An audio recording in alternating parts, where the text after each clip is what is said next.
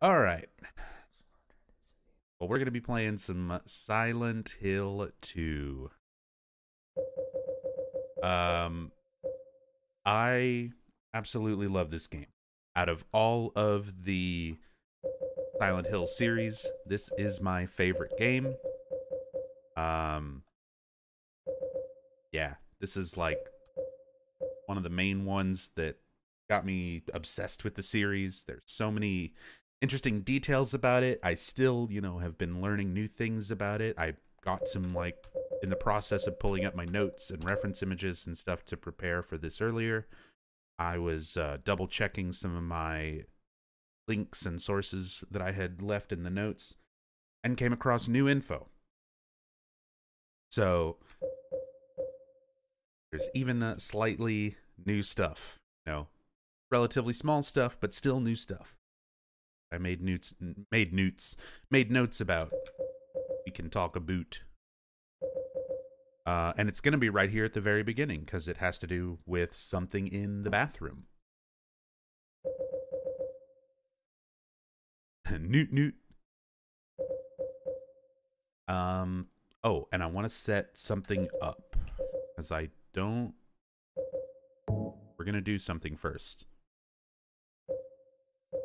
So I've got save files to show multiple endings, but I need to set up for the UFO ending. Oh, Night. Noit. Thank you for the raid. Hope you're having a good evening. Welcome, welcome. Very start of the Silent Hill 2 in-depth stream. Always good to see you, man.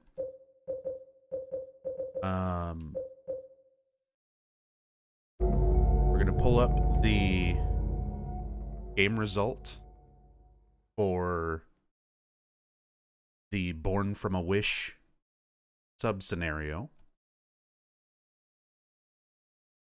so that the game thinks that that was the most recent thing that I've done, so that now when I go to start a new game, which automatically does New Game Plus and main scenario,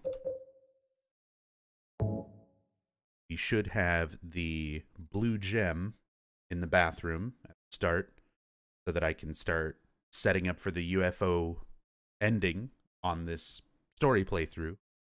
So what we're going to do is we'll set up for the UFO ending. I'll make a save right before where I use the blue gem the last time, trigger that ending. We'll finish the game normally. We'll get a normal ending. I'm not sure which one. I'm not going to go for anything particular, but we'll get a normal ending. I'll reload the save. I'll use the blue gem the final time, so we'll watch the UFO ending, and then I'll load up my other saves so that we can watch the rebirth ending, and of course, the dog ending. So we'll be watching a bunch of endings, covering a lot of different stuff throughout the playthrough, talking about a lot of extras, a lot of Easter eggs, and yeah, a lot of Silent Hill 2 stuff. I said the Silent Hill 1 stream this morning was like 14 hours, so this might be comparable. So just like with the Silent Hill 1 playthrough, I've done lots of challenge runs and hardest difficulty runs and stuff of Silent Hill 2. Kind of the purpose of this is more to get through it and be able to talk about all of these extra things that I want to talk about.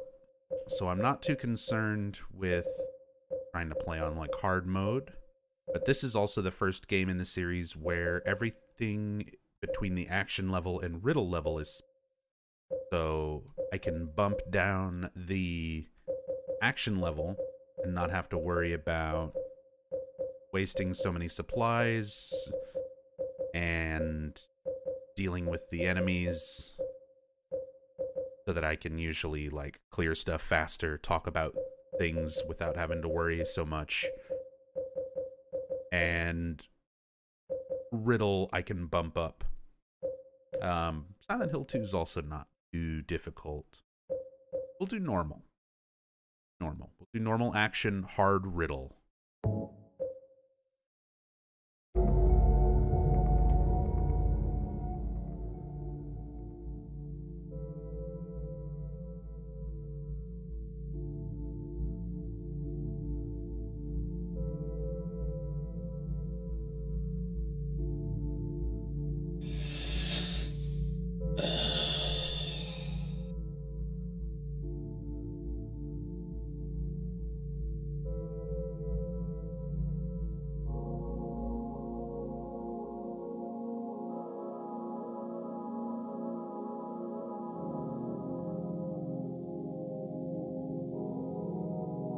Mary, could you really be in this town?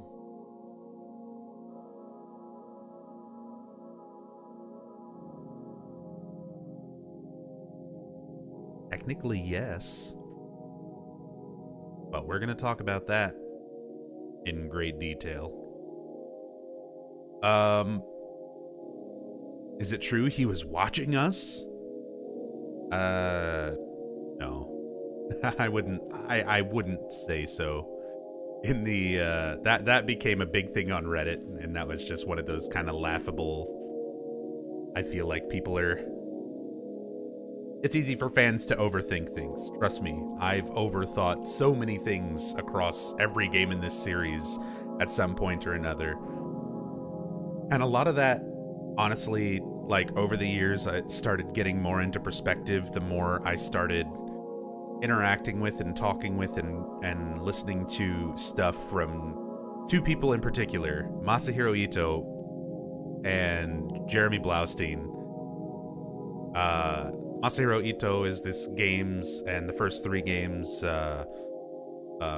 monster creature designer and artist, also usually artist in charge of like doing a lot of the other world elements and segments. And Jeremy Blaustein, this is the first Silent Hill game that he was involved in, and he was basically the one in charge of working directly with the team to translate everything from their Japanese to English dialogue and script. He directed the voice actors, he helped cast the voice actors. They had him involved in giving input for different story elements. He was their connection to American culture and the West and English language, what sounds proper, themes that would be, you know, more understandable and acceptable in America, because like we talked about with Silent Hill 1, these games were made specifically for an American or Western audience. There's no like Japanese version that got dubbed into English the way a lot of Japanese games tend to be. This was just made by a Japanese team, but directly into English, and it was then the text was translated into other languages for different regions, but it was always had that English and American release as their main focus from the very start of the project. Purple Girl, been missing you. So glad to catch you on tonight. Hope you're doing well. 51 months. The big 51 months, Purple. You have been showing so much love and support for such a long time. So glad to see you. Thank you for being here. Hope you're having a great evening.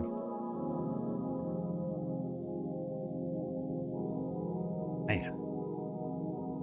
But yeah, we're going to be talking more about Masahiro Ito. We're going to be talking about Jeremy Blaustein. And as said, on the topic of sort of overthinking things, putting things into perspective.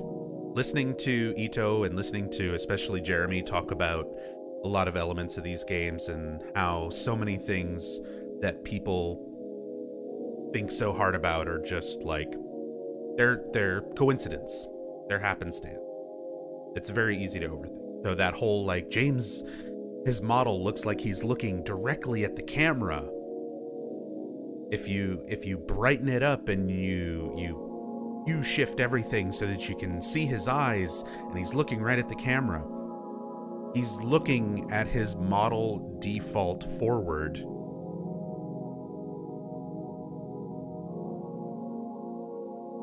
Because you're not really supposed to see where his eyes are in the lighting the way that it was designed for the FMV. I don't think it was intentional where he's looking at the player. I think it was just coincidence that that's where his model's eyes are pointed. Like, it's a thing.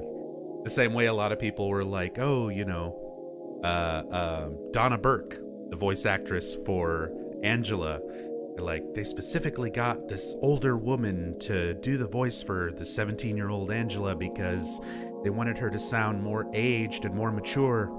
And then I hear Jeremy Blaustein, and he's like, Donna Burke was the best person who auditioned for the job, and we gave it to her. They didn't have all that. They knew about Angela's character. They did have in mind, like, the elements of abuse and stuff, but Donna wasn't hired for that reason. She wasn't hired because she gave off a particular mature vibe or sounded like a more abused, you know, aged, you know, matured character through that abuse. She was just the best person who auditioned for the role.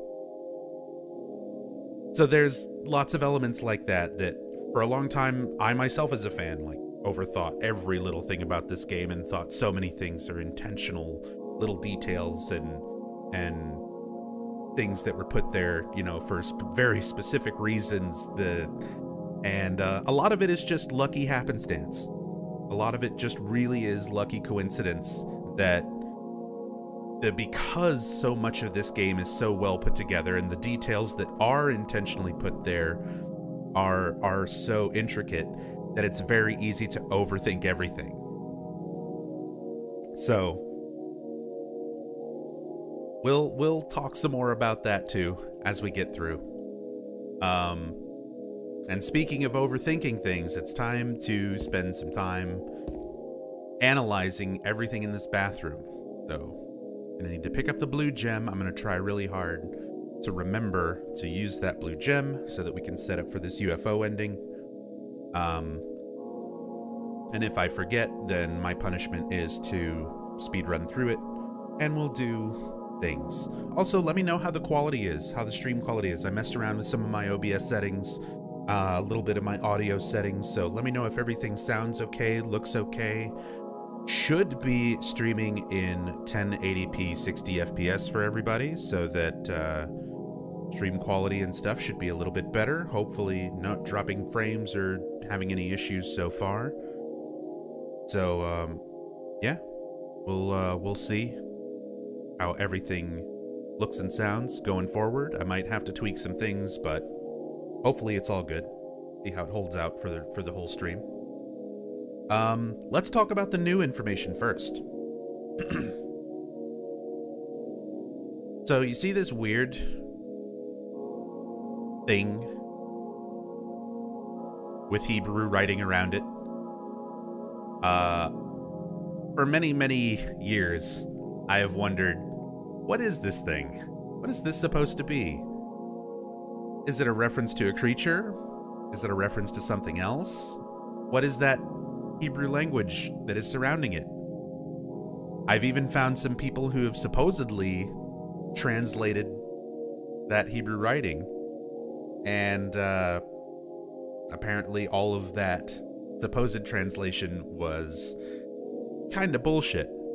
Kind of. Some of it not so much.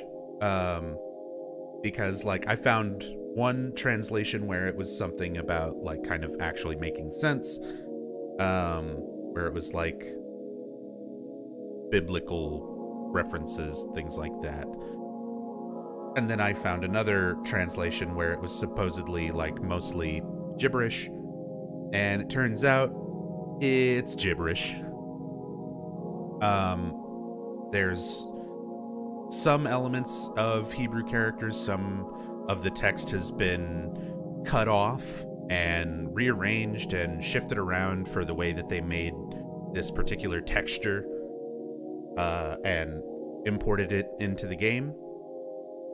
But the drawing itself apparently is like a thing that comes from a very old, I think it was like a book on occultism and the Kabbalah. I'm just going to go ahead and give you the link here in chat if you want to see the Reddit post where this was made public. EJ with a big 51. We've got the 51-month subs coming out of the woodwork. Just dropping some love. Have an awesome stream, dude. Thank you so much, EJ. That is a ton of support and love. Thank you, thank you, thank you. But to kind of cut to the chase here, you can read more about the source of it and the detail of it in that Reddit link that I just put in chat. But that strange drawing, the creature itself, is a representation of a female demon, Lilith. And in the overall larger image, which is cut off and you can't see in this texture, there were 3 other demons above Lilith, Senoi, Sansenoi, and Samnagloth. But the Hebrew writing is like nonsensical. It's little pieces of words and things that aren't really much significance, but the drawing actually is some significance. So I only made so many notes here. But let me look at the Reddit post, see if there was a little bit more of it. For anybody who doesn't want to bother clicking the link, I'll just kind of read it off. So this was by Extra Gloria about a year ago.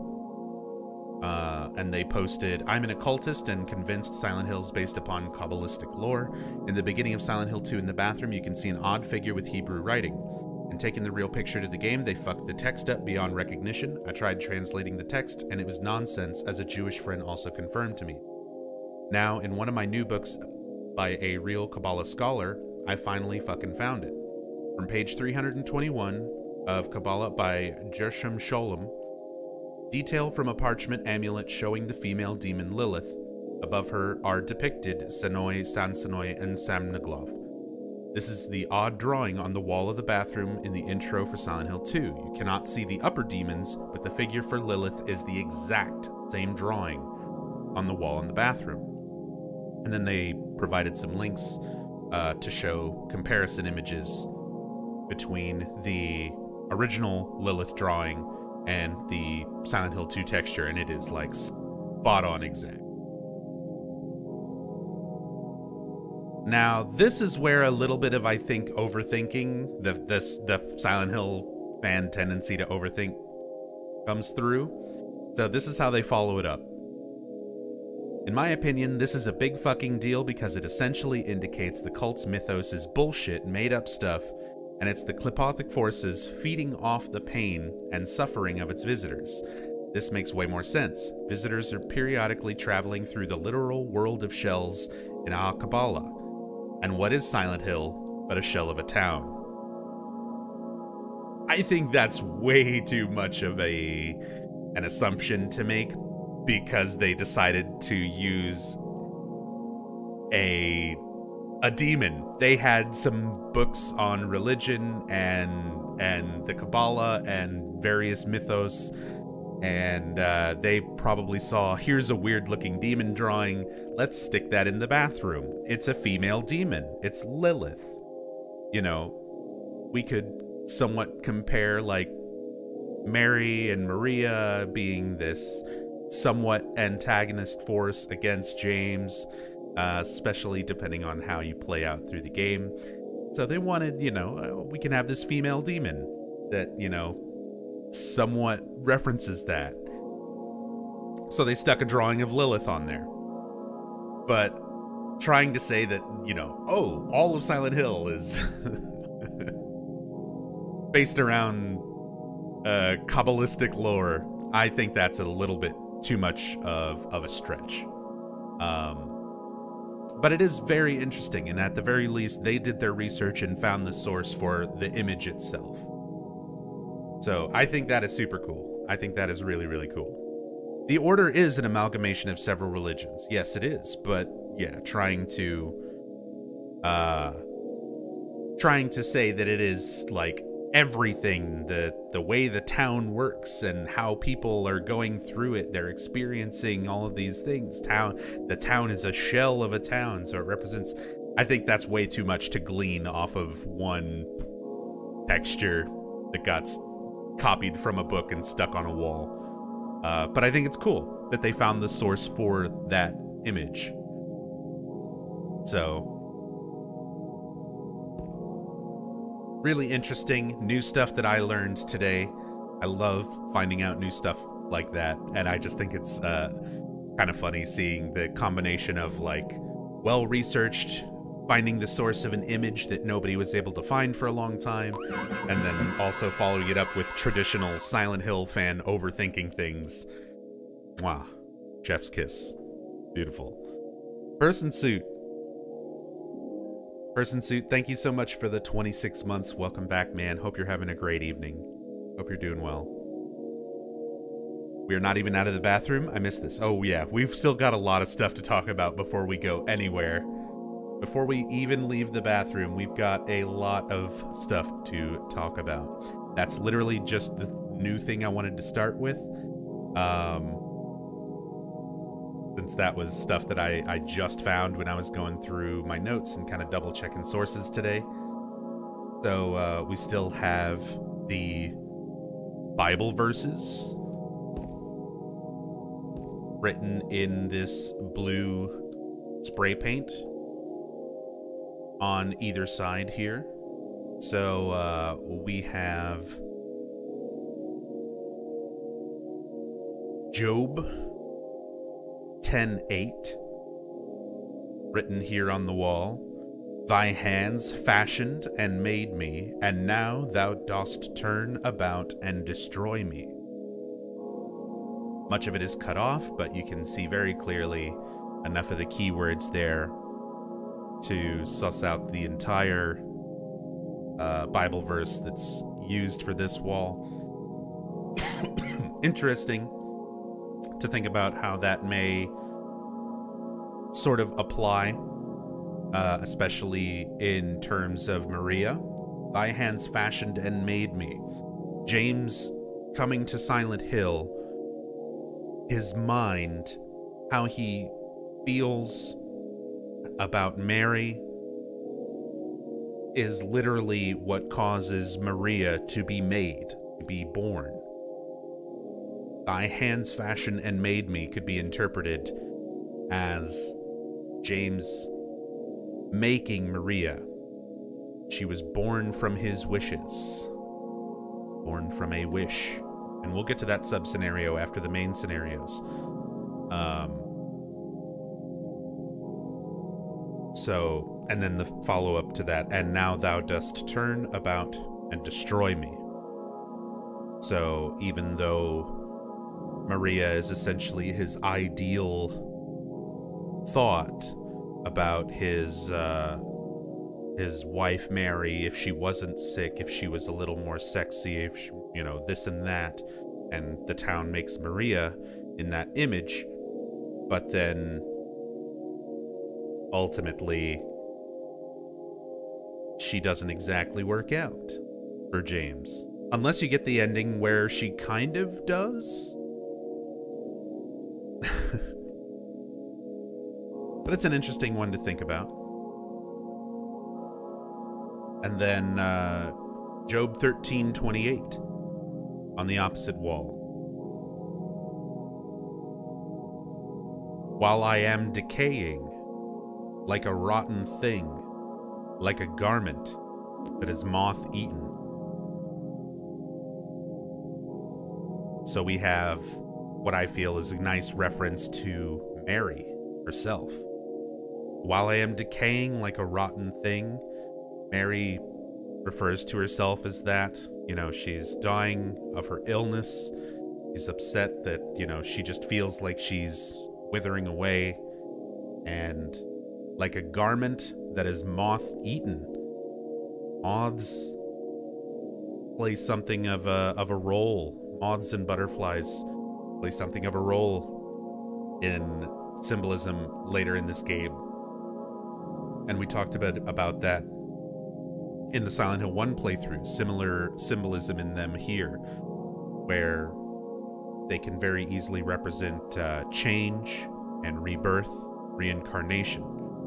Starting as a caterpillar, going through a cocoon, and then becoming a butterfly or moth. We encounter moths in some very key areas throughout the game. The final boss even attacks us with what appear to be large moths, maybe bats. Never been too sure what they're really supposed to be. I think they might be moths. But yeah, it's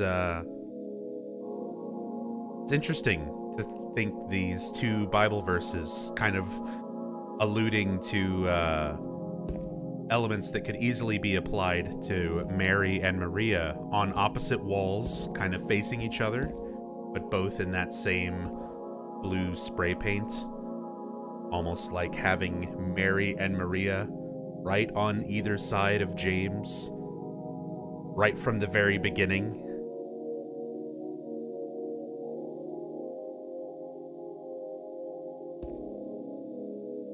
And if that's not on the nose enough, then there's Maria right there. Right as you're leaving.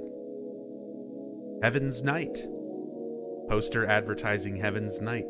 Right before you exit the bathroom with none other than Maria herself. Right on the wall. Right before you leave the bathroom, before you go and do anything else. He's the first other face you see in the game.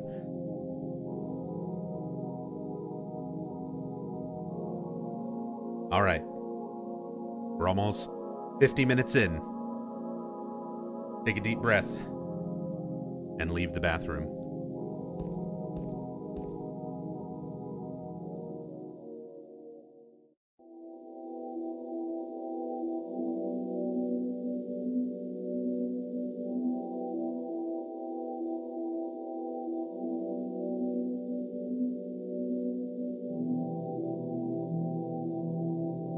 In my restless dreams, I see that town, Silent Hill. You promised you'd take me there again someday, but you never did. Well, I'm alone there now, in our special place, waiting for you.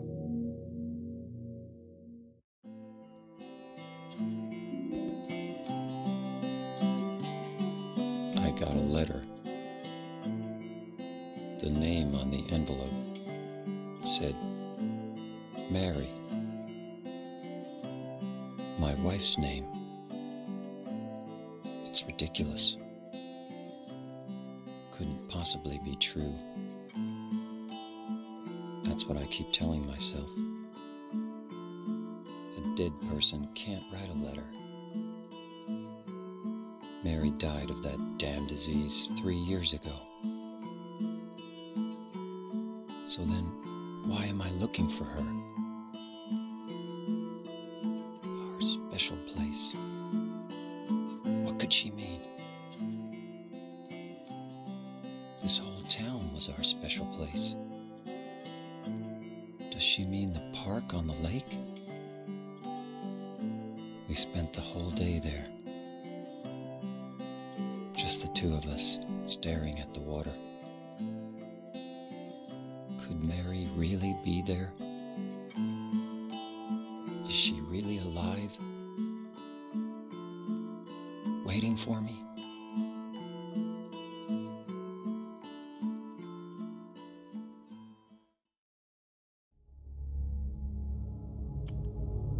Well, I don't know about alive. Waiting for you, perhaps.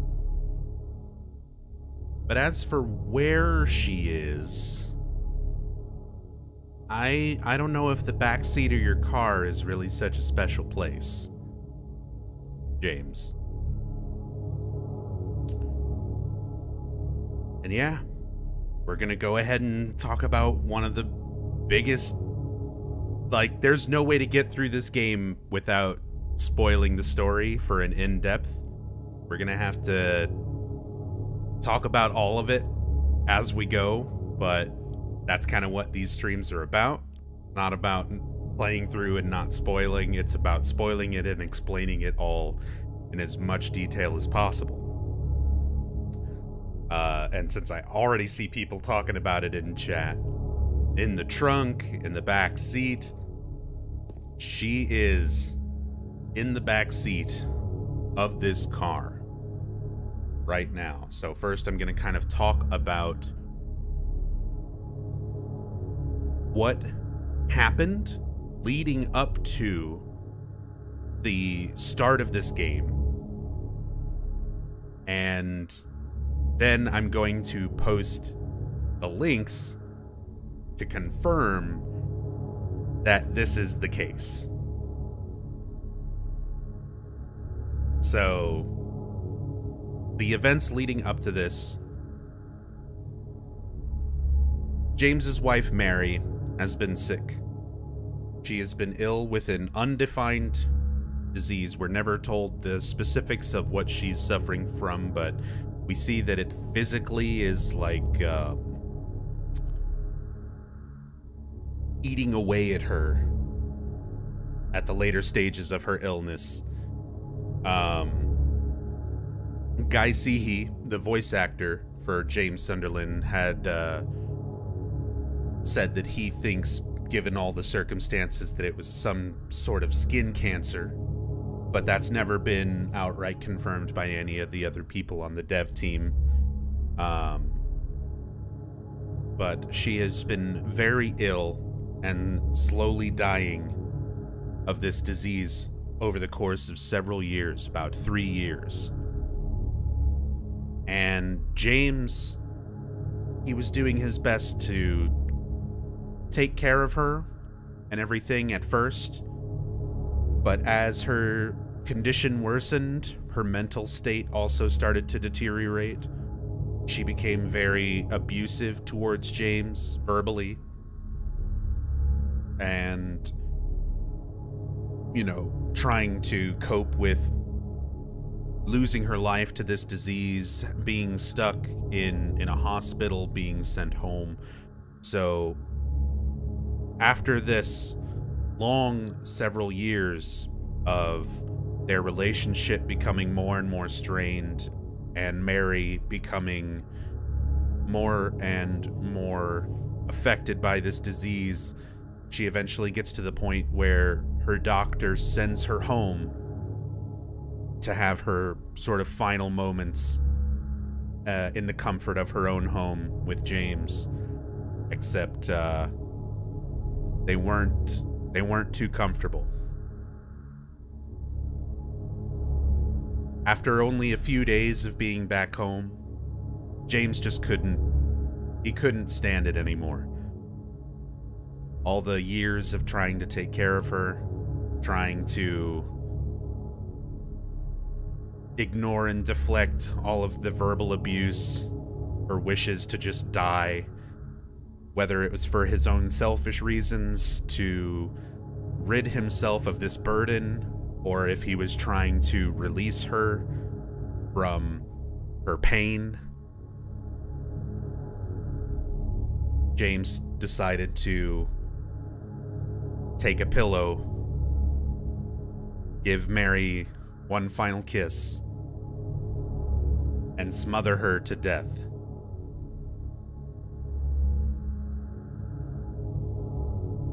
After doing this, James sort of had a few days to think about it, and his mental state started to kind of go. He started kind of snapping from everything, all of the psychological pressure from all of these years, and what he had just done, coming to terms with it, trying to justify it in his mind, and ultimately he couldn't. So he decided that in one final act, he would take the body of his wife Mary, put her in the back seat of his car, drive to the last place that he and his wife were happy together, a vacation they took in a town called Silent Hill, and drive right into Toluca Lake, killing himself and taking his wife's body with him. So James drove here, and something strange happened when he arrived in the town. The combination of his own emotional stress and this mysterious power surrounding the town caused him to suddenly forget why he was here, what he was doing. So he starts thinking about it and tells himself, I've got this letter. My wife Mary, she's already been dead. She died 3 years ago. Even though it's only been a few days. I got this letter from her. This letter from Mary, that's definitely Mary's name in her own handwriting on the front of the envelope. That we just had that beautiful reading in the cutscene before all this. And a photo from Mary when she was still healthy. This letter is not real. And over the course of the game, it completely vanishes from your inventory little by little. First, the letter becomes blank. Then the letter itself disappears, leaving only the envelope. And then finally, the envelope also vanishes. This is all a delusion that he's made up in his mind, or that the town has influenced onto him to try to hide and justify what he's done.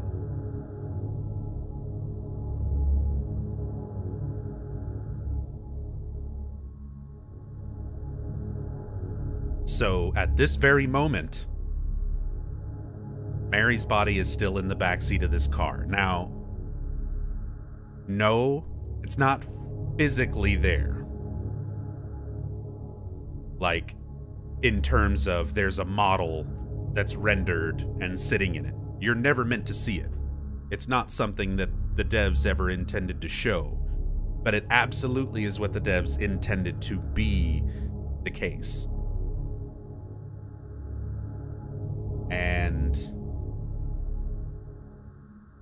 now I've got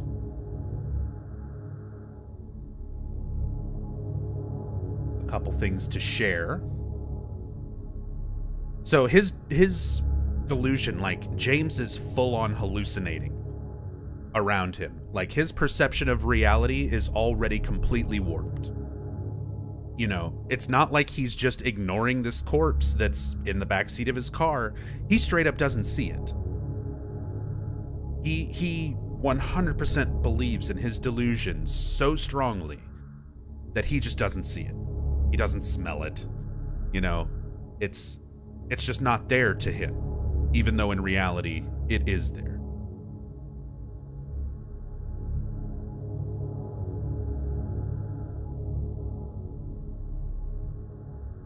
I'm going to post a link in chat there to a tweet from Masahiro Ito. April 30th, 2012. The Mary's body is on the back seat of James's car, not in the trunk, if I remember correctly.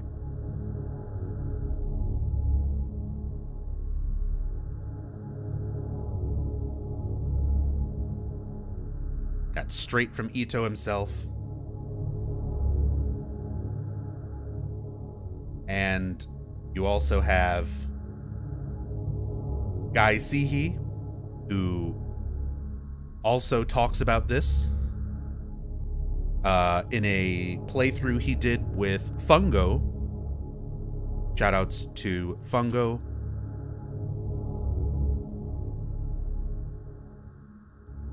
But there's a link to the YouTube video there. It's timestamped. Yeah. They put more love and effort. And we'll take a listen to a little bit of that, so that you can hear Guy Sihi's thoughts on the matter and a little bit of insight into the Japanese murder-suicide known as Muri Shinju, which is what this type of murder-suicide between James and Mary really is based on, which was an actual, and continues to be, an actual element of murder-suicide in Japan. Valid. But for them, Yeah. they put more love and effort into the In Water because it touches a really, really heavy place in the psyche and heart of Japanese culture.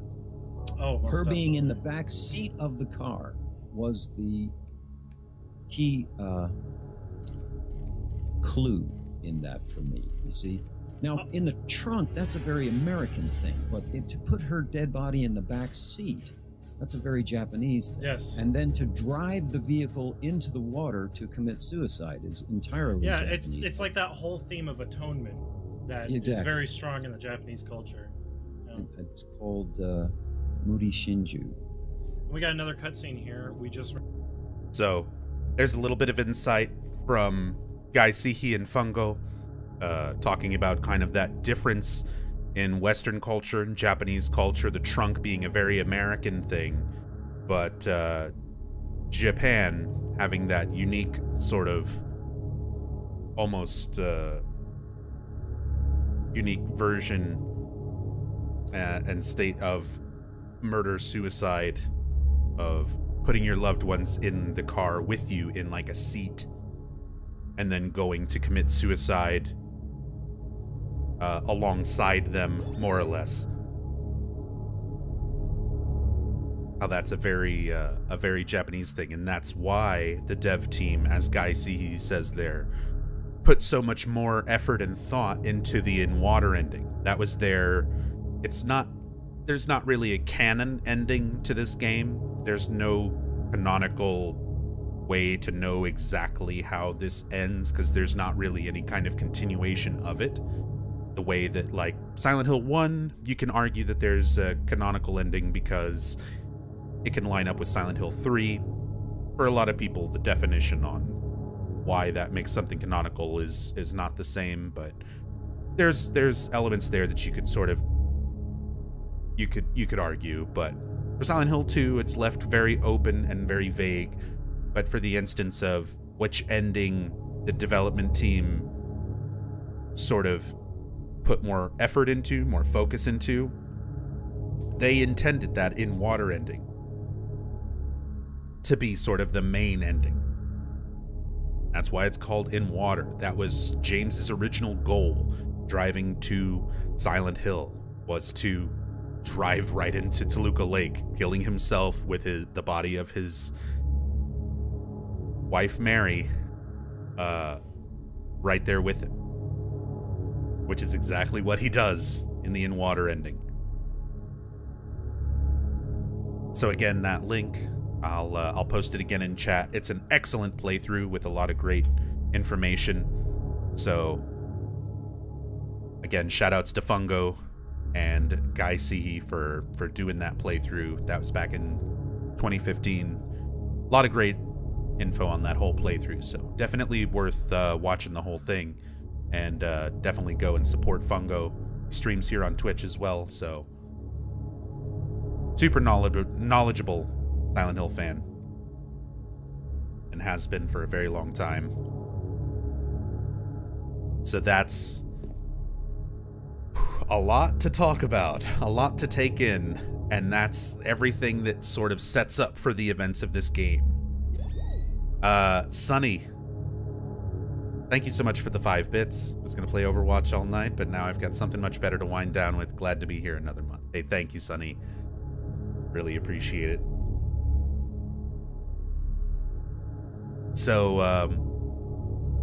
that's everything. That's the setup. That's Silent Hill 2. James kills his wife, drives to Silent Hill to kill himself with her in the back seat. Between his own psychosis and the effect of the town's power once he arrives here, his memory is blocked, suffers from amnesia, and he makes up a delusion to fill in the blanks, that his wife's been dead for 3 years. He got a letter from her. He's supposed to meet her in their special place, and he's here to look for her. And over the course of the game, he's slowly discovering what actually happened. And a lot of this game is so different from the rest of the Silent Hill games. As weird as the other Silent Hill games are, they're a lot more straightforward with how the other world works, how manifestations work, what people perceive. In Silent Hill 1, everyone was seeing the same thing. They were all seeing the same monsters, they were all seeing the same town, because everyone was being subjected to the same nightmare, all coming from Alessa, not their own personal nightmares. Silent Hill 2 is very much about the individual perception of reality around them. You know, there's no way to tell how some other individual perceives reality. How we see things, how we interpret things, is all different in unique ways. And Silent Hill 2 really emphasizes that, where all of these people who are here, James, Angela, Eddie, Laura, they're all seeing different things. They're perceiving reality in different ways. And you sort of are watching James have his perception that he comes in here with, his delusion. And as that gets shaved away and he starts to get more of a better understanding of actual reality around him, and the world sort of shifts and changes to meet that expectation and make that perception real. But at the same time, we get little glimpses into what Angela is seeing, what Eddie is seeing, what Laura is seeing, just by interacting with them and having them say things and do things that don't quite line up with what James is seeing and perceiving. So this is very, very much a game about individual perception. Very unique. It sets it apart from, like, pretty much everything else in the series. So, with all that said, let's grab our map, Silent Hill, and we'll eventually start walking in there. A couple more little details just to talk about, since I mentioned in Silent Hill 1 Harry's car model, his Jeep YJ Wrangler. We'll also talk about James's car model, just really quick. It's a 1977 Pontiac Ventura. Very unique body shape and hood shape to define it as such. Again, you can't really stick to too many elements like that to try to place these games in a particular timeline or time frame. But it's interesting to think about, and I think that Masahiro Ito had tweeted a little bit about Silent Hill 2, how they sort of had a general idea of like the 70s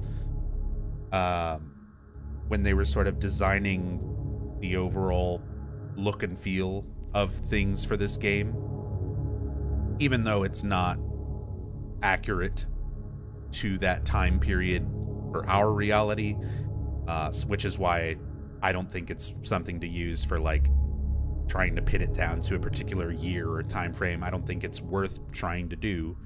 It's a fictional world. It can share elements of our real world and still be something different and unique in its own right.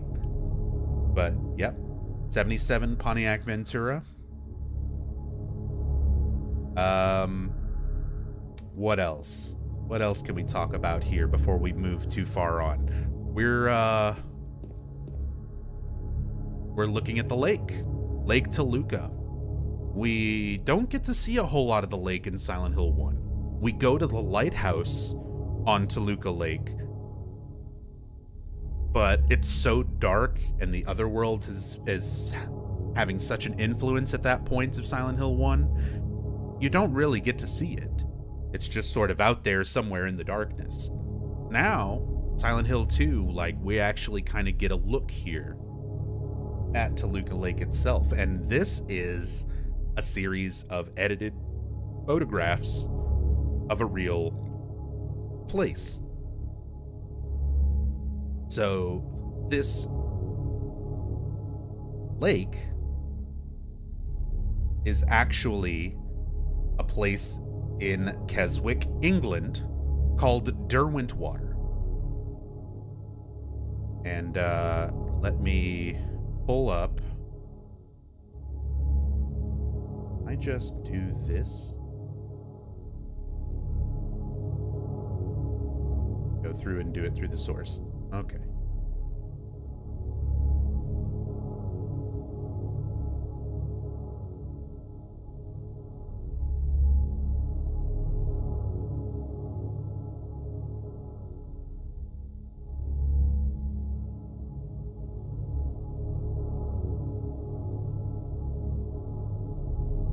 So this is Derwentwater, Keswick, England.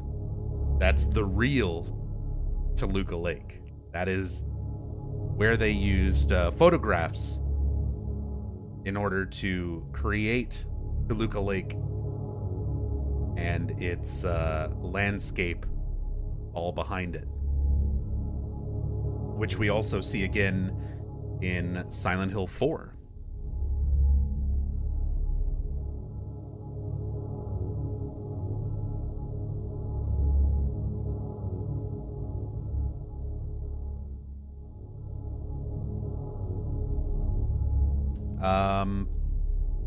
So yeah, if you ever want to go visit the Silent Hill in England confirmed. Lakes in England, game is set in New England. Seems legit. Yeah, right. Works out. No, Silent Hill is not based in England, of course. It's supposed to be an American town. They allude to it being in Maine throughout different elements of the first 4 games. They even give a Maine address on one of the soundtracks. They give a fake address that's the location for Heaven's Night, and it's a Maine address. Maine, of course, very, very commonly used in the writings of Stephen King. And we already know from the first game that the development team takes a lot of influence from Stephen King. So the idea that they would want to set their American horror series in Maine is probably a good nod towards the setting of a lot of Stephen King's works. Oh, Nub, the sign. Did you ever find out if the fact Brahms is so far away was intentional? So it's hard to find information like that. That's one of those kind of questions where you could try to tweet it at Masahiro Ito and he'll usually be like, I don't care. It's one of those things that feels like a big deal, to fans. And these numbers change from version to version. In fact, it's changed for this enhanced edition. They added a decimal point. Because Bram's in, like, the original, it says 265. And when you see these kind of signs, you see Paleville National Park is 10 miles. They don't mean kilometers. It says miles right there on the Paleville National Park sign. So the sign next to it is also going to be in miles. So that would be 10 miles, 265 miles, and 50 miles on the original PlayStation 2 version. Enhanced edition, for whatever reason, they decided, throw a decimal point in, 26.5. The HD collection said, make it 18 miles. Just make it something else entirely. So they changed these numbers, basically, for every version of this game that's out there. I think the main thing to take away from this, if anything, is just that reality is already distorted. Even though we're not in, like, a crazy nightmare world yet, and there's all this, you know, monsters and otherworld and all the crazy stuff that Silent Hill is known for happening, I think we're supposed to be getting the idea that reality is already kind of distorting. That distances are not what they seem, that signs and elements in the environment around us are not normal the way they should be. Whatever the specific number actually is doesn't really matter that much. It's not like we're gonna go there. So I think the idea of it is just that things are not normal. Reality is already being distorted, and we're getting little clues as a player that something's not quite right. Things are off.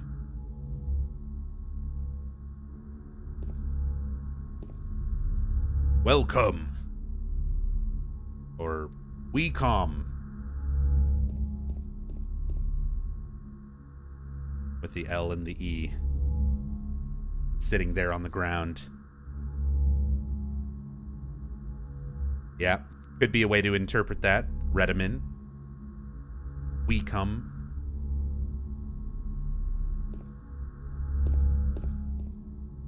They are coming.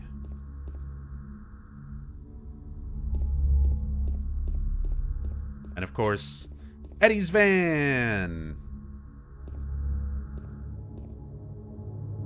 So, it's not Eddie's van. We'll just explain the meme. It's one of my favorite things. There is a very, very small little cutscene, little part of a cutscene. We were watching that intro, the one that broke at the beginning of the stream. So there's like a 4-second little clip of Eddie sitting down on the ground against a white van, looking at a map, and Laura is there with him. And that's about it. We never see Eddie in this van. We never see him driving this van. The van itself is just a model. There's only a handful of models of cars that they made for this game, and they're repeated and scattered all throughout the town in many, many places, including the white van. The meme started because of that Fungo playthrough that I linked earlier with Guy Seehee. Guy Seehee seems to think, most likely because of that little intro segment, that this van belongs to Eddie. And every time Fungo's running around the town and we see where they reuse the van model, Guy Seehee sort of stops what they'd be in the middle of talking, and he would just stop himself and be like, "There's Eddie's van again." And he starts getting like excited about it as the playthrough goes forward. So it just kind of became a meme over time, at least for me and for a lot of people who watch the channel, because I just find it funny that every time we see the van around town, that's what we got to do. We just got to stop what we're doing and be like, "There's Eddie's van."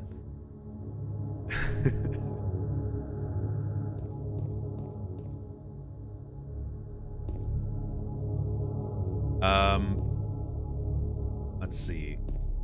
Little hills here. If we can get the right camera angle. There we go. A sign for Pete's Bolorama. Right up there. Where we will go later on. And we'll see Eddie. Maybe that is Eddie's van.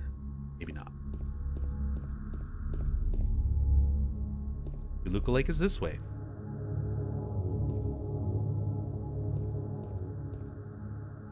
All right. Almost an hour and a half in, we finally descended onto the third screen of the game. We made it out of the bathroom. We finished talking in the parking lot. Now we're going to start walking down the path to Silent Hill, and we're going to walk. We're going to walk and we're going to take in this fog and those sounds and the music and the combination of all of these things that very well encapsulate horror in Silent Hill in general.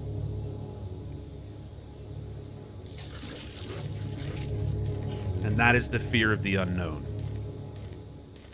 The thought that there is something out there that does not sound right, but everything is so messed up and foggy, you can't see it. You don't know what it is. And there's no real option of what to do or where to go but forward.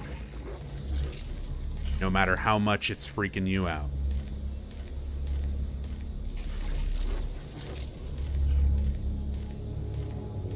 So right off the bat, I feel like this whole thing encapsulates the way that fear is and horror is handled in the Silent Hill games in general.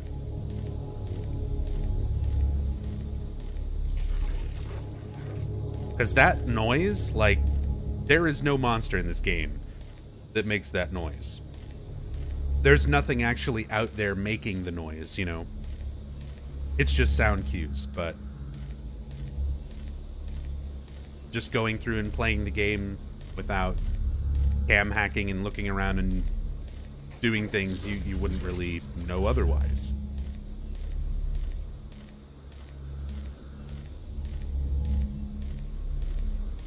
All these cinematic camera angle changes as we go down.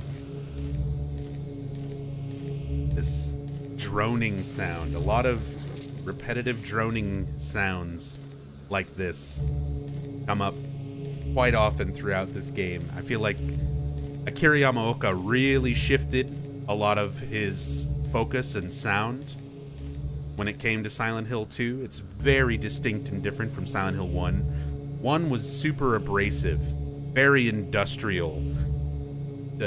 Everyone talks about, you know, throwing the toaster in the washing machine and having that loud, rhythmic, abrasive banging,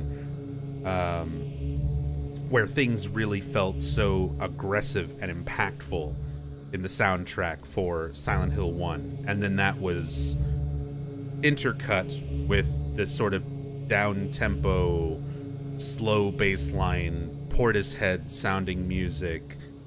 And, you know, that was your back and forth, your sort of eerie calm mixed with that abrasive, industrial, impactful sound. Silent Hill 2 is very different. It's more underlying. It's that slowly creeps up on you feeling. That drone that gets in your head and just goes and goes, and, you know, it's like something is just always there droning away, the same way that these thoughts that James is blocking out are in his mind buzzing around but never quite connecting and making him realize that they're something to pay attention to.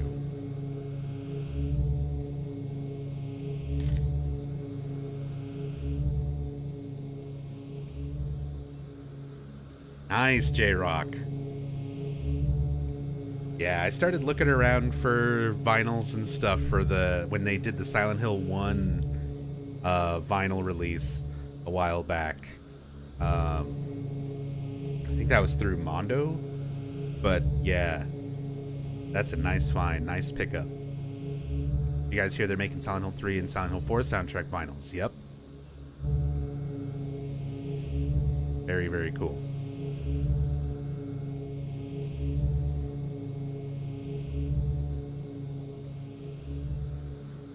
So here, we have a well. The red square. A red square of something. There's something in the well. What's that? Looking at this makes me feel like someone's groping around inside my skull. It gives me a weird feeling.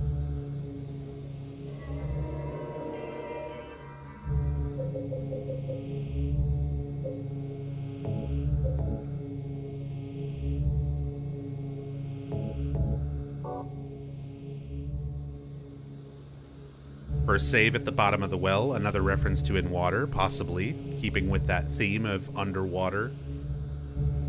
That James has to face the water in order to get to this. The way that he talks about the save itself. In Silent Hill 1, it was a very practical thing, the save point. Harry's a writer by profession. He comes across notepads throughout the town. He thinks to himself, maybe somebody else will experience these events and they'll find my notes useful. So he writes down his experiences up to that point on a notepad, and that's the save. Silent Hill 2 is far more abstract.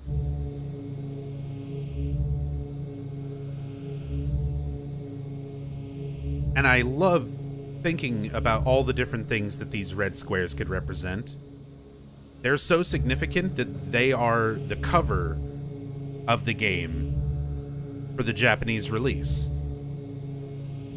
The North American release, we got that green tinted cover with like Angela's face. In Japan, it was just a very plain cover with 9 of these red squares, 3x3. Which we see that same pattern near the end of the game as a final save point.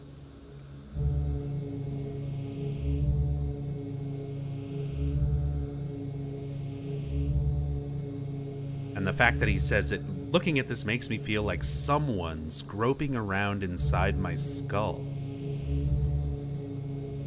And when you go to the save menu, Silent Hill 1, the save menu background was just Harry looking at the notepad. It's a picture of the notepad sitting on a desk or whatever. With this, it's James. It's James himself. And there's a pattern sort of behind him that looks kind of like the neural pathways in the brain.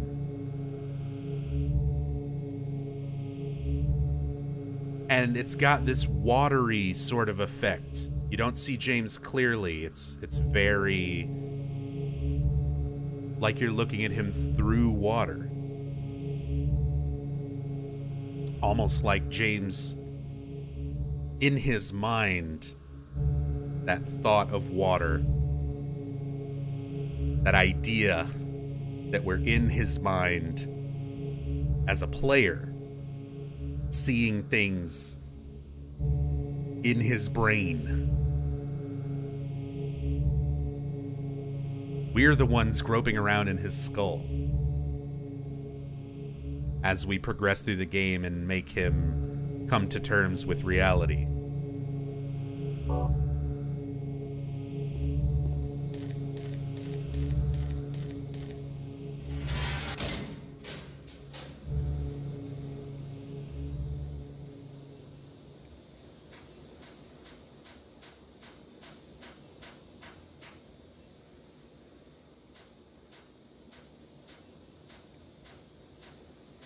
significant here that he said someone is groping around instead of something. It feels more personal. Might just be a word choice, but without any thought put into it. But I always found it somehow more intimate and thus more unnerving.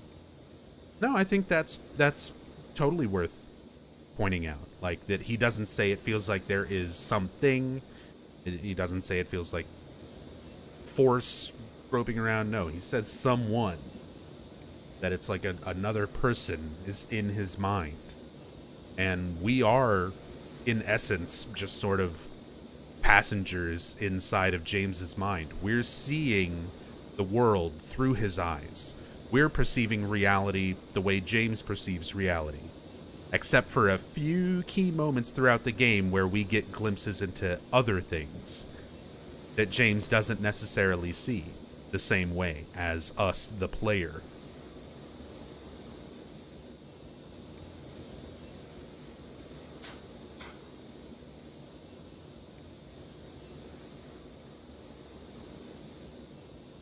So we have a small cemetery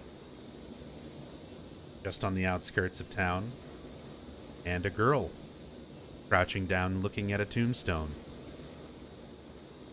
Our character Angela Orozco, played by Donna Burke.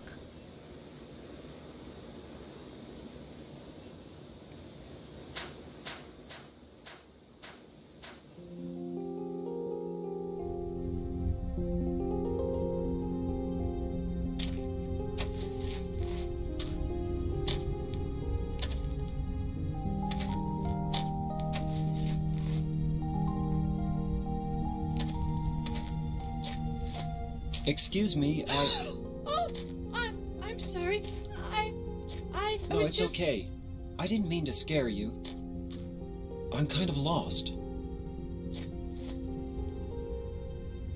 Lost? Yeah. I'm looking for Silent Hill. Is this the right way? Yeah. It's hard to see with this fog, but there's only the one road. You can't miss it. Thanks. But Yes? I think you'd better stay away. This town, there's something wrong with it. It's kind of hard to explain, but Is it dangerous? maybe. And it's not just the fog either. Okay, It's... I got it. I'll be careful. I'm not lying. No, I believe you. It's just... I guess I really don't care if it's dangerous or not. I'm going to town either way. But why? I'm looking for... someone. Who is it? Someone... very important to me. I'd do anything if I could be with her again. Me too. I'm looking for my mama. I mean my mother. It's been so long since I've seen her. I thought my father and brother were here, but I can't find them either. I'm sorry. It's not your problem. I hope you find them. Yeah, you too.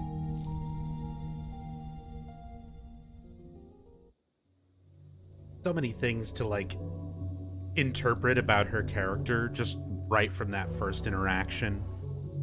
Her uneasiness around you, and as we move forward, you start to realize it's a general uneasiness, especially around men.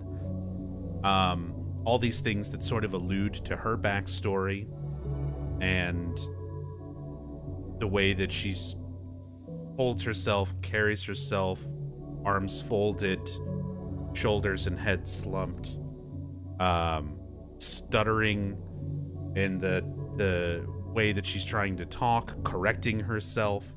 She feels... Oh shit, audio glitch. Oh, we've got a remix. That's not good. I just tested this whole thing earlier, and now we're getting all these issues.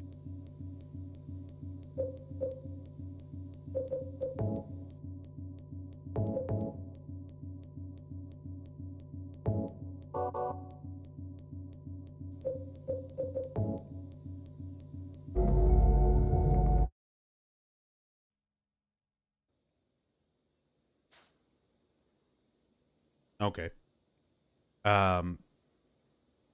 But kind of on the discussion of like Donna Burke as far as portraying Angela, and earlier at the start I was talking about a lot of what Jeremy Blaustein has said. He was the one directly in charge for directing and casting the voice actors. And a lot of people look at the voice acting, they say, oh, it sounds terrible. A lot of people look at the voice acting and they say, oh, it sounds wonderful. There's already both comments coming up through chat. People who said that it sounds fine. People who say that she's a better singer than a voice actress. I would agree with that sentiment. She's a wonderful singer. She's done a lot of amazing vocal work for like the Metal Gear Solid series and many things like that. I think the portrayal of the voice acting is fine. It's good for each of the characters in the game. For one thing, it's not too overdone. That's one of the big things that sounded so off about the HD Collection voice acting. There's a lot of things to talk about what HD Collection got wrong, but they were, you know, all relatively good voice actors for what they do, but it sounds like an anime English dub. You know, they say their lines clearly, they put the inflection in all the right places, but their voices are just kind of stiff. They sound like actors. Whereas the characters in this game, to me, always sounded like people. Geisy, he's not really an actor. At this point, he hadn't really done hardly any acting. He said that he did a little bit of theater in like college and stuff before this, but this was his first time really doing like any kind of voice acting.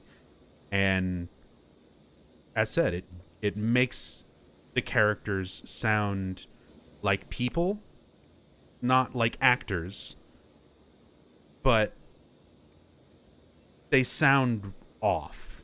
Some of the deliveries and tones and inflections are just a little bit off and weird. Now, Jeremy's talked about this, and he said that a lot of that, for the most part, is not intentional. They only had so much time in a recording booth. They had to get everything done on a deadline. They could only do so many takes or retakes with all of their actors and actresses for, you know, whatever days they had them scheduled. So a lot of times they just kind of had to settle on what they were able to get. And Jeremy himself has said if he was able to go back and get the original actors and redo some of their voice lines, that he would. Because there's a lot of things that he didn't necessarily like how it turned out. But I think it adds to that quality that Silent Hill is just strange. It makes you feel very uncomfortable sitting and listening to them talk. A lot of times it seems like people are sort of talking to themselves. They're having different conversations, and their mood is sort of changing like halfway through a sentence or even partway through a word. And it gives it that very strange quality without sounding like this over-performed professional acting voice. So it sounds like real people talking weird. And that mood of that element of sort of realism and strangeness combined, I think gives an extra layer to kind of the atmosphere of the game and the character interactions. So, one of those, as Bob Ross would put it, happy accidents, happy little accidents. It might not have been intentional, but I think overall, it helps make this game what it is. And taking that away with like the HD collection with all the new actors, really kind of cemented that point in, I think, for a lot of people.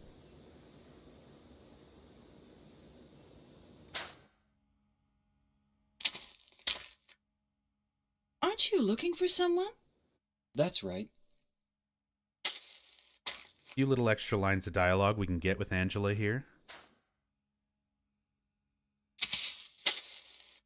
What is it? Oh, nothing. Sure is quiet here, huh? I guess. It's random which one you get. We got the two variants back to back, so that's perfect. Again, that weirdness, that sort of stilted, awkward conversation between two people who sound like they don't really want to be talking to each other. And she sounds like almost annoyed at the end there. It sure is quiet here, I guess. Town's called Silent Hill, dumbass. James just kind of being like, that's right. Guess I'll go.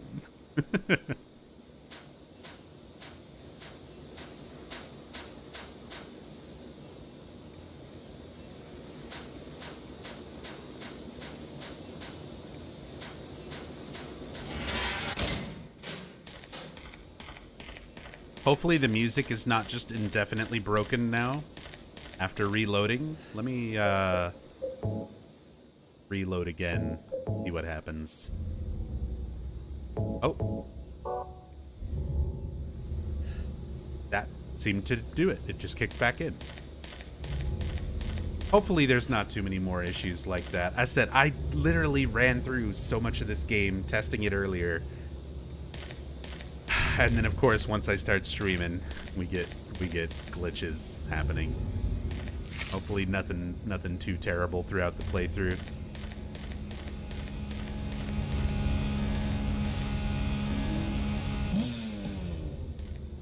Gotta get the chainsaw for an Easter egg later. Get some Texas Chainsaw Massacre references. This game still chock full of horror references, literature, and movies, and all sorts of things. In fact, we can talk about one right now, and that is James's clothing, which there are several references throughout this game and throughout Silent Hill 3 after this that are heavily influenced by the film Jacob's Ladder. And we get references to the director of Jacob's Ladder later on that I'll point out. But there is Tim Robbins as Jacob. It is the exact same jacket.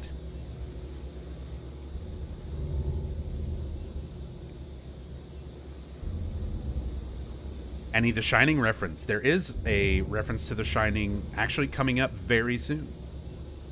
So lots of these little horror films and novels, all sorts of horror fiction. We knew from Silent Hill 1 that Team Silent, they were a bunch of super hardcore, dedicated horror fans. And on top of that, they did a lot of extensive research on American and Western horror specifically when they were making Silent Hill 1. So they already have all that knowledge from Silent Hill 1. And now, a few years later, moving up to 2000, 2001, when this game came out, they, of course, watched a lot more. So there's a whole lot more of those same kinds of references poured into the game in little details and references here and there. Since we were talking about the HD collection, we can also go ahead and just get this out of the way also. This sign right here for Silent Hill Ranch, which you can see nice and clear in the HD, or excuse me, in the enhanced edition. And here it is on the HD collection, where some genius thought Comic Sans was the font to use.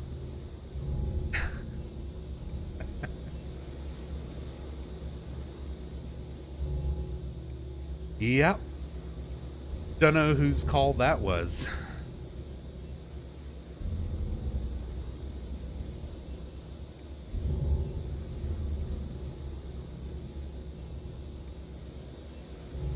Scariest of fonts. Exactly. There's Eddie's van again.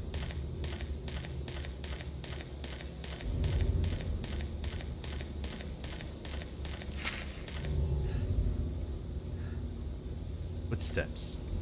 Whose footprints are these? Still got all these weird sounds happening as we get closer and closer to the town itself. This fog.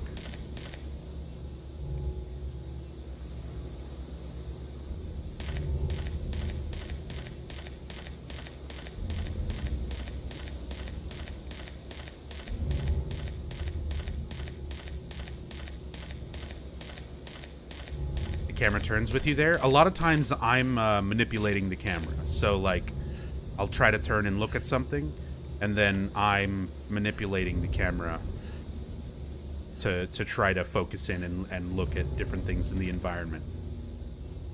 You've got a nice bit of control. It's not perfect, but a decent amount of control over the camera to look around at stuff in this game, more so than you did in Silent Hill 1. You get even more control over that in Silent Hill 3, where you can zoom in on things as well.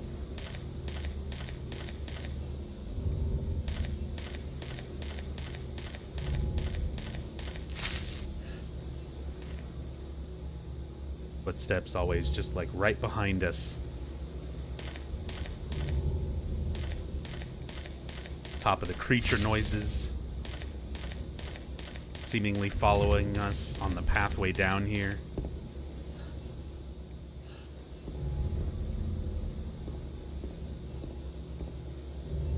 Danger. Keep out. Trespassers will be prosecuted. Fuck the police. Something that I talked about in Silent Hill 1.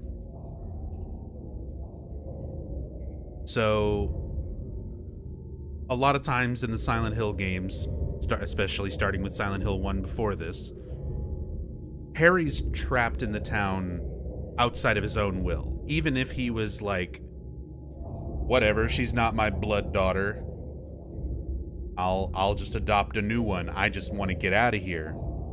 He physically cannot. The roads are collapsed around him. You know, there's strange things blocking all of the possible ways to get out of the town. Harry is stuck in Silent Hill, whether he likes it or not. Like, it doesn't matter what he wants. He's stuck there. This game, nothing's physically keeping James here. The pathway we just walked down, we could walk right back up it, get in the car, drive away, dump the body somewhere. It'll be fine. But here's a great bit of text to kind of put it in perspective. There's no reason to go back. I'm going to look for Mary. He's so driven by his delusion that Mary is possibly alive here, that he's so focused on his purpose for being here, that the town doesn't have to physically trap him here. Mentally, he wouldn't leave even if given the chance, because he's here to do something. Even if he's under a very strong delusion of what he's here to do, he knows that he's here for a purpose.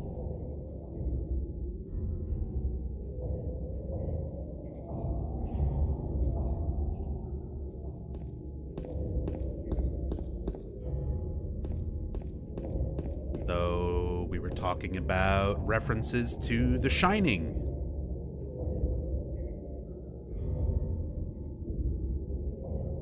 So here we are.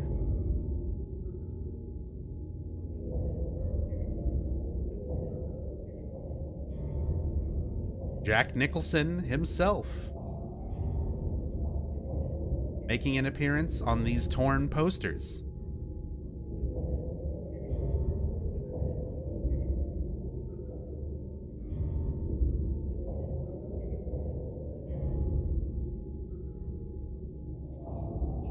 See, we take this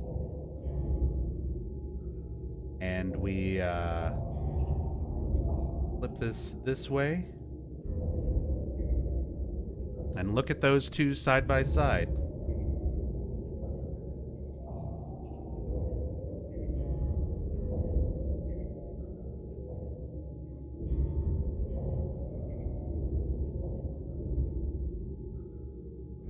Very, very deliberate. Just like Silent Hill 1. There's not quite as many direct references like that as there was in Silent Hill 1. Like, Silent Hill 1 is just chock full of them. Book covers, movie posters, all sorts of things. But, yeah. There we go. There's our Shining reference. And our celebrity cameo, Jack Nicholson.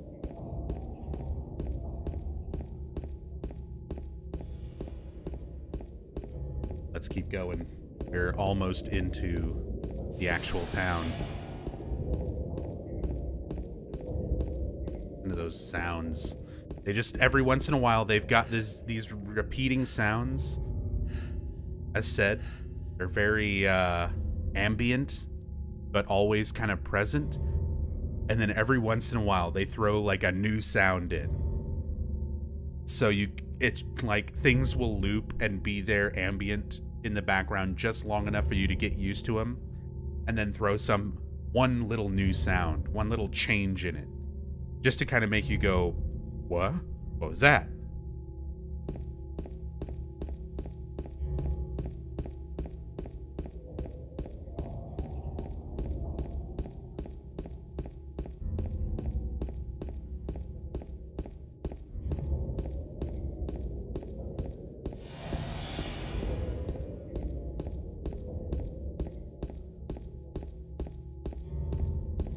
That Japanese Chirashi poster to add to my collection. That'd be a really cool one to own.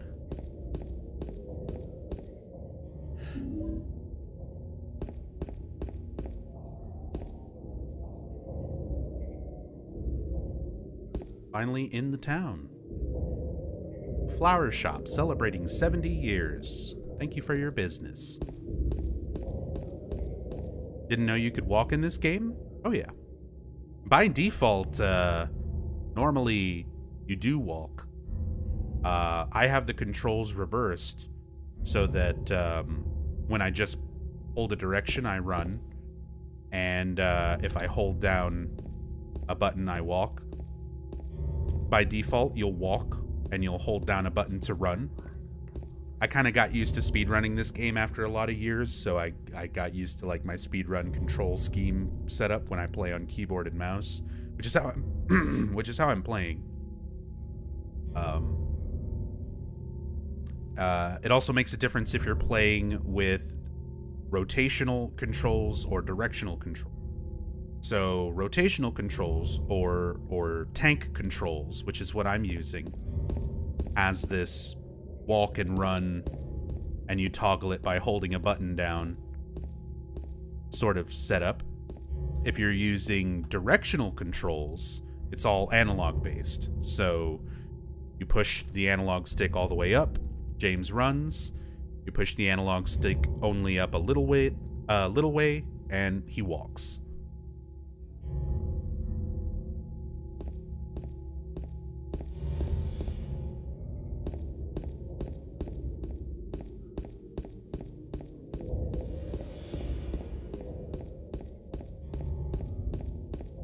Would be cool a video about the control configuration someday if possible.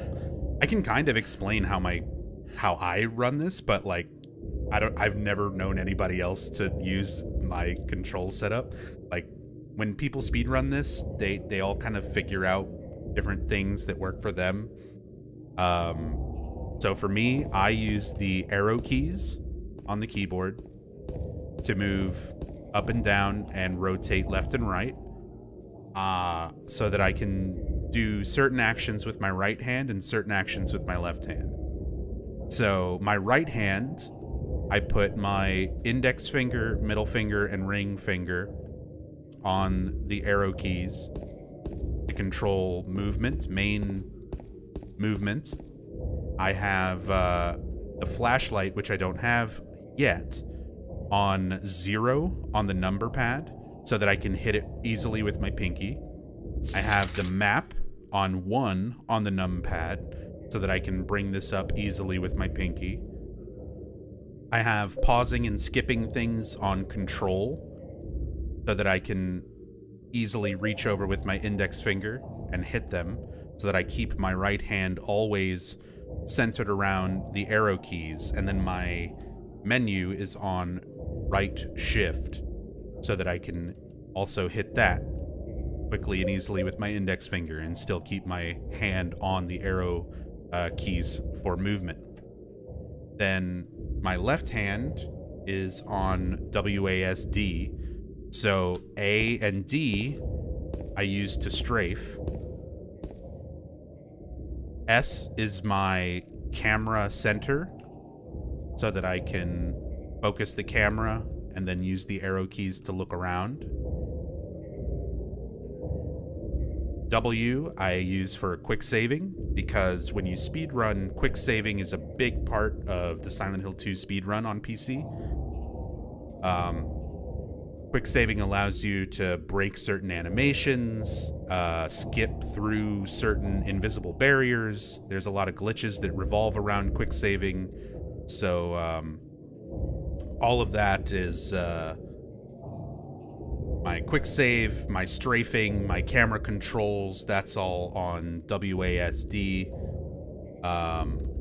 And then walk is on F, so that I can toggle that easily and still move around with my right hand. Mouse only on inventory, or you never need to use mouse. So I don't actually have to use the mouse at all.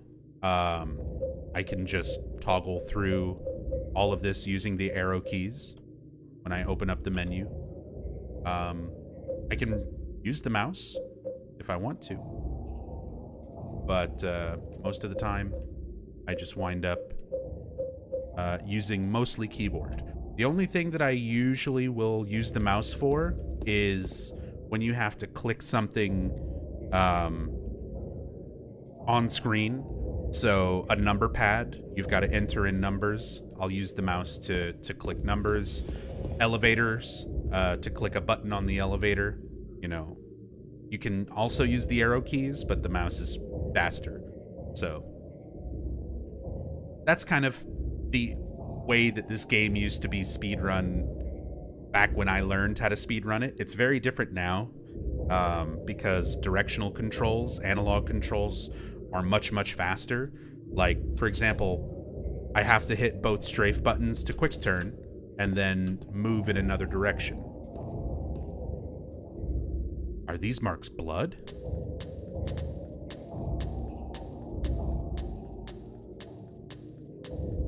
But like, for directional controls, if you're on analog sticks, you don't have to quick turn. You just move the analog stick in the opposite direction and James instantly snaps around. So you don't have to spend the time and frames of quick turning and then changing direction.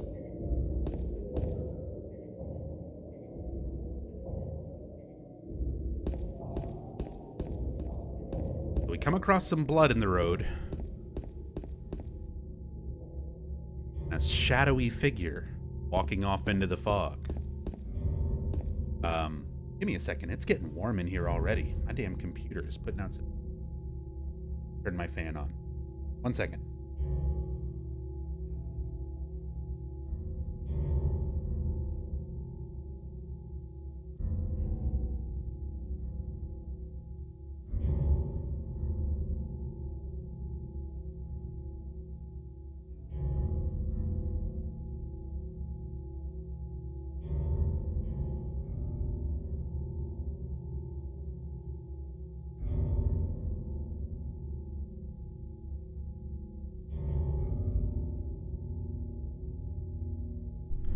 Okay. Sorry if there's a bit of background noise from the fan. It might trigger my noise gate stuff on my mic sometimes, so. But I'm sitting here sweating already. There's Eddie's van again. See, there's like 3 times already that that this van pops up. It's just a reused car model, just like everything else. It's funny watching. If you watch that Fungo playthrough on his YouTube channel that I linked. For anybody who wasn't here at the start, I'll link that again.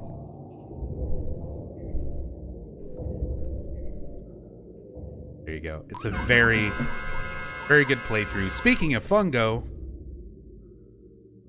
did you say Fungo? I did say Fungo. That was perfect timing. We're talking about your playthrough that you did with Guy Sihi back in 2015. Because there's some it's a great informative playthrough. I recommend everybody here to go and watch it. That link with the timestamp is right where Guy Sihi's talking about Muri Shinju. And you're sort of putting into context the difference of Western culture and Japanese culture, putting Mary in the back seat versus in the trunk. But it's an excellent and super informative playthrough, and we're going through I'm trying to explain the meme of running past the white van and shouting, "There's Eddie's van again," because I love how excited Guy gets during that playthrough whenever you go past a white van, which I guess he gets that from the intro where you see that little clip of Eddie sitting against the van and looking at the map. But I never got the impression that that was his van. It looks like he just kind of found a place to stop and sit and look at the map. But I love Guy getting excited during your playthrough and being like, "There's Eddie's van," every time you run past a white van. So now it's just a meme. And thank you so much for the Prime sub, the 11 months. Happy to see you return to Silent Hill with your unique, in-depth lore runs. A lot of people really missed your content. We love you more than words can say. Happy to hear you're in a much better place mentally. Keep on keeping on. Thank you so much. That seriously does mean so much to me. And yeah, I needed to take a break. I know not everybody's a lot of people were very disappointed, not happy with how long of a break I needed to take away from Silent Hill, away from streaming and things in general. It's taken me a long time and a lot of work kind of getting things in my life in order and getting to a place where mentally I'm okay with, you know, feeling good enough to do this kind of stuff again. So it feels very, very good being able to be back to this and feeling good about it again and being able to share this stuff with you guys again. Seriously, all the love and support now and in that time during my break. So many kind words, and even when I wasn't streaming Silent Hill, so many people sent messages and emails and stuff talking about how much they enjoy going through and watching the VODs and getting them through difficult times and all. Like, seriously, it means a lot to me that I can sit and gush and ramble about some of my favorite games and that it's something so special for so many people. So seriously, thank you all so much, and thank you, Funko.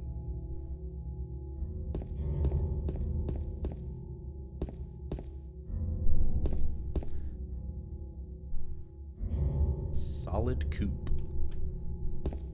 Or Goo.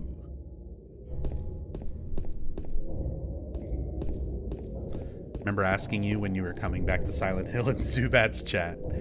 Yeah. Well, here we are. We're back to Silent Hill. And I'm doing story playthroughs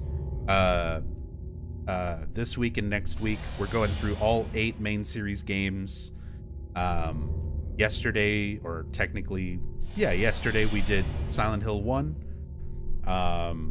It wound up being a 14.5-hour playthrough, but we played through Silent Hill 1 and talked about a lot of lore.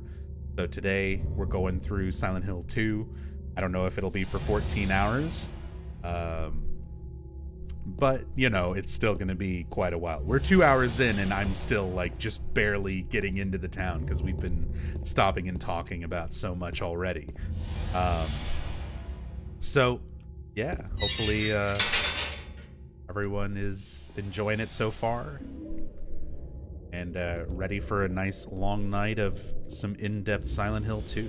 I'm going to be showing a bunch of endings, at least 4 endings, maybe more. Lots of extras, lots of Easter eggs, lots of notes that I have pulled up that I've taken over the years, lots of reference images to show interesting things and share interesting things with everyone, so it'll be good. When I gush about this game, I can take 2 to 3 hours just to get to the first enemy encounter too. Yeah, that's just how these games are, especially this one. There's just so much to talk about. So much to talk about. Which is about where we're at. We're hitting the 2-hour mark, and we're just now coming up to that first encounter.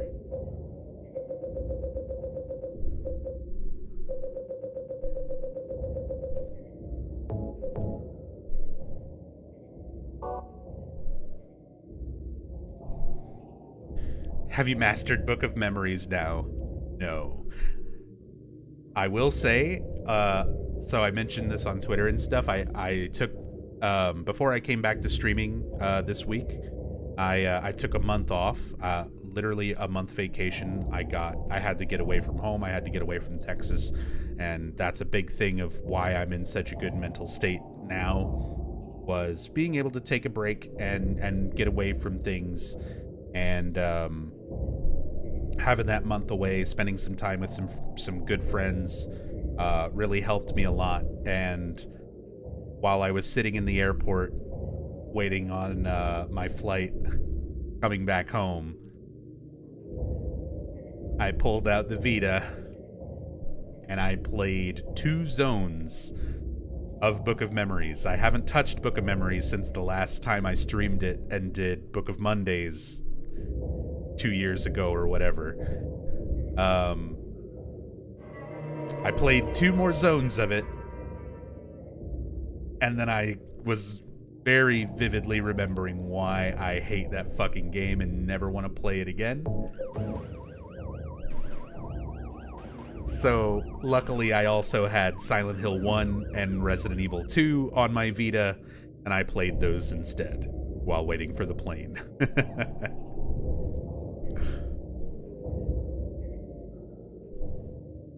But I did play Book of Memories. I just had to share that. Magnum, thank you for the 1,000 bits. Very, very kind of you. Super generous. First time I came across your content was when I watched your Silent Hill 4 story playthrough on YouTube.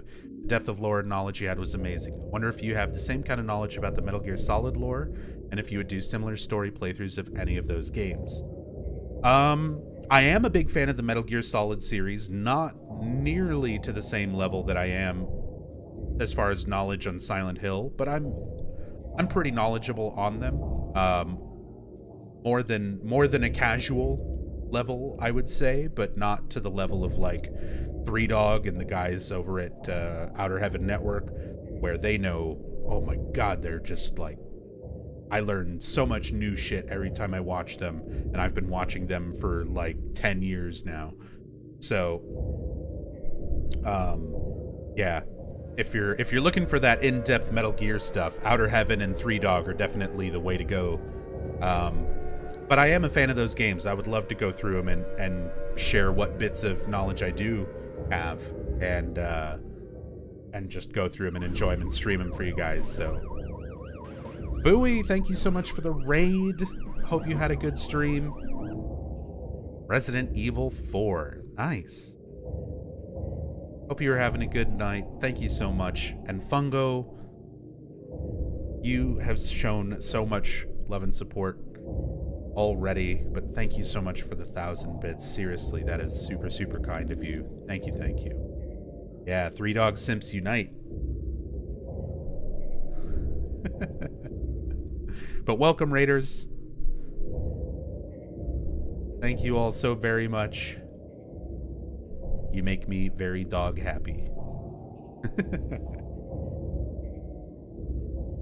Bungo, thank you so much for the bit. Seriously, all of you, thank you so much for the love and support, and just for being here and joining me for this. We gotta keep going. We have so much to get to and talk about. It's nice. It's very nice. I like coming back to Silent Hill after a very long break. I haven't had such a long break away from Silent Hill in such a long time that coming back to it now like this, it's almost like coming home. Almost like a Silent Hill homecoming. Bowie with the 40 months. Thank you so much. That is a long time of love and support. Here's to 40 months of Silent Hill lore, Silent Hill love, and the NPR stylings of Nub's lulling voice. Yeah, aside from everybody who's here in chat, thanks to everybody who's lurking and going to bed right now, and they're like, oh god, ambient Silent Hill 2 and Nub voice. Finally, I can sleep. I know you're there. I love you guys just as much. I really appreciate all the lurkers and all the put the stream on in the background to sleepers. Seriously. Thank you. Thank you. Thank you. I appreciate it so much, Bowie. Beastly Mr. E, thank you for the Prime sub. Enjoy the emotes. Thank you so much for the support. Queen gifting a sub to Ananas. Get a room, you two. Queen, thank you. Thank you, thank you, you guys. Very much appreciate it. Ananas, welcome back. Enjoy the emotes again. Mr. Probes with the 40 months and the Prime sub. Jesus. All this long time love and support. Mr. Probes, thank you, thank you. Seriously.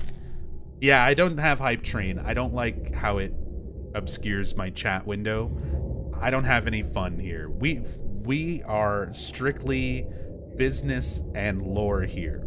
No webcams, no silly sounds. Well, I guess there's silly sounds when people give money. But I don't have like the soundboard.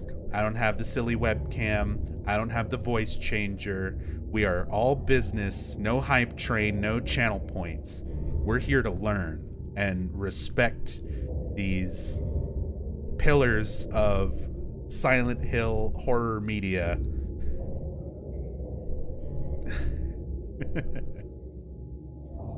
But still, thank you. Thank you so much. Entropy with the 1,000 bits. Holy shit, you guys. I'm actually just here for the Silent Hill information. I love the game, but too lazy to learn about it. Sorry to hear about mental health issues, but glad you're doing better. Also, fellow Capricorn. Thanks, nice. Capricorns unite.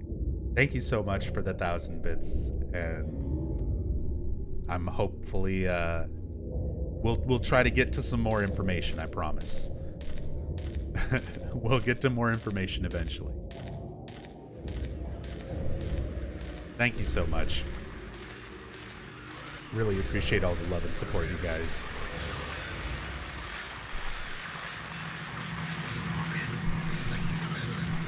Radio? What's going on with that radio?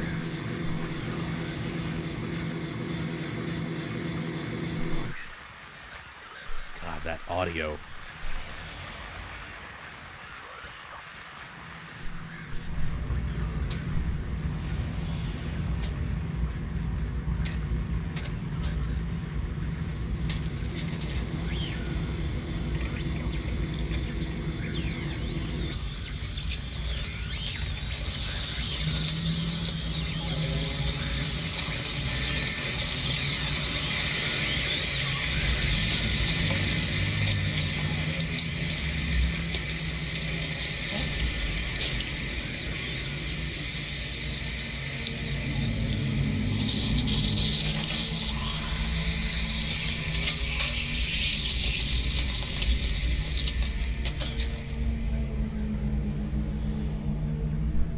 Pipe time? Oh no, we don't have no pipes. We've got us a wooden plank. A wooden plank with nails on one end. Not very powerful, but easy to use. Ah, Mary's butt cheeks. Yep. The lying figure. Representing Mary's tight ass.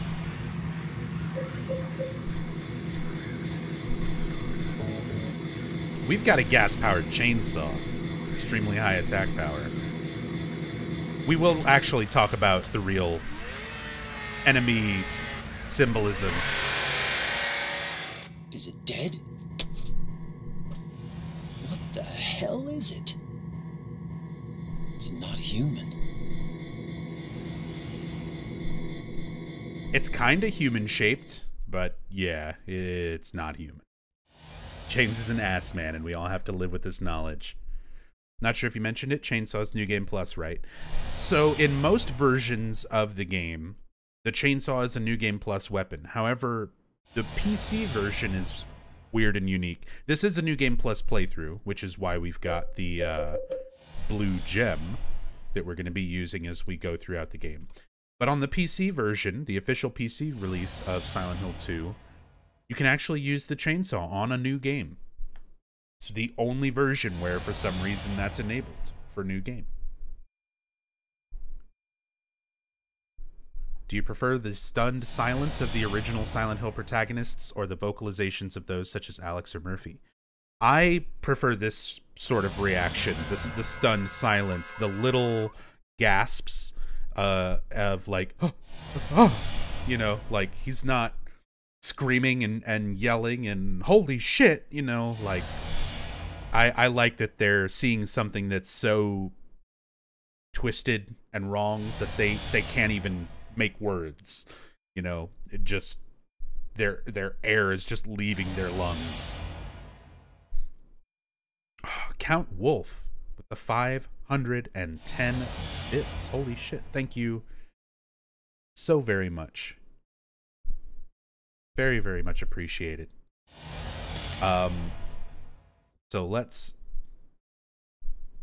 take note of this corpse here. Dead. Could it have been that creature? What's going on in this town?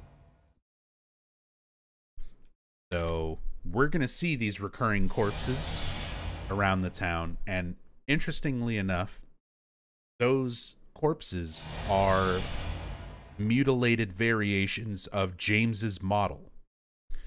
So we were talking about sort of the theme of perception, individual perception of reality in this game. It's very, very unique with Silent Hill 2. Where Silent Hill 1, all the characters are experiencing the same things. They see the same monsters, they see the town the same way, because they're all experiencing a Les's nightmare. It's all coming from one source. In this game, it's very different. The town works in very different ways, and it's affecting people in different ways, and it's portrayed to us as a player in very different ways. So James, all of the things that are in his mind, the way he feels about Mary, the delusions that he has about her death, the way he feels that he deserves some sort of punishment, but he's not quite admitting to himself why just yet.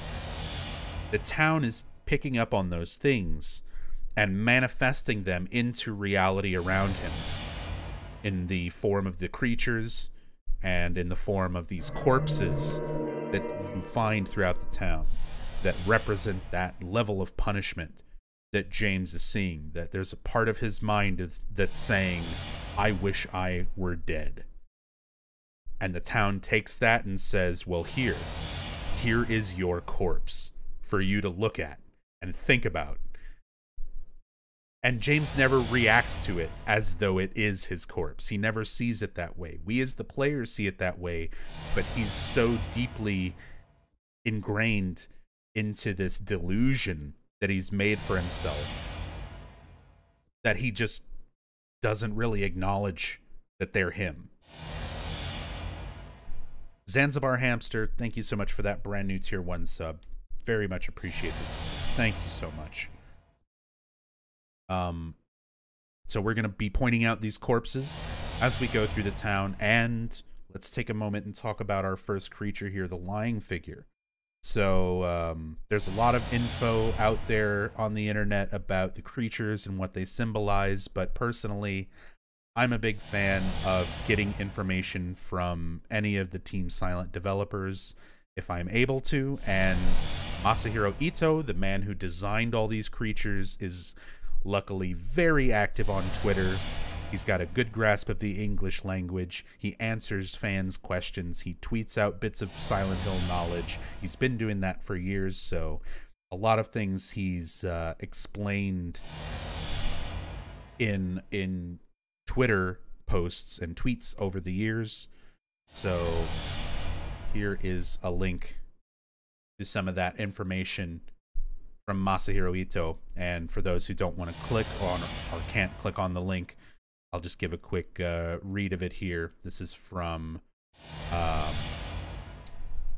November 27th, 2017. Masahiro Ito writes, "The creatures of Silent Hill 2 have metaphor for James's guilt in order of appearance.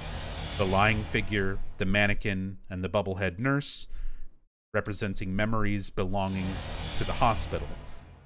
The flesh lips, representing Mary on bed rest, or Mary in her hospital bed. The Mandarin, the long-armed creatures that become the closers in Silent Hill 3, that are hanging on the grates later on, that have a twisting mouth on their head, represent the mouth to abuse him. All of the negativity, all of the verbal abuse that Mary was, you know, saying towards James in the later stages of her illness and closer towards her death. And the abstract daddy, representing Mary in her hospital bed, similarly to the flesh lips. And the abstract daddy is an interesting one because it also needs to represent Angela's level of abuse. So there's another tweet here by Ito giving a bit more context to that he expanded upon. That was a few years later, March 13th, 2019. Abstract Daddy, which James was looking at, was a little different from Angela's one.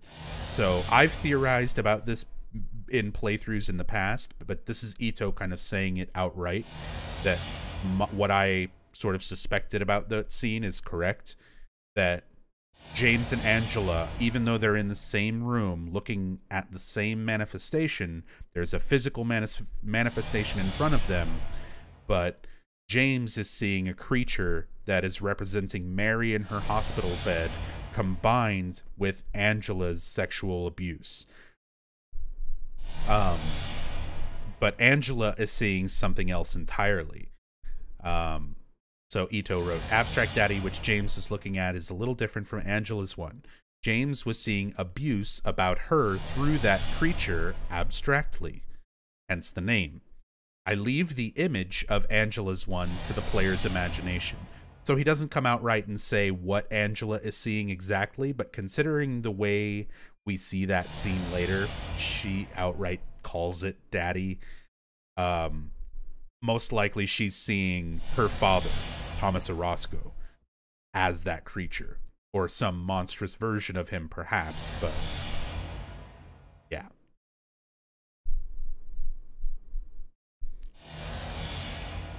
So, little bit of information there on the lying figure, some of the other monsters that we'll encounter later on, and there's a few other posts and things by Ito to clarify some other things that we'll get a little more into when we get there.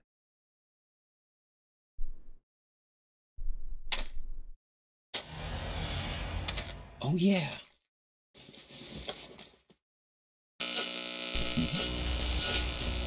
This thing broken?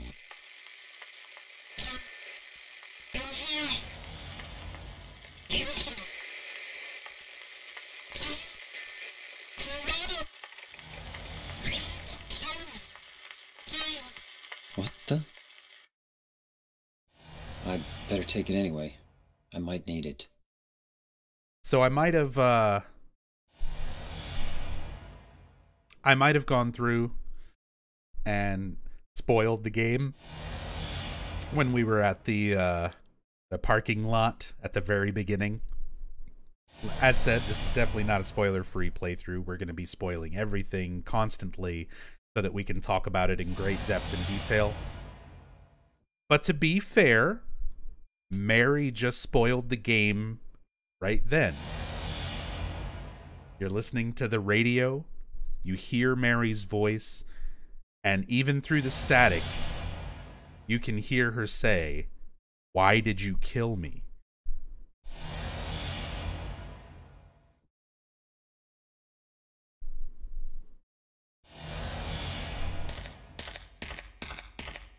So I might have spoiled the game a little bit earlier, but, you know, they're telling you what's going on very early on. And it's exactly Legate. It's very interesting the way they approach that and the way that they have that. Where when you play this game the first couple of times, it just sounds like static. You don't really hear it. But when you know that it's there, you can never not hear it anymore. You'll always pick out that line. Because you're not looking for it. You're not thinking about it. And they block out just enough of the text to not really spell it out too deliberately. But once you know it's there, like I said, you don't unhear it. Very clearly. Why did you kill me?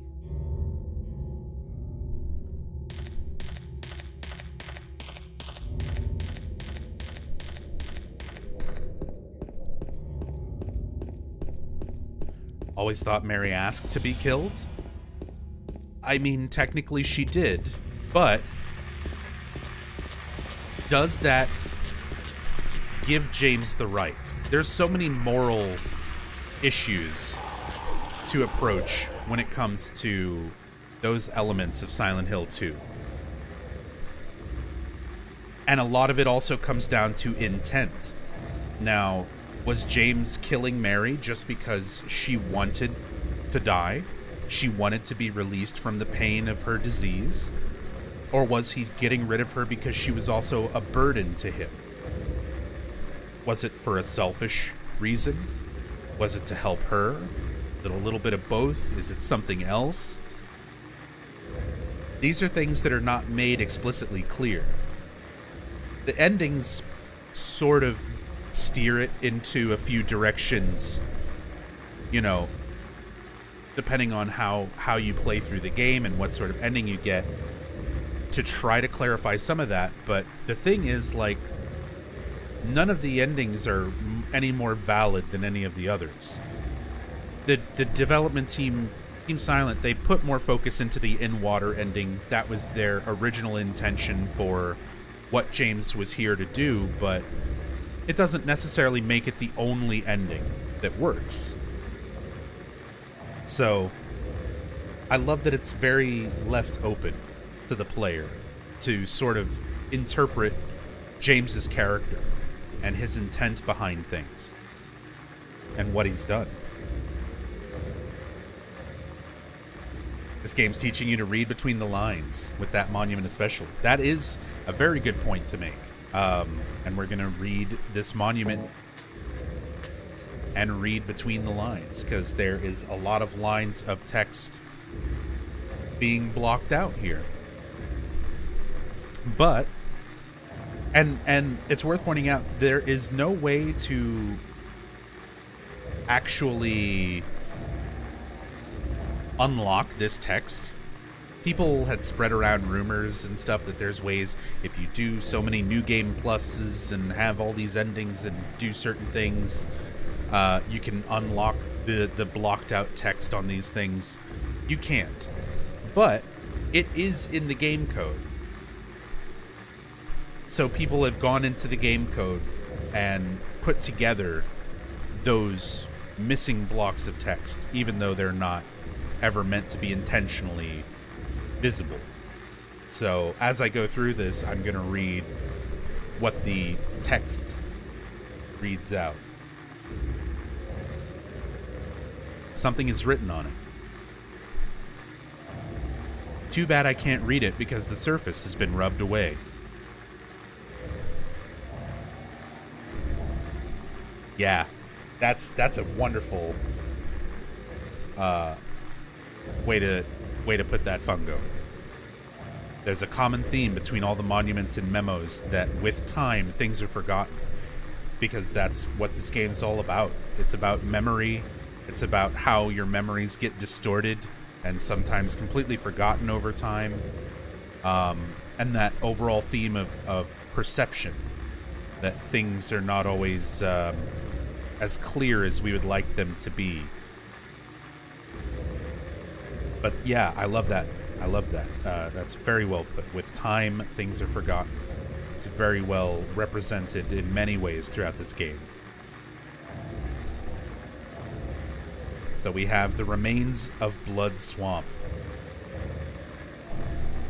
The X number of meters of land surrounding this monument was originally swamp, but was later filled in.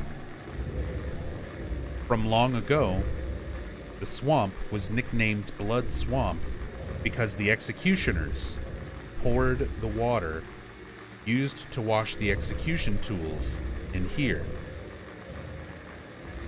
Perhaps it's for that reason many people seem to have seen ghosts in the area.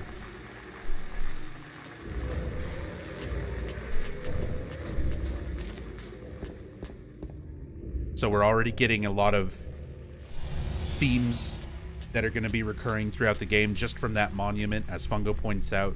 The monument itself being representative of things being forgotten over time.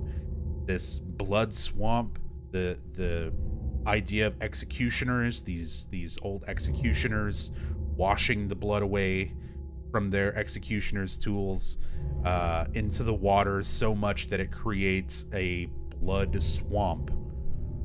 And the idea that many people seem to have seen ghosts in the areas, which reflects just the strange sort of spiritual nature of the power surrounding Silent Hill and the way people have been experiencing that for so long.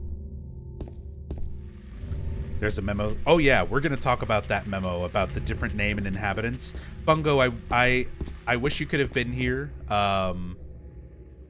during the Silent Hill 1 part of the playthrough, where I some years ago started working on, basically just as a project for myself, if I was to make a Silent Hill game, what would I make? And I started putting together a pitch. I never got very far with it, but I had like a general idea and an overall story structure, and I read my notes during the Silent Hill 1 stream. And the game that I would want to make, if given the chance, the game that I would pitch, would be a game that takes place before Silent Hill is Silent Hill. The area of Maine that was originally settled, the Native American tribes that lived there originally and then were pushed out by those first settlers in the 1600s. And then that first town, that first settlement that was raised and then vanished, and then eventually becomes Silent Hill. So that the game would start and play out through those early 1600s. And then the big twist at the end of the game, the very end of the game, would be the new settlement coming in, realizing the old settlement is completely gone, and the realization that this new one is Silent Hill. Oh yeah, that's exactly... Maybe we had some sort of mind link, or we're both fairly similarly versed in these games that maybe we just came to the same conclusion of like interesting elements from the Silent Hill lore that need to be expanded on. And yeah, I love the idea of the Native American lore, the tribal drums and things. While we're standing here, let me go ahead and read my pitch. It's very short. I never put a whole lot into actual like written notes, but I'll just go ahead and read what I had. So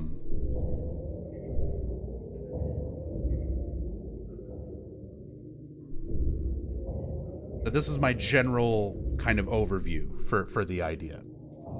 This is my pitch for Untitled Silent Hill game. Setting 1609 to 1619 in what would eventually be Maine. An early English settlement and establishment of a small town that would eventually be lost to history due to mysterious events, and later, in the 1700s, would be re-established as a new settlement, Silent Hill. A local Wabanaki tribe village occupying part of the same land and sharing the lakeside with an English settlement. Areas of importance would be the Wabanaki village, so essentially this Wabanaki village on one side of Lake Toluca, a Wabanaki burial grounds, lakeside fishing huts, natural cave systems, the woods and hunting grounds, and a spirit plane, as well as the early English settlement on the opposite end of Toluca, which would be a few families and houses in a small neighborhood, a small hospital, a church, a sawmill, a blacksmith, a barber, a tailor, produce shops, and a farm. Scenario. From the perspective of the native tribe, the lands have always been a special place, a place where the spirits are more tangible. Then the Englishmen came and set up their town and their church, their priest, who began to upset the balance of the spirits with his talks of fire and hell, brimstone and sin, began to shape the spirits into something more sinister. Sibylla Canezda, a young woman of the local Wabanaki village, has been concerned that her mother, a priestess who convenes with the spirits of nature around them, has been possessed by a corruptive force, seemingly stemming from the nearby English settlement. Sibylla confronts the local settlers only to be sent to their local priest, Christopher Rode. Father Rode is a strange man with a strong presence and seeks to impose upon his followers a great fear of God and of hell, claiming that only the most devout can find salvation and that all others will burn eternally. And that's about it. That's about as far as I got. So that was going to be the whole thing as far as like the general scenario. You'd be playing as this young Native American woman from the Wabanaki tribe. They're on one side of Lake Toluca. There's a new English settlement on the opposite side that moves in. At first, they're sort of peaceful and doing their own thing separately, but then Sibylla's mother, the local priestess for their village, begins seemingly possessed by these darker forces that weren't present before the English settlement came. And yeah, we get to see that initial spiritual power being something that wasn't necessarily bad or negative the way we see Silent Hill now in all the games, how it's looked at as sort of this antagonizing force, rather seeing it go from this sort of benevolent force for the Wabanaki to being corrupted by the new settlers and the ideas and thoughts of hell and brimstone and sin that weren't present in the Wabanaki culture begins infecting their priestess and their beliefs and their spirits and twisting them and corrupting them. So that struggle between the two, the eventual fall of the Wabanaki tribe, the disappearance of the English settlement, and then big time jump at the end of the game to the 1700s with a last little playable segment of a new settlement being placed in the same place as the old one, and the big reveal that that is what will grow into Silent Hill. And when I was talking about this with people yesterday, some other ideas that I had for it, I was like, that's my general pitch that I would give Konami if given the chance. And if there's already elements of it that I know that even if, let's hypothetically say I finish this pitch, get it all fleshed out, pitched it to Konami, and Konami said, okay, here's the things that I would want to do with it that there would be no way they would agree to. One, I would not want to call it Silent Hill. I would not want it to be called Silent Hill anything. I wouldn't want the words silent or hill in the title of the game. I would want it to be a big reveal at the end of the game that, holy shit, this is a precursor to Silent Hill. There's no way. They're like, nope, no thank you, we can't market that. We can't sell that on brand recognition, so there's no way they would let that fly. But I would love that. I would love to have something where it's called something else entirely. It's treated like this standalone new horror game from Konami, and then the big reveal is it was a Silent Hill game the whole time. Whoa! It was just because it's not a Silent Hill game because Silent Hill doesn't really exist yet. It's everything leading up to Silent Hill becoming a thing. So that would be my idea around it. No way. Yeah. Pitch is already turned down just because that idea would not fly. Anyway, Bungo, if you'd ever like to collaborate more on that and do something with these ideas, I would definitely be happy to. Title it the name of the town before it became Silent Hill, but that name was lost to history.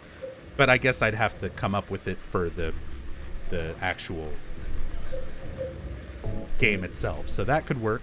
I also thought of just calling it something a little more basic, like the lake.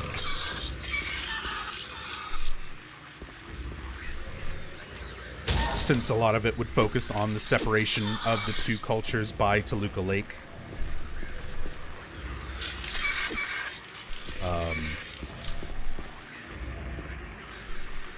But yeah. Ever do a collab lore run of Silent Hill 2? Oh, absolutely.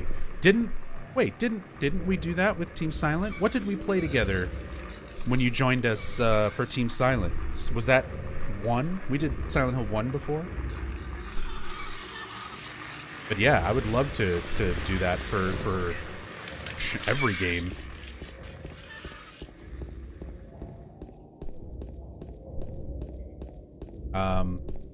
Okay. I'm getting distracted by my pitch. We're missing a few things. First of all, Eddie's van. Second of all, here's another one of those bloody corpses, and with this one much more visually definable. The first one, next to the first lying figure that we fought, very difficult to really see what it is and what it represents. It's just kind of a dark, dead body in the shadows. Here, look at the shoes, look at the pants, look at the green jacket, even though the head and everything is all mutilated. Like, these corpses are James. James has these thoughts of suicide and punishment, that he deserves death in the back of his mind. And the power of Silent Hill, the town is diving into his mind. They're groping around in his skull and taking those thoughts and manifesting them into something physical right in front of him, and he still doesn't acknowledge what he's looking at. He's in such denial and so firmly holding on to his delusion that he believes in right now, that slowly gets chipped away over the course of the game.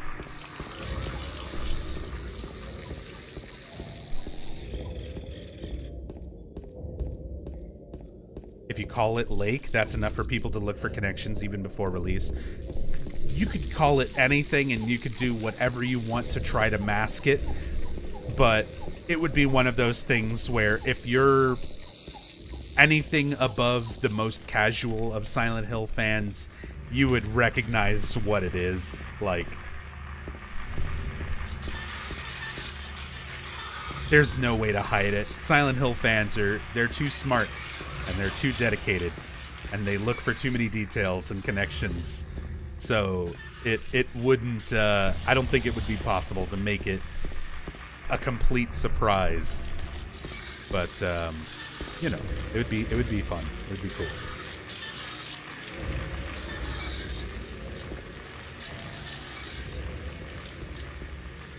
Congrats on making it to almost nowhere blindfolded. Silent Hill 1 blindfolded is actually a lot of fun to try to do. I'm glad you're working on that. I was working on that myself some years ago. I did, when I did the charity scarathon, one of the first scarathons, I did Silent Hill 1. And for that, I had a wheel that I would spin to pick different things that I have to do during the playthrough, and one of the things that would come up was blindfolded. So I'd have to put on a blindfold for a certain amount of time based on how much people donated to charity while playing Silent Hill 1. So I put practice in trying to get through a lot of Silent Hill 1 blindfolded. So I'm glad you're working on that too. I think it's a really fun game to try to attempt that with, because out of all of the Silent Hill games, I feel like that one is the most possible, the most probable to get through blindfolded, but it still takes a lot of work. But yeah, I'm glad you're working on that too. Can you share the... Oh yeah, please. I'm totally fine with sharing playthroughs and VODs and links for anything relevant to Silent Hill in chat, please.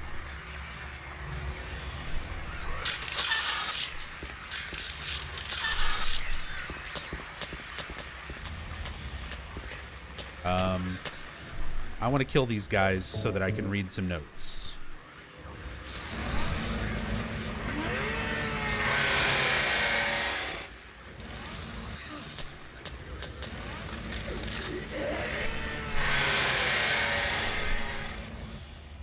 Did you have to use bumping into the walls sound a lot to know where you were? I did. I used a lot of different sort of sound cues and things to get used to figuring out how to navigate around.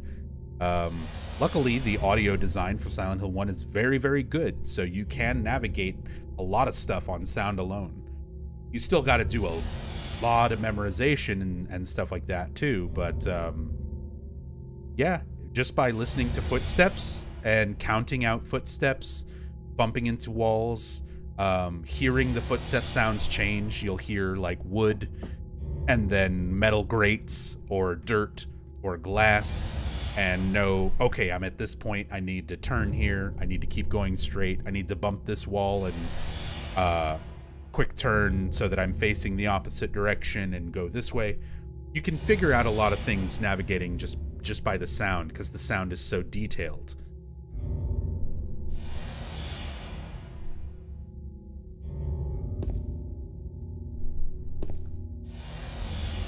Here we have another James corpse. A series of notes scattered around him. There's a memo pad on the ground. I'm going to write everything that I've learned so far. Maybe that will help you out somehow. If you're reading this, it probably means I'm already dead.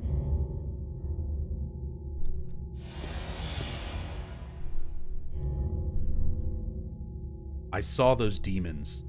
They were there, I'm certain. But my friend says he didn't see anything.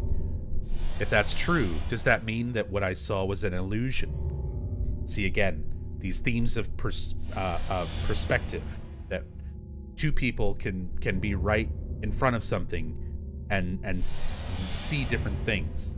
They're going very out of their way to drive home this point and sort of present these themes to you as a player very early on. Yeah, and at the same time, it's a bit of a tutorial for some mechanics and things as well. But whether that demon that ate human beings was real, or whether it was just some kind of hallucination that my mind dreamed up, one thing I know for sure is that I'm beyond all hope.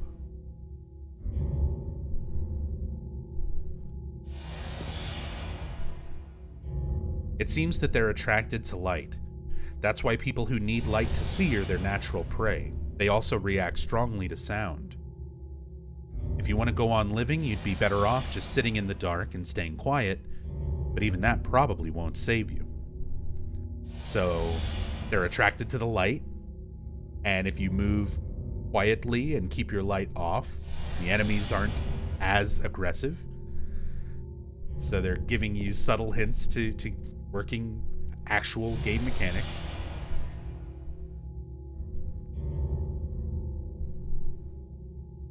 If you're going to try to fight them, the most important thing is to relax. It's dangerous to fire a gun while you're all crazy with fear. Take good aim, and then squeeze the trigger. And don't forget to finish them off. I think most of those creatures can be killed, even if they are tougher than people. So, don't freak out. Don't immediately just spam your gun. Don't just start swinging wildly. Make sure you're aiming at it. Make sure your flashlight's on. Squeeze that trigger, and when they go down, you better go step on them, just to be sure.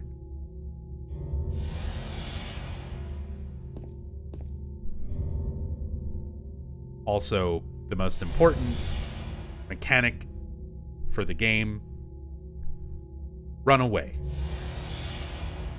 98% of the monsters and situations in this game you can just run from. You don't have to engage.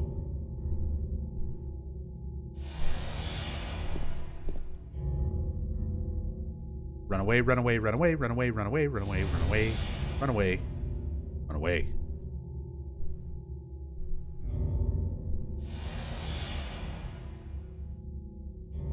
And as a speedrunner of Silent Hill 2, I agree. Run. Run away. Wasn't he a part of the Silent Hill 1 discussion? We talked about Dog, but he wasn't there for it. And we've done a... me and the members of Team Silent on Twitch did a playthrough of Silent Hill 2 with 3Dog on a different occasion. That I think you were there for in chat. So...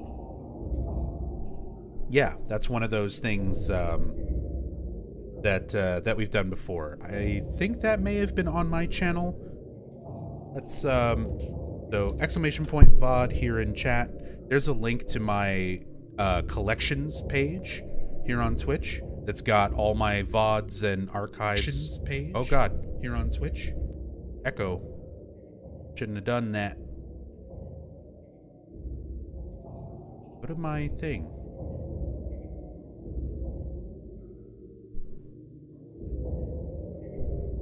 Double nub. That link not working. Should be going to my collections page, not my front Twitch page. Oh, Twitch, this is why they need to fix their VOD system. It's so hard for people to navigate and get to archived videos. But yeah, I've got a big playlist of all of the Silent Hill story playthroughs, all the significant ones that have been archived over the years. I'm looking at the playlist right now. It's 295 hours and 31 minutes of Silent Hill content from like 2017 up until this year or last year. So this is all of the in-depth story playthroughs that I did for the full series back in 2017. In-depth playthroughs with the members of Team Silent on Twitch, so An Eternal Enigma, Maxi Lobes, Ravenheart, UFO Techie, my note and reference compilation streams, where I played through Silent Hill 1 and 2 and was taking very meticulous notes, bringing up all the references and things. Book of Memories, 72-hour Team Silent marathons. Here's our Team Silent playthrough of Silent Hill 1 with Fungo that we did. That was July 14th, 2019. At least whenever I made the highlight and put it in the playlist. We did Team Silent, all the members of Team Silent on Twitch, hacking Silent Hill 2 with Deep Game Research, Neko Run. Marathons, all the main series games with Team Silent. Several playthroughs of the Play novel, PT, you know, just about everything significant through that. And then if you check out all of the members of Twitch Team Silent, they also have a lot of those videos that they hosted on their channels archived as well. So if you go to Enigma's channel, Maxi's channel, Techie's channel, Ravenheart's channel, Fungo's channel, and on YouTube, a lot of these super in-depth things are up there. So yeah, there's content overload, hundreds and hundreds and hundreds of hours of informative Silent Hill goodness. And hey, I would love to do more. We're doing more right now. And as said, Fungo, anytime you want to try to schedule something for the future to do some collaborative playthroughs and stuff of these games, you know I am absolutely down for that.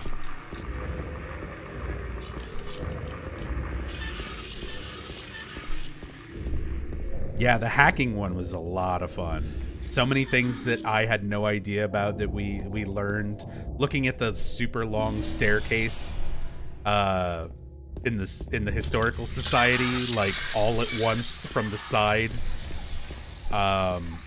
Finding that the light bulb in the can is actually in the can before you go and open it. All those little interesting things that, you know, if it wasn't for Neko Run, I would have never known.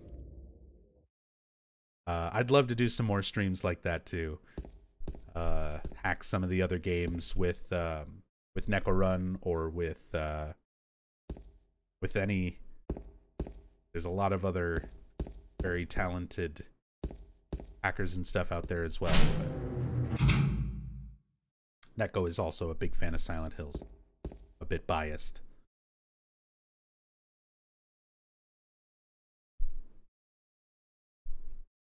It's our map.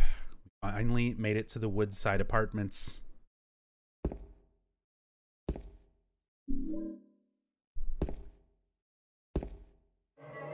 Go ahead and save.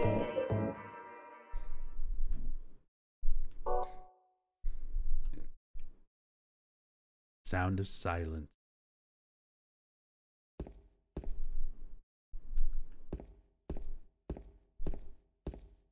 Silent Hill 2 does this quite a bit, where they'll bombard you with sound, ambient tones and droning sounds that get louder and louder and more sort of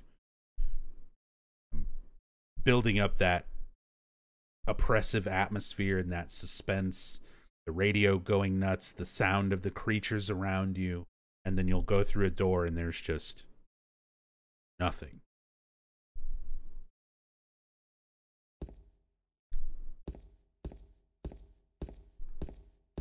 Feel like I should watch the real Silent Hill experience again sometime.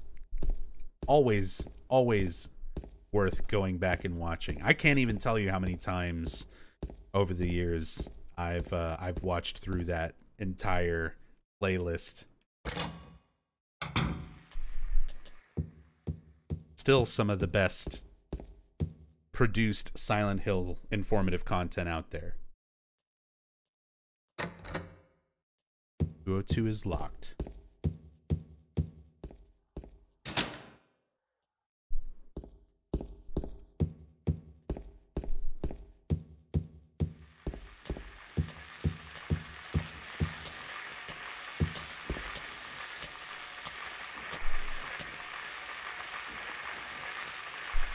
There's a trash chute.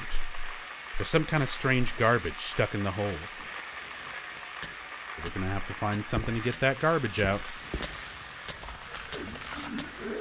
That strange garbage. What's so strange about it?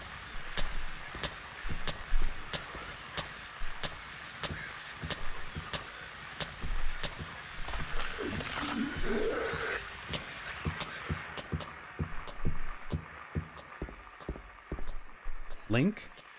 If someone wants to get a link to the Real Silent Hill experience on YouTube, the playlist, feel free to link it in chat.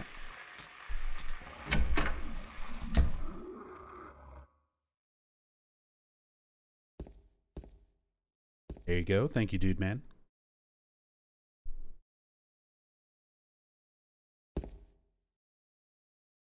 And thank you, Funko. Just in case anyone didn't get it. Worth posting multiple times, because there's people always kind of popping in and out and refreshing, and never know.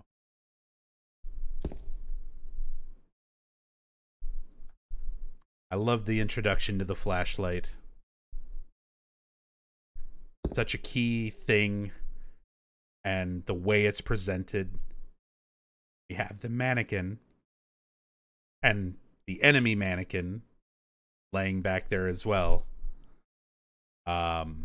But this dress form mannequin wearing Mary's clothes.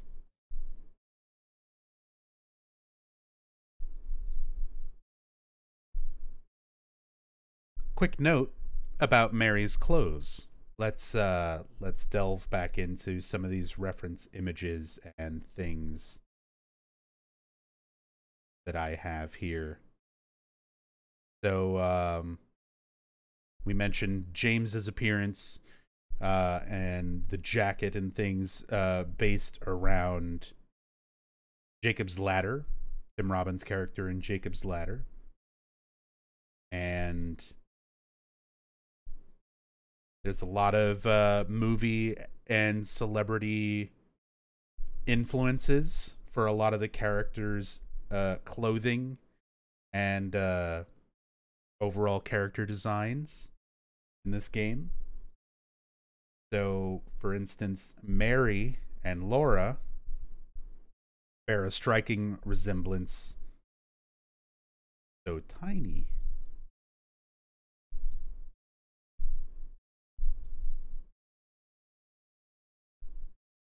So they bear a very striking resemblance to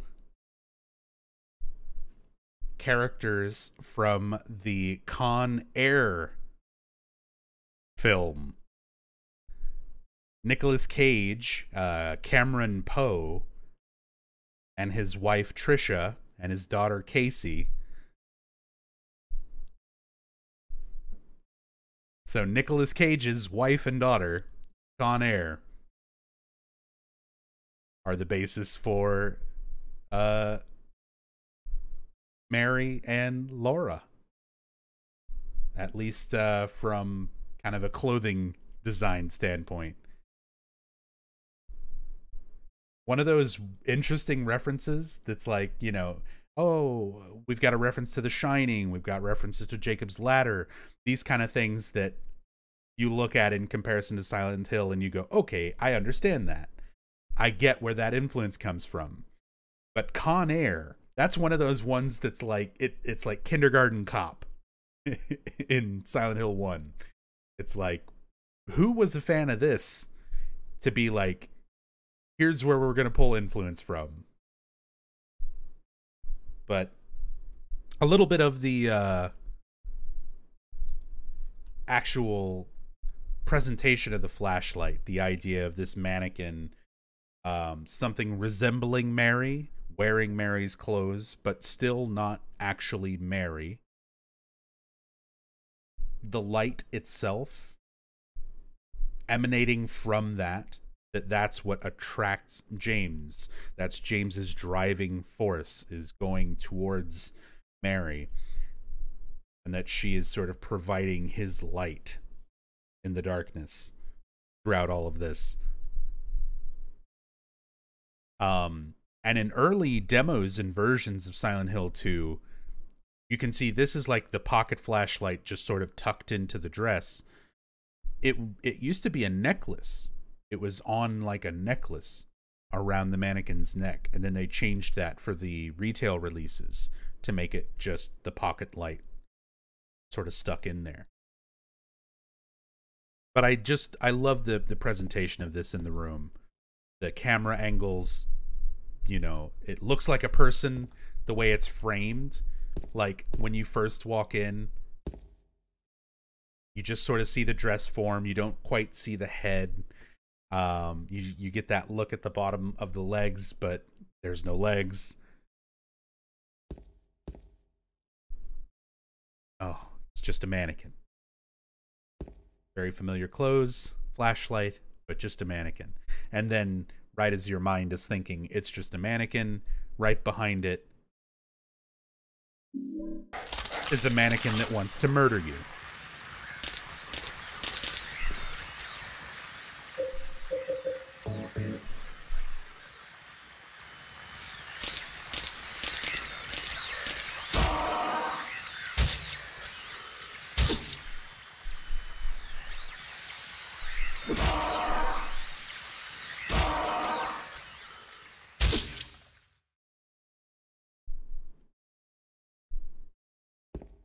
Just these kind of details. The way an item is presented. Something like a flashlight, you know? Like Silent Hill 1, there's a flashlight on the bar. You pick it up. Silent Hill 3, you're on an elevator. They just kind of... Oh, no, wait, that's the... She just have her... No, it's tucked in the boxes. It's just sitting there on some boxes in a side room in the mall. You pick it up. I was thinking of the radio when she's on the elevator and they just throw the radio at her. But this, it's like, man, they present it in such a great symbolic way. And the fact that you absolutely need the light. There is no skipping this. There is no ignoring it. You need it to progress. If you don't have it, James won't interact with items or doors. A lot of things you can't do if you don't have a flashlight. So you always have to get it. It is absolutely required to move forward.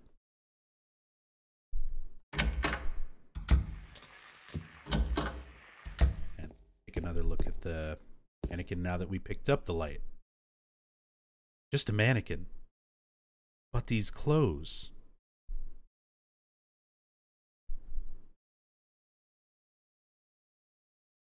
What about the memo about different endings? Yeah, that's not here. I always look at that desk thinking it's this room. But this room?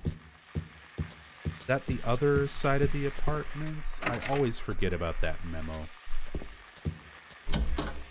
It's one of those ones that's so easy to miss.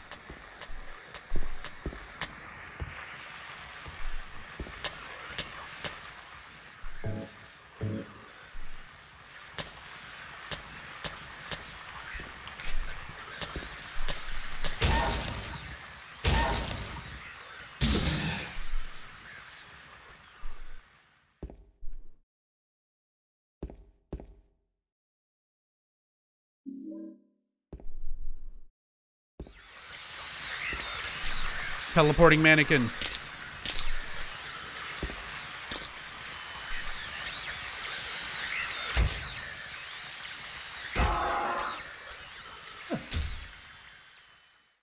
enemies do have a tendency to do some very weird stuff in this game. They can teleport around and do a lot of crazy stuff. I started learning that when I was learning to speedrun this game initially, back in 2015. The first thing where it became kind of relevant was with the flesh lips fight, because you can kill one of the flesh lips and then sort of hide behind where it died, because it just will hang there if you want to try to avoid getting kicked and attacked by the other ones that are still moving around. But this game has a mechanic in place to try to counteract that, so that you can't really cheese things out by like hiding behind another monster. So what will happen is an enemy will try to attack you, and it'll hit an obstruction where it's not able to reach you. So the game will give them the ability to extend their model and their attack further forward than normal to try to get past the obstruction. So when that happens, in very certain instances, when there's part of the environment or something in the way, it can cause certain enemies to sort of teleport around, trying to hit you. Their hitbox tries to extend. It extends to a part where it's not supposed to be able to go. The game tries to figure out where to put them, and they'll just fly around. So it's something that can happen, and we might see a bit more of it. There's a pretty consistent one that can happen at the very end of the game, in the hotel, where there's some mannequins that are downstairs where you pick up the thinner, the can of thinner, and those tend to try to hit you, but they block each other. There's two of them in a hallway, and because they block each other, they try to do that extend the hitbox thing, and they'll fly all around the hallway sometimes.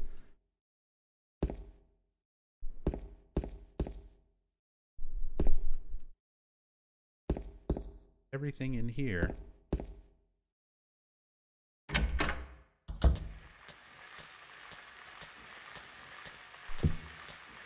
I just love the imagery, just the visual style of this game. This dark hallway, the one spotlight up above, and the mannequin just there motionless.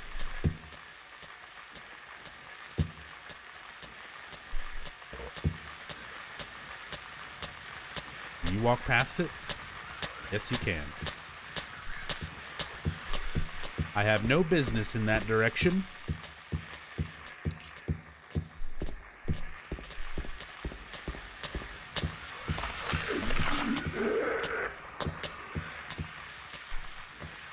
I know all these don't work, but for the sake of kind of clearing stuff on the map, mess with all these locks that don't work. I'm trying very hard not to just let speedrunner instincts kick in and start running exactly where I need to go, because half the fun is taking your time and exploring and looking at all this bits of detail that are all throughout the environment and everything. Some reused props are very, very common all throughout Silent Hill 4. There's lots of models, things in the environment, and things that get reused from Silent Hill 2 and Silent Hill 3. There's an apartment, one of the apartments that you can go into when you get to the apartment world in Silent Hill 4, that has this gate just stuck in a corner with no real reason. Because this is like a very unique looking sort of gate. There's gates in other parts where it's just straight bars all the way across. This one's all crooked. It's just kind of bars stuck individually throughout the walls and everything to try to block you. It's not like a solid normal gate blocking you off here. And it's got a really unique look to it because of that. So playing Silent Hill 4, going into an apartment, I recognize this kind of stuff immediately, where I'm like, why is this gate just like in the corner of this apartment?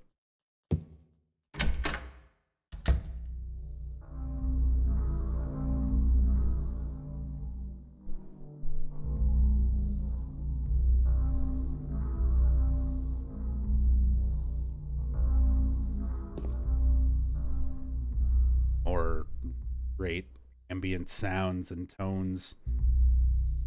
I love that deep, rumbling, bassy sound there, especially with like the sound enhancements. Somebody earlier asked about the difference between the normal PC version and the enhanced edition. So by default, the official PC release of Silent Hill 2 is really messed up. I mean, fog doesn't look right, lighting doesn't look right, shadows don't look right, sound is broken, you know, there's all sorts of glitches and things that are good for speedrunning. They're glitches that you can use to break the game and beat it faster. But for just the experience of playing Silent Hill 2, the default base PC version of Silent Hill 2 is pretty bad. It's not HD collection bad, but it's pretty rough. It's got a lot of issues. So a lot of these sounds on the original PC version don't sound right. So this is part of the enhanced edition. They've gone through, taken a lot of the sounds and things from the PlayStation 2 version, enhanced them, and gotten the best possible versions for a lot of the music and tones and sound effects, and then incorporated them into the PC version so that we get this nice, crisp, layered sound the way that it's supposed to be. And on some nice headphones or sound systems, these deep, bassy tones in a lot of the ambient music is just, it's so good. So good.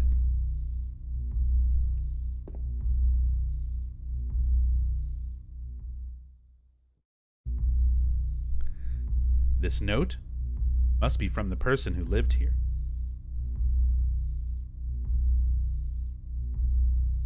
Three needles stand of three different heights. Fat, the tall, and the thin. From slow to fast, they move to the right. Scott rests not on 3, but 15. A little bit of a hint to our puzzle coming up here with the clock. Television, nothing unusual about it, but a little bit of a familiar scene here. This chair facing this type of TV. Very reminiscent of what we'll see in the hotel later on at the end of the game with James viewing the tape, and it'll resemble it in some other ways when we return to this room shortly.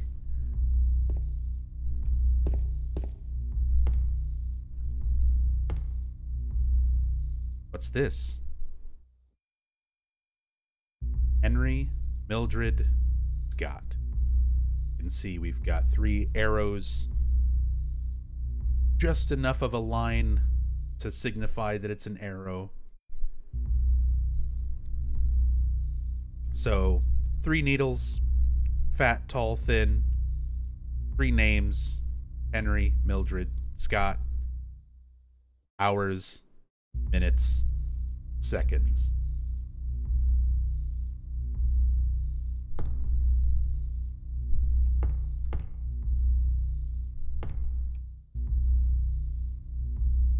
There's writing on the clock.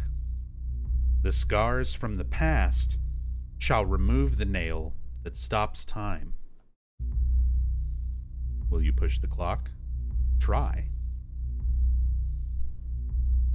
No matter how hard I push, it doesn't move. It's like it's stuck to the ground. So these scratches in the wall, these scars from the past, are what we need to remove the nail that is stopping time, literally holding our clock in place and preventing us from moving forward. But there's a little bit more to it there. Really bad RNG here, by the way. So, really quickly, I'll talk about this puzzle. This puzzle, on any difficulty, any riddle level, is always the same. The way the solution for it is always going to be 10 past 9. So, hour hand at 9, minute hand at 2. The only thing that changes with this puzzle from playthrough to playthrough is where the clock hands start, the time that they start at. So, for a speedrunner, you would want the hands to spawn very close to 9 o'clock. You can actually sometimes get it where it's almost already right on 10 past 9, where you've only got to move the minute hand just a bit to get to the 10 past 9 solution. So, this is pretty much the worst RNG you can get, with the hour hand closer to 3, exact opposite side of the clock. Clock is stopped at 3:25 and 15 seconds. Faceplate is closed. It is locked. I can't touch the needles of the clock like this.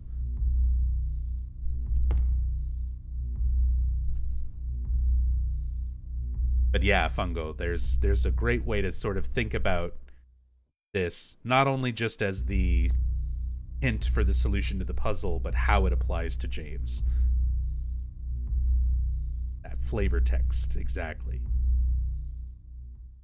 So he needs to sort of think about the scars from the past, stakes from the past, the things that hurt in his past. And if he can confront that, it will remove the nail that stops time. His delusion is literally not letting him perceive time correctly. He thinks he's convinced himself, just since he's arrived here in town, that Mary's been dead for 3 years, but she hasn't been. It's only been a week or so. Less than a week, potentially. So James is sort of living in this false time. In a way, a stopped time. And he needs to confront those scars from the past in order to move forward. Pretty good theory that the clock solution is always 9:10, because that may be when time stopped for James, the time Mary died. Maybe. I'd say that's a pretty fair theory. If only there was like a clock somewhere in the background during the pillow scene, I would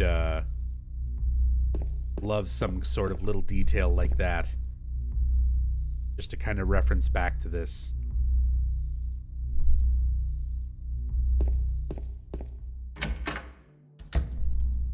Isn't Mary pretty stinky by now in his back seat? Yeah, but James is so delusional at this point. Like, he looks directly at a corpse of himself and has no comment on it.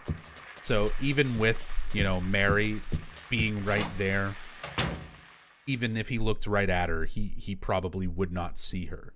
Or it wouldn't register to him that that was her. You know, let alone worry about the smell or what.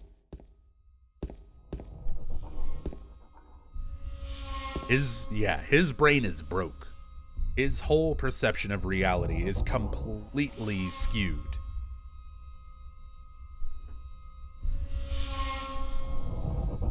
And it only gets worse before it gets better.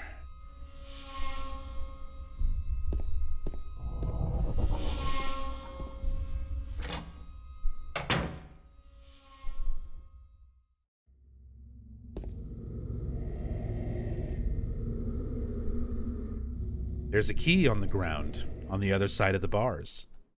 Some more excellent sound. It's like breathing. Like the whole building's breathing around you.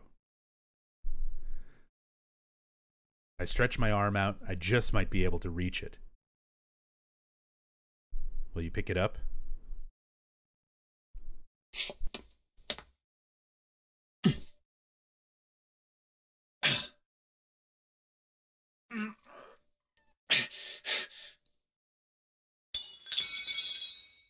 Ow! Hey, wait! Damn it. Damn it. I can't reach it, no matter how far I stretch. But who's that kid? Well, if only you had used this wooden plank with nails on one end, instead of getting down and using your hand, an item that you're literally forced to have to progress up to this point.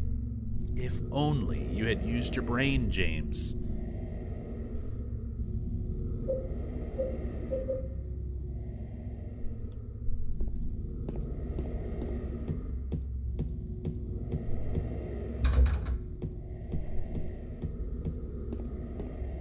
Liar, that's a lie.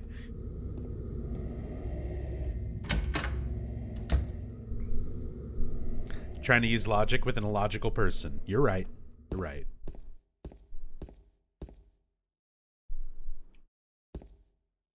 Just before I pick this up, this camera angle to emphasize it, and then just the state of this room.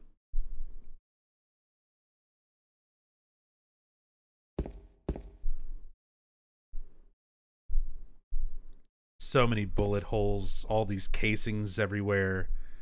See, there's even some like empty boxes of ammo kind of scattered around.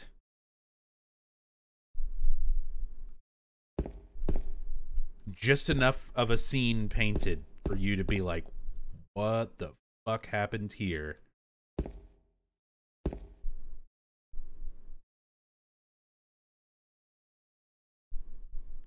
Hello.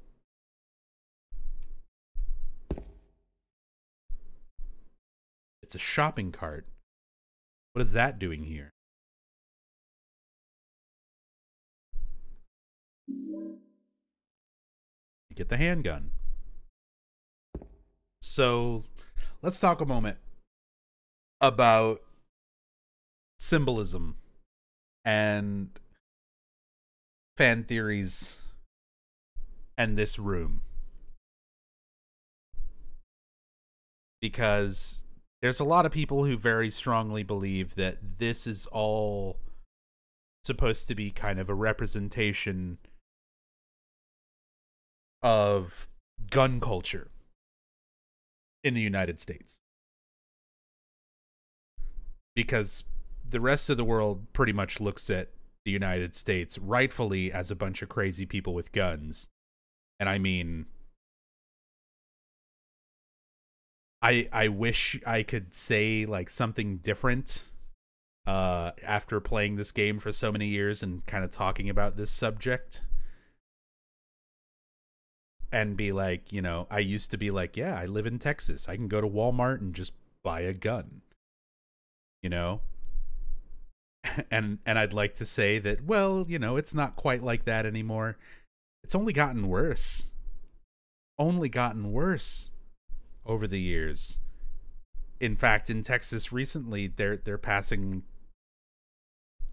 laws that you don't even need to have a permit to conceal and carry anymore. Like, they're making it easier for people to get guns and carry them around in Texas. So the idea of like this room all shot up with bullet holes, that there's no real limit to ammunition, and that you just have a gun sitting around in a shopping cart, that has only gotten more and more scarily accurate as time has gone on.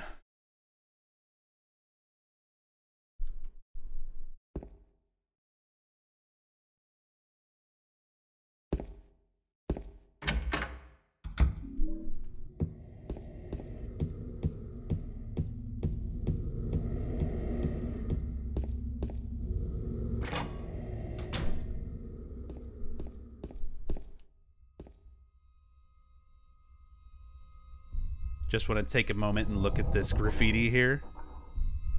A reference to Gradius, another Konami series.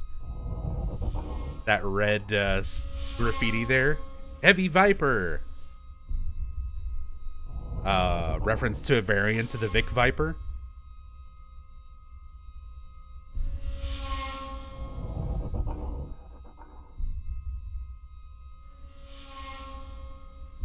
What does that one say? I was never able to really read that. It says danger with like a skull on it, but then there's like that green one there. Pine Buster? Ina Buster? Filibuster? What the fuck does that say? Pink Duster?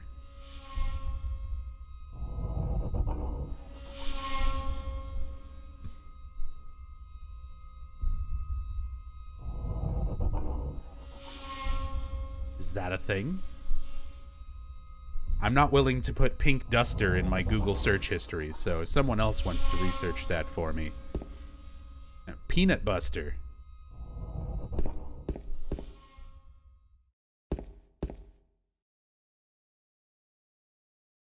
God, that audio.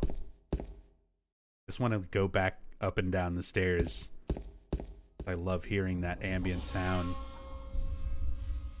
We get up here. Okay. So, we've encountered Laura. We have a gun. Now it's time for some very interesting audio. Also, for this one little segment here, no enemies.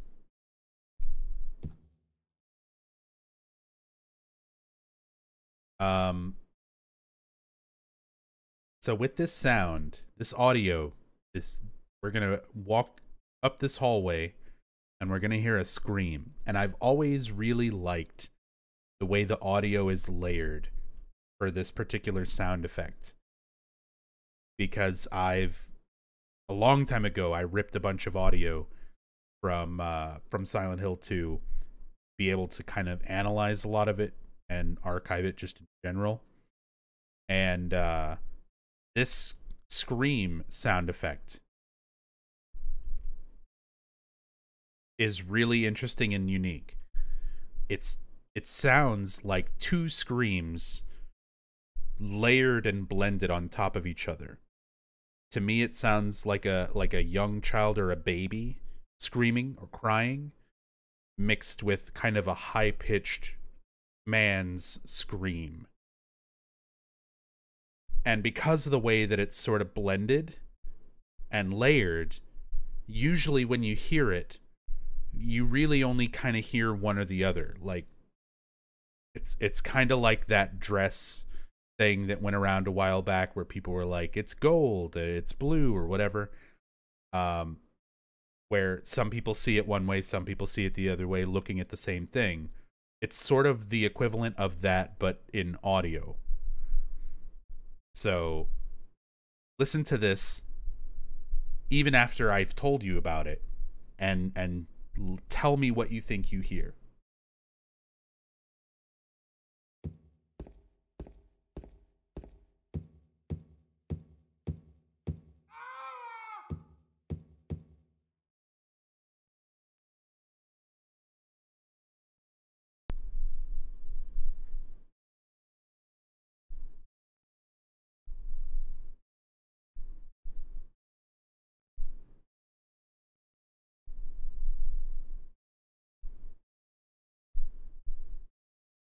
Giant baby, man and baby, distorted baby, man at the start, baby at end, man, a man baby. The same scream but pitched differently. It's two distinct screams when you really like throw it into some audio software and kind of pick it apart. It's definitely two distinct screams that are kind of mixed together.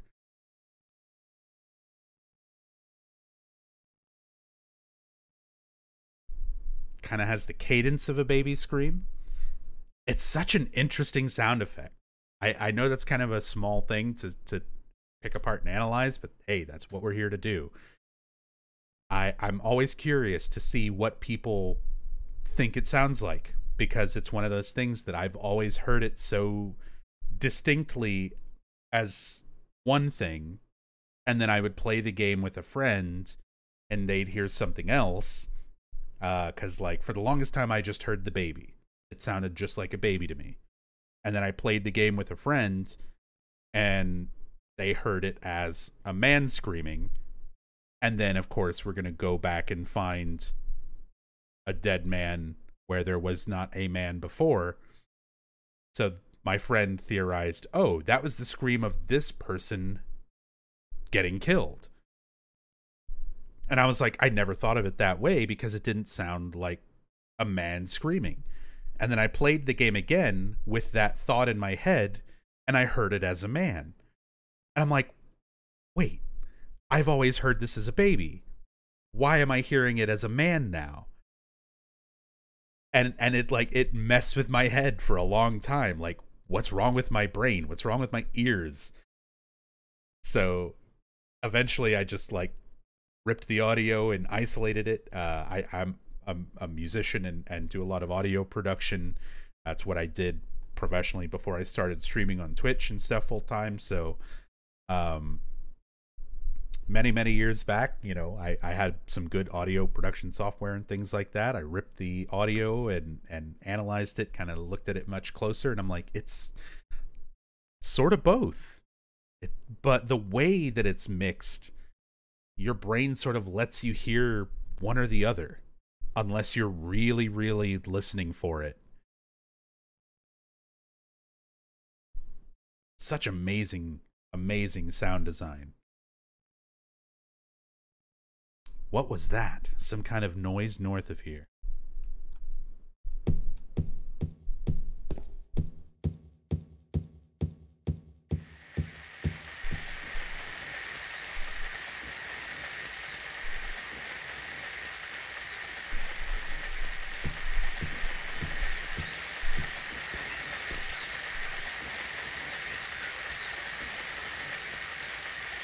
It's him.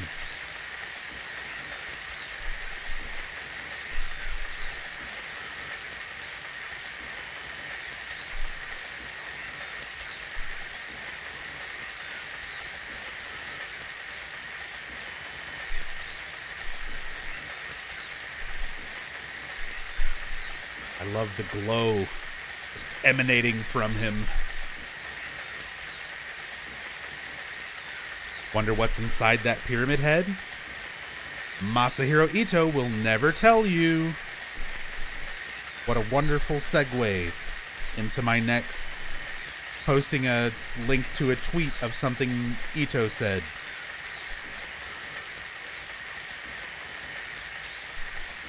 So, for a long time, fans very incorrectly thought that Pyramid Head's pyramid was his head. We all got that idea because that's flat out what they say in the making of Silent Hill 2 behind the scenes video. But it turns out that was a mistranslation made by the people who narrated it and put that together. It's exactly the opposite. It's not his head. So, here's a link in chat to Masahiro Ito's tweet that he made December 5th, 2018. I'm often asked, what is under the helmet of Pyramid Head? But I'm not going to answer that question. Example, as soon as you are given the trick of a magic, basically when you have a magic trick explained to you, the magic will be nothing to you.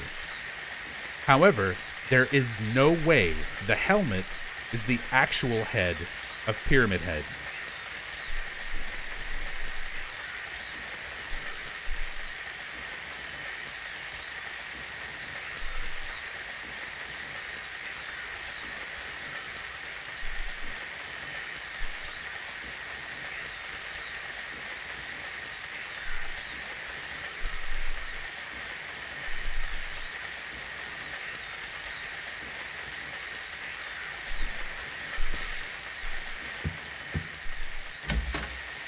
So just a bit of stuff to think about. Some things to keep you up at night. The helmet is not his head. There's something under that helmet. But Ito very specifically says he will never say what it is. And we've looked inside of his head when we did the hacking streams and model viewers and things like that over the years. There's nothing rendered inside of it to give that away. But as far as Ito is, you know, his creator, he intends for there to be something there, but it's basically only in Ito's mind. It's nothing that he's ever drawn, it's nothing that has ever been rendered, and it's something that he does not ever plan to say or tell anyone. And I love that.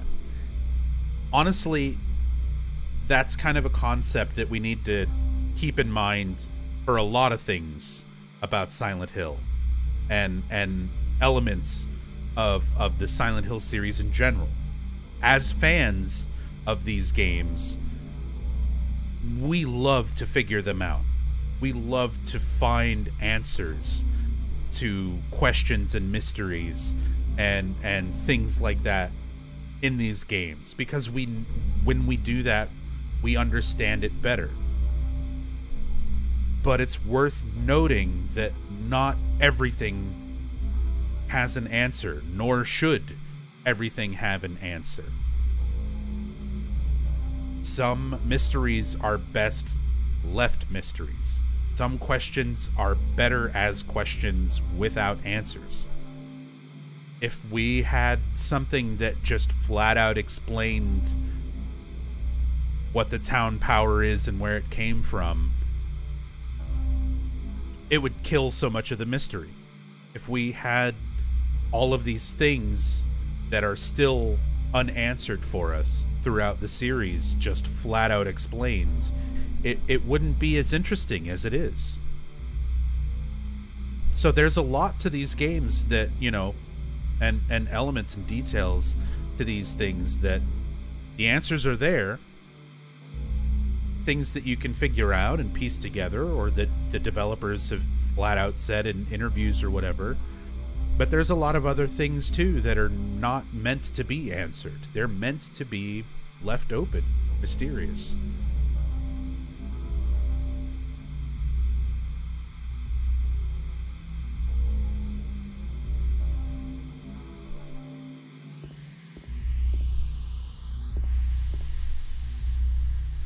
So going back to that scream.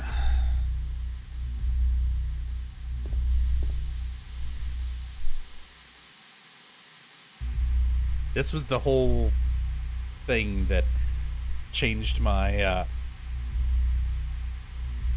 my sort of perspective on hearing that scream. When playing this game many, many years ago with a friend, they heard it as a man's scream. I always thought it was a baby screaming. And then you come into this room right after seeing Pyramid Head outside, and there's this corpse sat here in this chair covered in blood on the TV that is now on and was not bloody before. The chair itself moved very far forward right up to the TV, leaving this large nasty blood smear. And my friend pointed out, oh, Pyramid Head killed this guy, and that's what you hear in the hallway.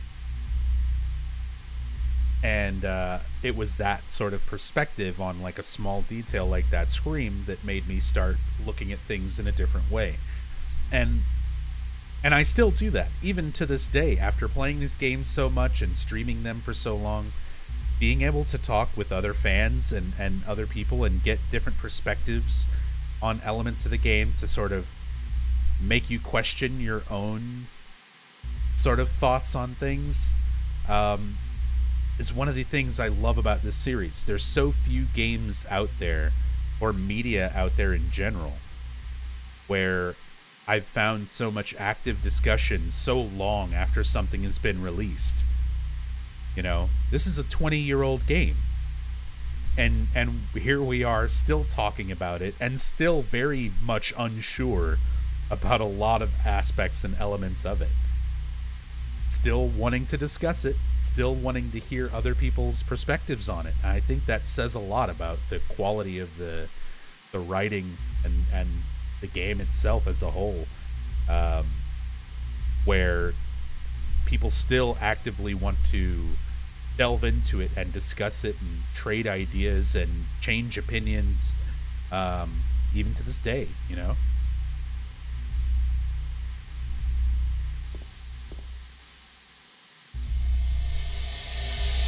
Oh my God. Who could have? And once again, this corpse sitting in this chair is James Sunderland himself. Representation of himself. Dead. The town drawing his desire in the back of his mind for punishment and expressing it, manifesting it in this physical form. Putting it right in his face, trying to make him face the truth. And James still is just not accepting it. He's not seeing it for what it is. And it's also very blatant foreshadowing. Little bit of an interesting note about this particular corpse. This gets reused in Silent Hill 3. They take this James corpse, retexture it, and put it in Silent Hill 3 as Harry Mason's corpse.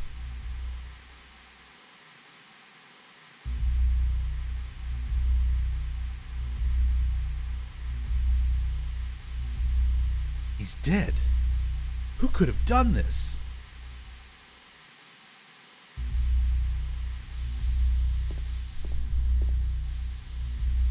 Newspaper here. Looks like it's very old.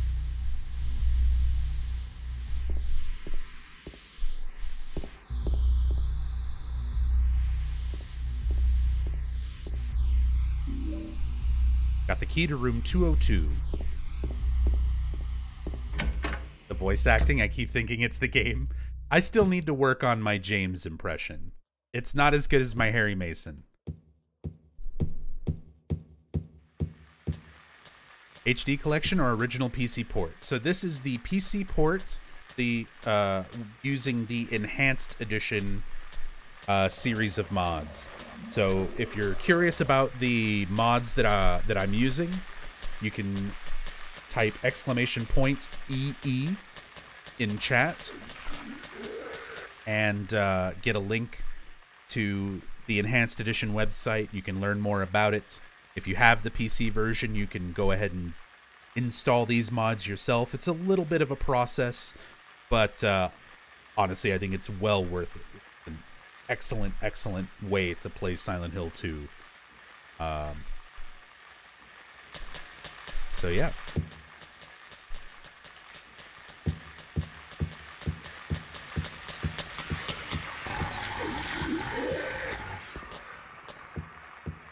Does the link not work?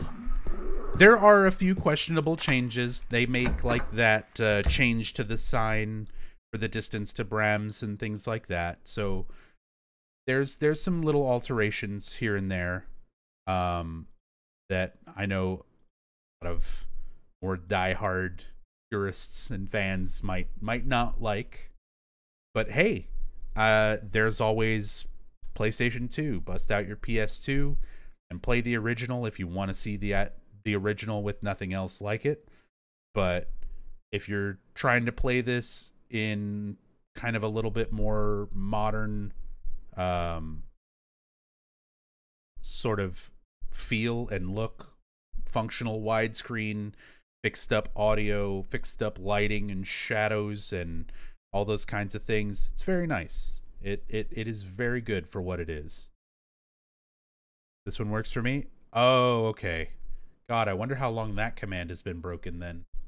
Let me just update it real quick.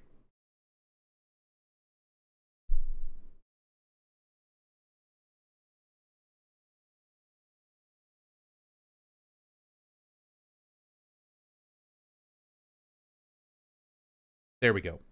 Command should give the working link now.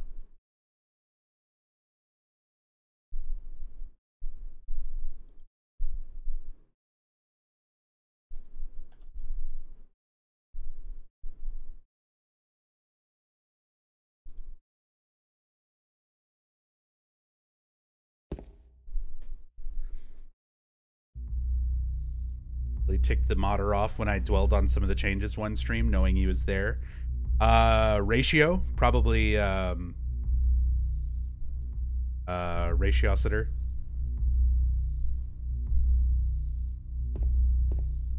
It's been such a passion project for so many years. I can understand having that personal attachment to it, but it's fair criticism, you know. But yeah, I know Ratio is seriously super very very great person who I've talked with and worked with a lot over the enhanced edition and a lot of things over the years. But yeah, that's how things are, you know. When you put a lot of time and effort and passion into a project, sometimes it can be hard to take that criticism. Definitely, I'm guilty of that too. It took me a long time to go through my story playthroughs, and when I started streaming and my channel started to grow, I started getting a bigger audience, which meant a lot more people who would hear my opinion about something and say, that's not right, I don't agree with that.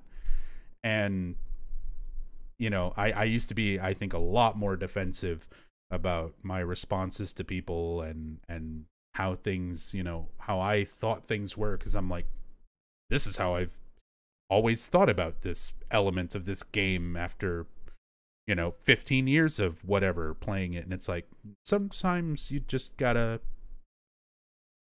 take it easy and learn how to take criticism. It's a hard thing to do for a lot of people. It's a hard thing to learn.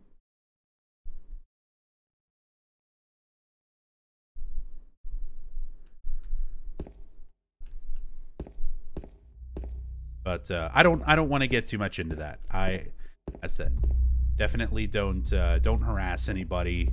Everybody who's here, you should all know better. Like, anytime we're talking about anything like this, you know, don't go out of your way to like mess with somebody and be like, they're talking about you, they're talking shit about you on the stream.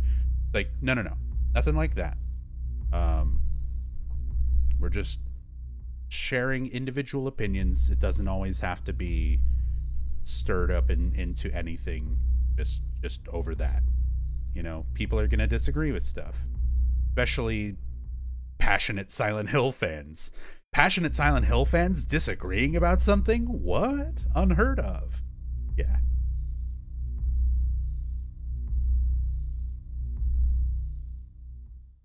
A lot of people don't like me. If we're gonna talk about stuff like that, there was a time where I very much was part of that group. I was very anti Twin Perfect for a long time, because I'm like, what? They're taking all these opinions and stating them like fact and cherry picking these interview quotes and taking things out of context. I was one of those nerds for quite a long time. And after actually like talking to you and interacting with you and some of the other people involved, and like, my opinions completely changed, because like, I don't know, you can't get so uptight about those things. And when you actually talk to other people, you realize like you have so much more in common than the things that you disagree with. And, you know, now you're one of my favorite people in this community. Absolutely. And my opinions have changed on a lot of people like that. So it's all a bunch of, you know, lessons in maturity, I think, and just getting to understand and know people better before kind of getting so defensive.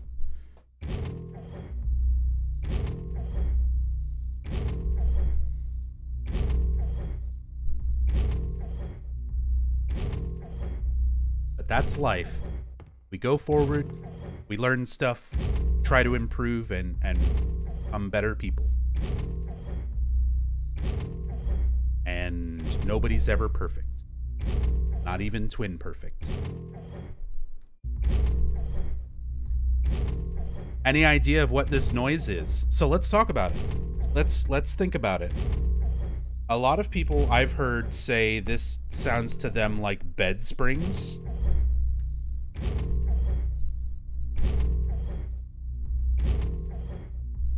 Like a spring coil bed mattress being depressed and squashed, but then pitch shifted and sort of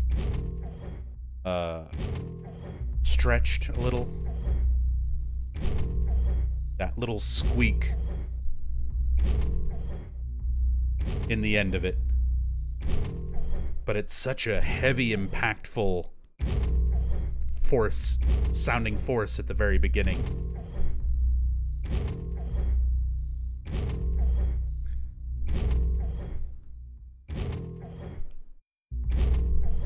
It's enough to make your imagination go wild, exactly, yeah.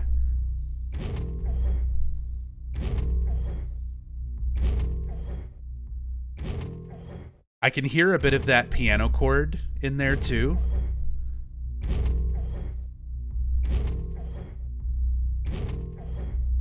The sound of a guitar being unplugged from an amp. Is that for sure what that is? Because put through some filters and distortion, I can definitely hear that.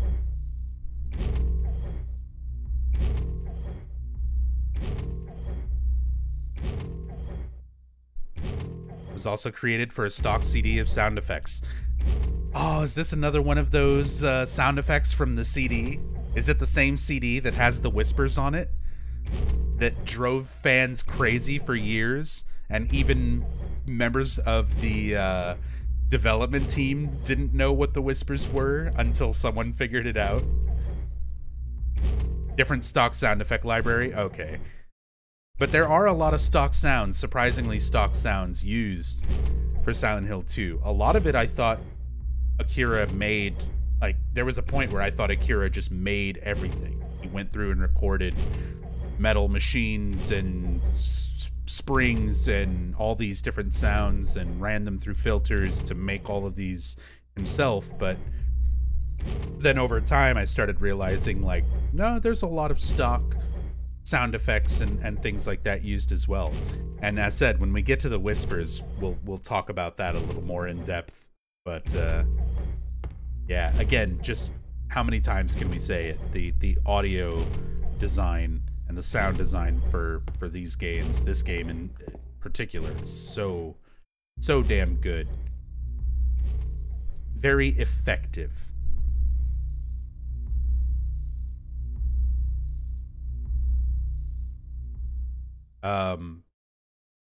Earlier I was talking about moths and symbolism. Don't worry, we're gonna put our hand in the hole, but I want to talk about some other stuff. The lighting effects.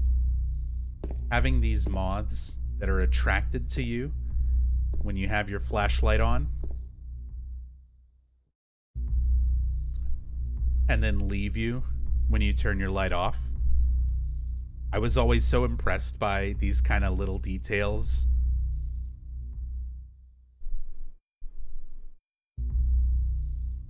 And this is an effect that is used in Silent Hill 1. Even for the PlayStation 1, they used this exact same effect. In the very beginning of the game, when Harry's going down the alleyway, in the nightmare sequence, the opening nightmare sequence, he takes out a lighter to use as light, and a bunch of flies will be attracted to the light. And then as you move away from them, they leave you behind. Or rather, you leave them behind. So, using this bugs attracted to your light effect, I think is really interesting. And I started thinking about it more, where I wonder if this is also another subtle tutorial. If you didn't happen to read those notes about sitting in the darkness to avoid the monsters and demons and turning your light off and they don't notice you as much. I wonder if that's a little bit of a hint here as well, that things are attracted to light. Your light affects how much things in the world notice you, whether it's harmless little moths or lying figures, things like that. Yeah, of course, Fungo. Please go right ahead.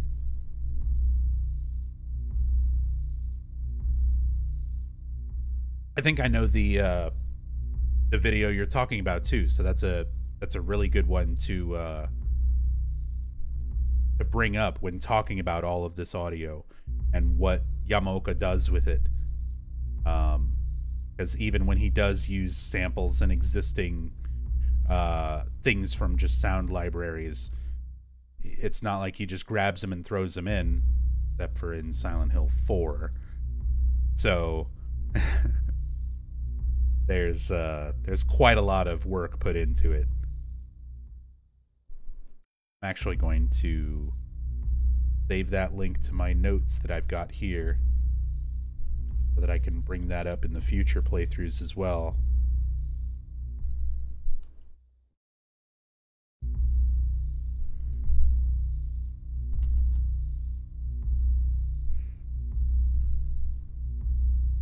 Okay. Got a little lazier in Silent Hill 4's OST, and I can understand why. I totally understand why, now that I know about the development history and process with Silent Hill 3 and 4, where Silent Hill 3 and Silent Hill 4 almost started development at the same time. Like 4 was started like right after 3. And for Silent Hill 3, Yamaoka was doing so much for it. He was made an overall producer, not just, you know, focusing on the music and the sound. He was doing much more in a lot of other roles for the team for Silent Hill 3, and he was very focused on Silent Hill 3's soundtrack, to where he was more focused on the release of that soundtrack as basically a personal album, almost more than he was concerned with the release for the game. Which is why Silent Hill 3 actually released with its soundtrack included in many versions.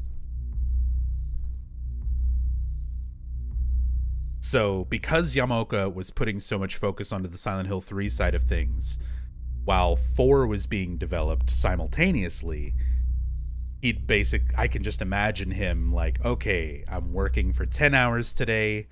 I'm going to do 9 hours of putting together the soundtrack and the production roles and the things I need to do for Silent Hill 3. And then at the very end of the day, right before he gets off work, do an hour of stuff for Silent Hill 4. What do we need? A monkey sound? Sure, put it in there. What is this? A burping sound? It kind of sounds like a growl. Put it in there. Just throwing stuff in files and being like, there we go. That's fine. As long as people buy the Silent Hill 3 soundtrack, it's fine. He still did a great job with Silent Hill 4. I think the best parts of Silent Hill 4's sounds are Joe Ramersa. I think it's more Joe Ramersa than Yamaoka. Yamaoka obviously still contributed a great deal, but I think the best sound elements of Silent Hill 4 come from Joe.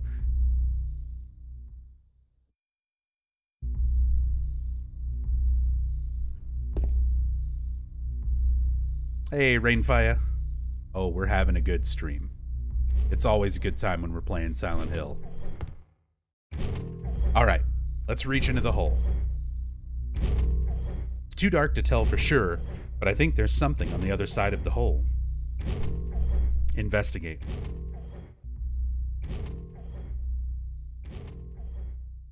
there is actually a key in that hole. Even though you don't see it, and it's not really rendered, it's there. We saw that in the hacking stream with Necorun. And you can see it in James's hand when he pulls his arm out. They don't just spawn it in his hand. It's there the whole time.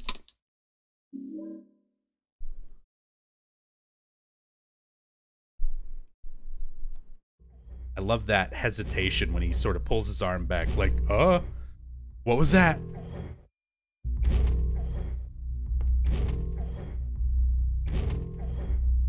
Remember when they took this concept, this really cool concept, as something that's pretty scary because it's unknown, and James's reaction kind of makes you go, ah, shit, and then it's like, oh, whew, everything's okay. It's a nice build-up. And then they do it for Homecoming, and it's a QTE, where if you fail it, your arm gets ripped off.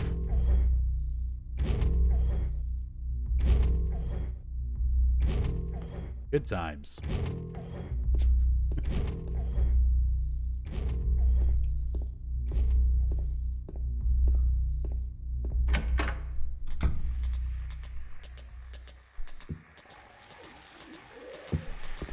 All right.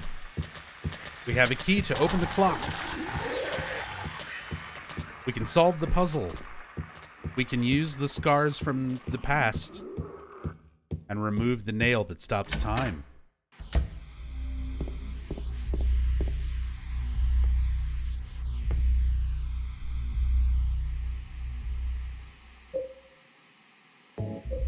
Let's just look and appreciate these images in the menu in the enhanced edition.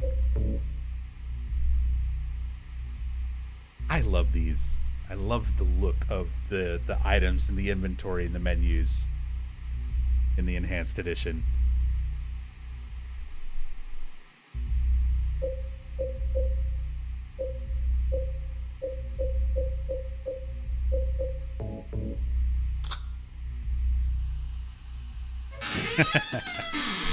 Hey, what's up, Marty? Hope you're doing well tonight. Enhanced edition is too sharp and clean. It hurts my eyes. That's fair. You can always hook up your PS2. Bust out the CRT TV.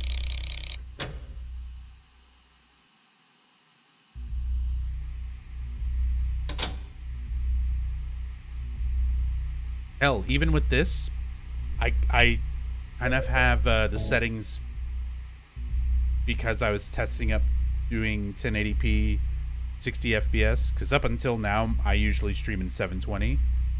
But I think I've got my setup all good enough now, my internet and stuff good enough now, to where I should be able to stream in 1080p going forward. Much better stream quality than what I've been doing. And when I was testing this out earlier, messing with the OBS settings, I had to turn off the noise effect because it was kind of messing with how stuff looked at different resolutions. So I can always turn this on if we need a little more grit. How does that look to you guys? What do you think? Should we go gritty? Can we get some opinions in chat? Grit or no grit?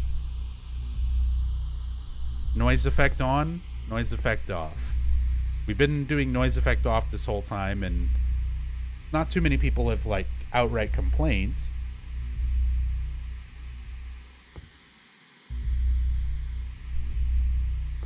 But I'm curious what you guys think. Love the grit.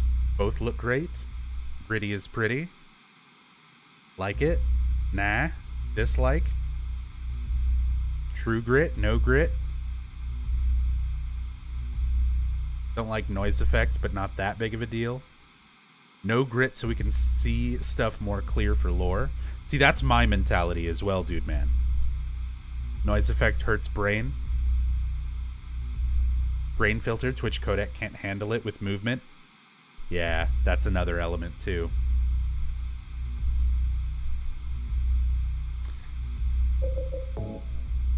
we're going to go back to no grid.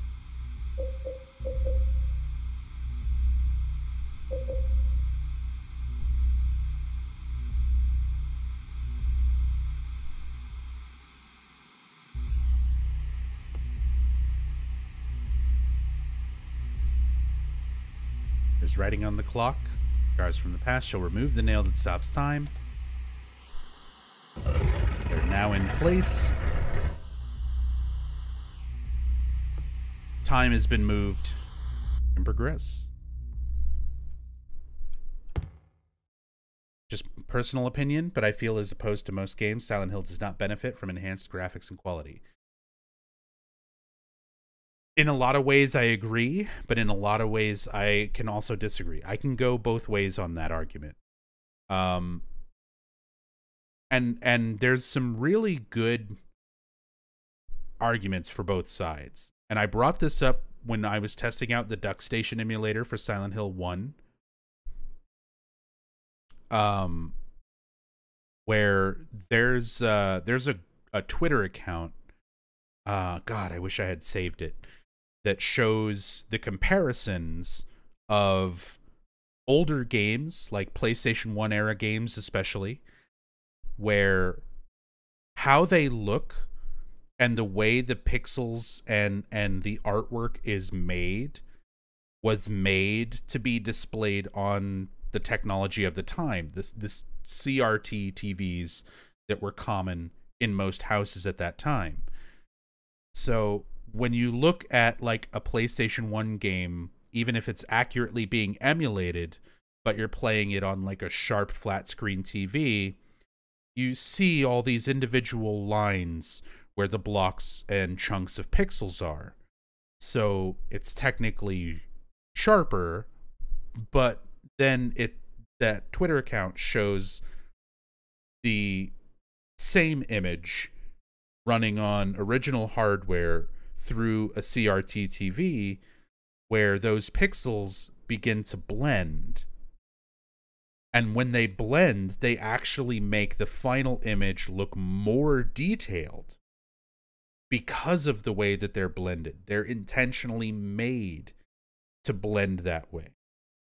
So when you look at something without that, it looks very sharp and pixely.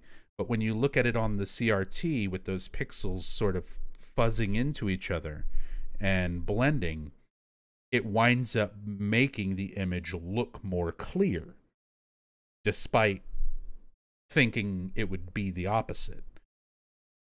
And Silent Hill definitely utilizes that when you look at the original hardware of Silent Hill 1, Silent Hill 2, Silent Hill 3 on their respective hardwares on those older CRT monitors, where the noise effect and the lighting and the shadows and the textures, all of those pixely elements to them that are made to be blended together make it look more visually distinct and clear.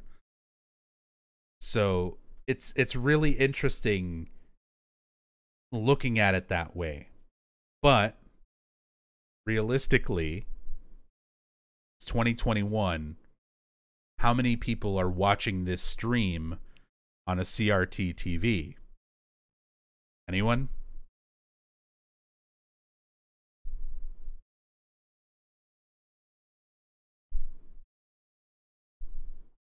So Demonic Sandwich is a liar. But like seriously, it's not gonna be common. It's pretty much not gonna happen.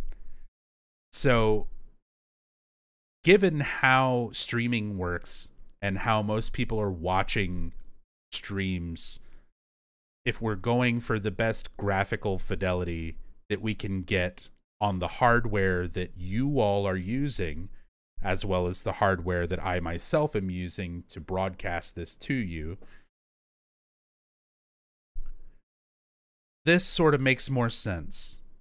Having the higher res textures, the up-resed internal, or the higher internal resolution, the widescreen format, the lack of noise filter, all these sort of elements to get the cleanest image that I can play and broadcast and you can watch on your flat screen or laptop or cell phone. You know, and be able to see and know what you're looking at. So I said I can definitely take that argument in either direction. I think both have their valid places. Having the original grittiness of the original releases of the game, how they looked on their old hardware, if you can especially play them on older monitors and CRT TVs and things like that, it definitely has its place artistically. And a lot of times they were developed specifically for that.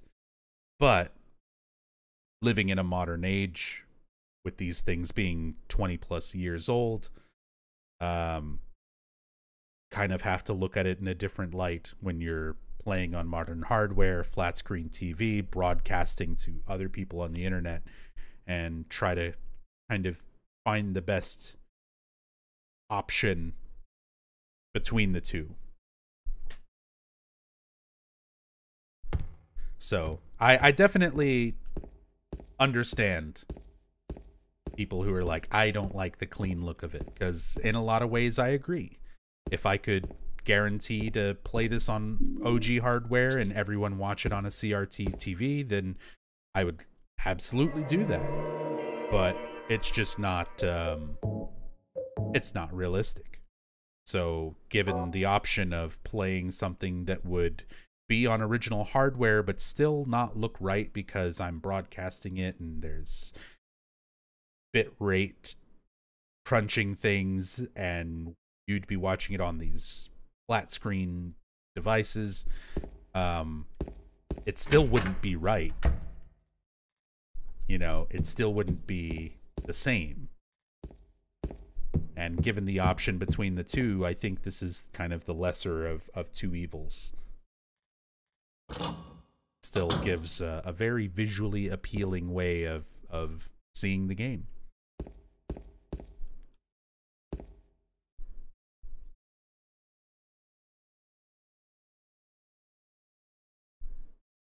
Someone I follow was playing a Zelda 2 NES mod hack on a CRT TV. Shit tons of people tuned in.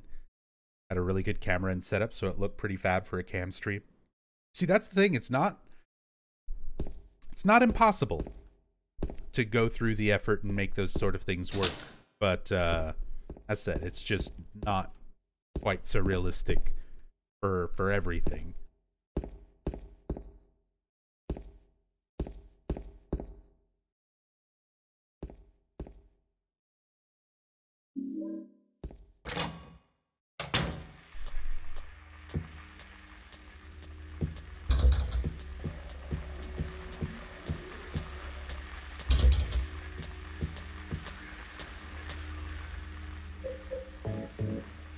Should be thankful we can still play this 20-year-old game today in this fidelity. The way game preservation is going forward, we should be thankful that we can still play these games at all.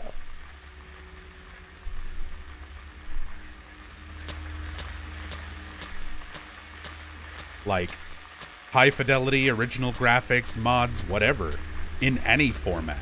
Like, we're gonna reach a point in the very close future where a lot of games and things are just simply not there anymore. You just can't play them anymore. We've already reached that point for a lot of things. And a lot of people don't even realize, because game preservation is not taken so seriously. You know, people do their best to keep these things going and keep versions playable and have it move forward as technology moves forward, but there's a lot of things that are already gone. And as we move forward, more and more things are going to be gone. So, as said, we're lucky to even be able to play a lot of these games still.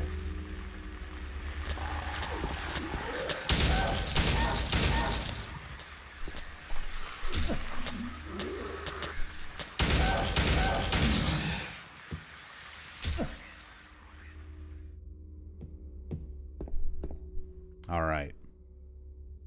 Before we go into this room, I just want to show a reference image. It's a little bit, relevant. So this next scene that we're about to see is another very, I would say, deliberate way that it's framed and shot and handled cinematically. We're going to discuss a lot of what it represents and kind of look at the details of it, but also the fact that here's a screenshot of Kyle MacLachlan's character in the film Blue Velvet. And in this scene in Blue Velvet, hiding in a closet while some very disturbing things are going on in the room outside of that closet. I will leave that to you to look up yourself. You can probably find the scene on like YouTube or something. I would highly recommend watching the movie because David Lynch's Blue Velvet is an absolutely fantastic film, and there's a lot of influence of it seen in Silent Hill, like there is for many David Lynch works. But just want to bring this screenshot to attention before we move through into this room.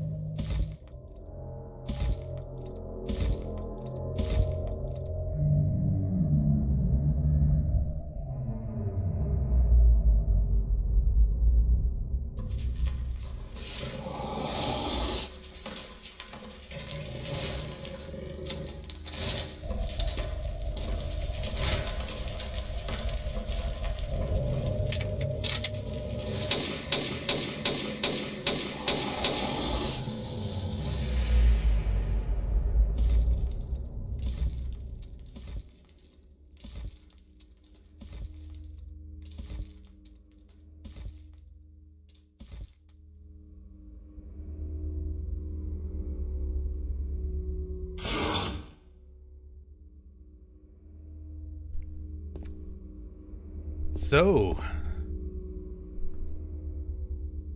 a very Blue Velvet inspired sequence of events there. As I said, definitely look it up on your own, whether it's just this individual scene or if you can, please watch the full movie. It's a great work from David Lynch and well worth a watch, especially if you're a fan of Silent Hill. 2 entries passes in the subway of Silent Hill 4 are named Lynch Token and King Line Pass. I feel that was a nod to their 2 biggest inspirations. That definitely makes the most sense. So many direct references to Stephen King, especially in Silent Hill 1. There's so much. Just posters for Carrie, posters for Pet Sematary, a poster of Stephen King himself holding a shotgun in the diner. They don't make it subtle. Bachman Road. All of these things, all of these direct references. And then, yeah, so many things from David Lynch films. The siren itself, very much an iconic part of Silent Hill that borrows heavily, I would say, from Industrial Symphony No. 1. Yeah. bits of blue velvet here and there, a racer head here and there, Twin Peaks, of course. So you can see a lot. You can see a lot of that influence much more often than everything else. Like, they're very well versed in horror, and there's lots and lots of references. Some stuff pretty obscure even. But yeah, I would say those are definitely the two biggest influences and inspirations to the team.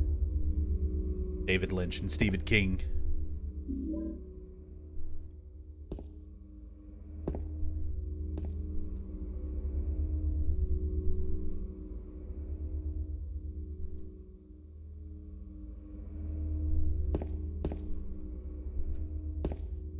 We've been keeping up with David Lynch's daily weather reports. No, I haven't. I need to catch up on them. I've seen a couple. I've seen like some compilation things that are out there, but it's been a while. So yeah, this whole sequence, there's a lot to pick apart about it. So, God, how do I not have this tweet? I'm looking at my notes. How do I not have this tweet from Ito linked and saved in my notes? There's a great tweet from Masahiro Ito where somebody was talking about, like, someone directly asked him on Twitter, like, what's, like, paraphrasing, but they're like, what's the deal with Pyramid Head raping the things? And Masahiro Ito replied very bluntly, he's not fucking.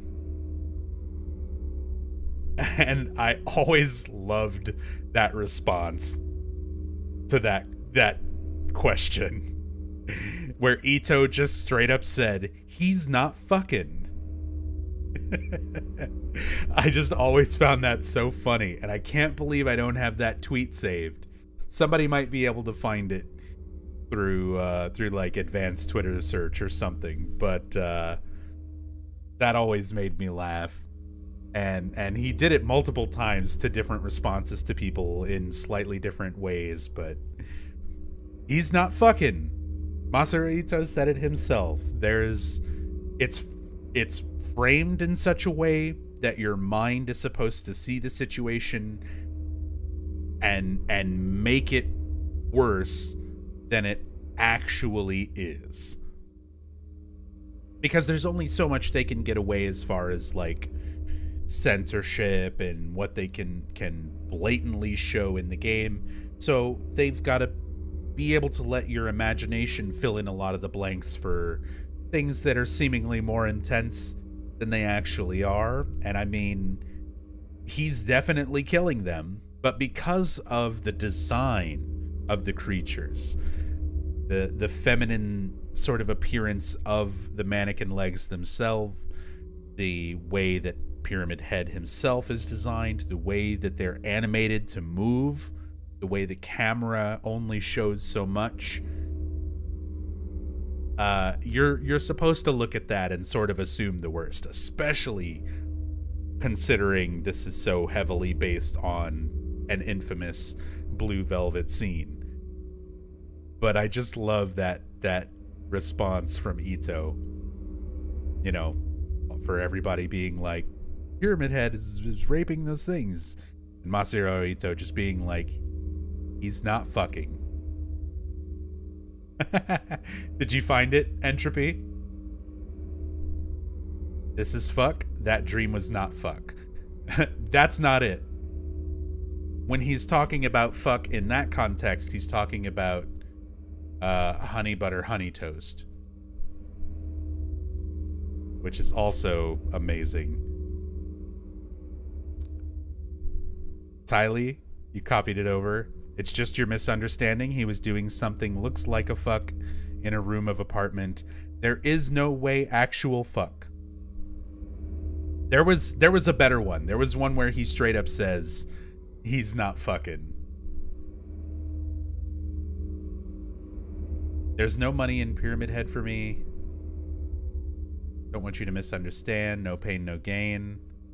More important how I produce the character. No, that's not it either. Like, I remember him straight up saying he's not fucking in response to somebody asking about this. Oh boy. It may have been, he does sometimes delete his responses and stuff later on, so it might be something that's no longer there, but man, I really should have saved it, screenshotted it. Maybe I've got a screenshot. Hold on, let me check my folders.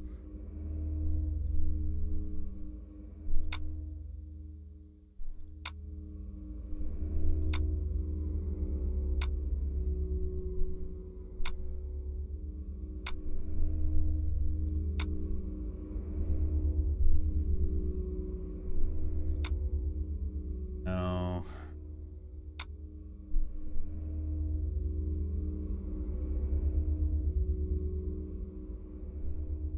Wait. Oh. They're screenshots of Tom Hewlett tweets.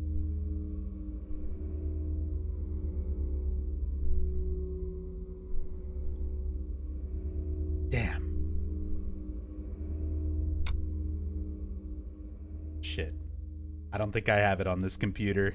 It might be on an older drive.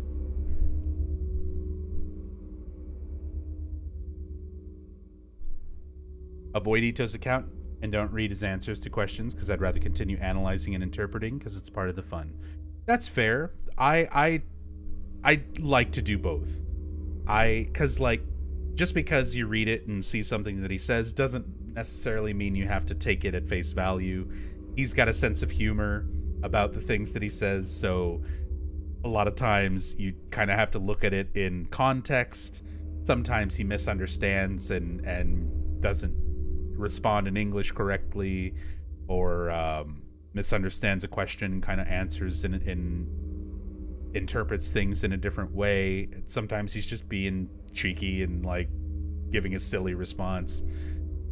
Sometimes he just seems annoyed and he's like tired of questions and he just says, I don't care.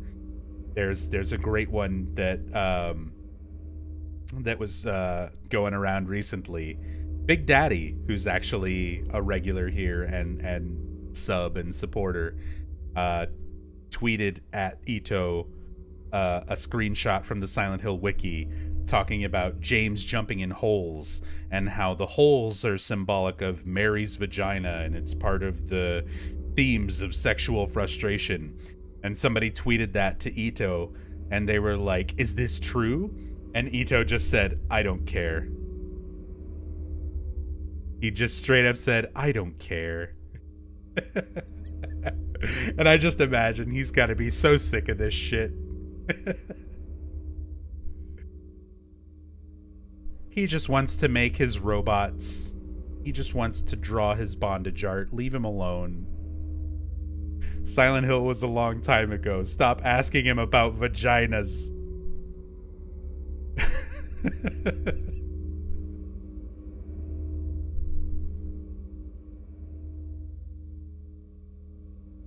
Oh.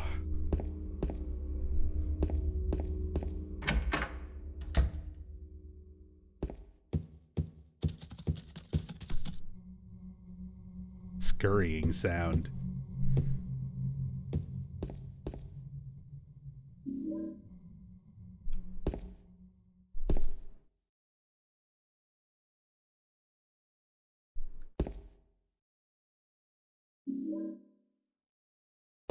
All right.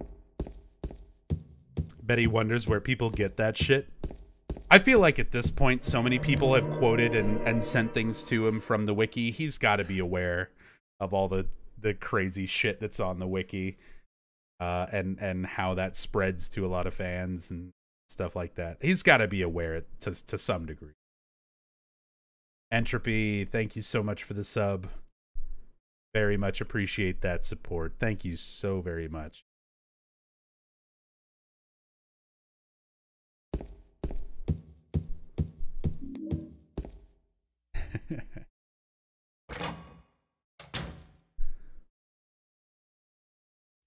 Favorite tweet of all time? After the big earthquakes in Japan, Hideo Kojima just said, "I'm all right." People try to point out that Pyramid Head is raping the mannequins, and he got very offended. Yeah, that's exactly it. That's exactly it. Like, he seems to take offense to it. Like, how... Almost like, how could you see it that way? But when you watch the scene, you're like, how could you not? How could that not have been your intention? The wiki has a portion talking about how Pyramid Head's butt was nerfed in Dead by Daylight. I mean, it was. That's critical information that needs to be addressed and archived.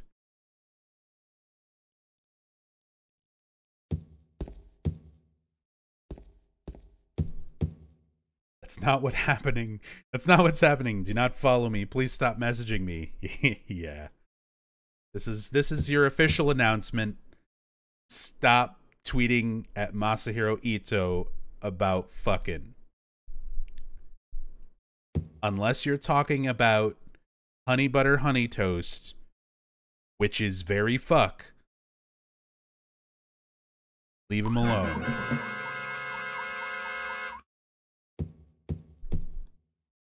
Stop annoying Ito. Dust Devil with that big ol' 51 months. Thank you so much. Yo-Yo, interesting conversation I came in on. You know, it's always a good time when we're going through Silent Hill 2, talking about the lore, going into all the details, talking about Masahiro Ito being annoyed about fans tweeting him about vaginas. You know. Just another Silent Hill stream.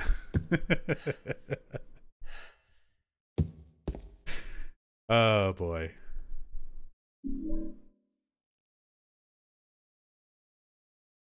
And juice. Okay.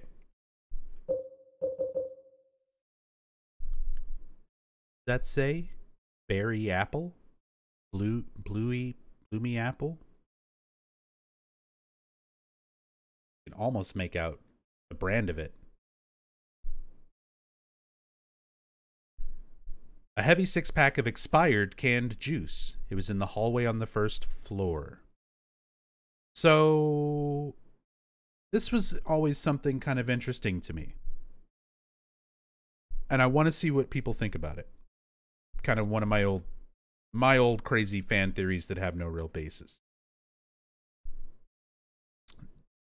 Canned juice is not as common, I feel, in the United States.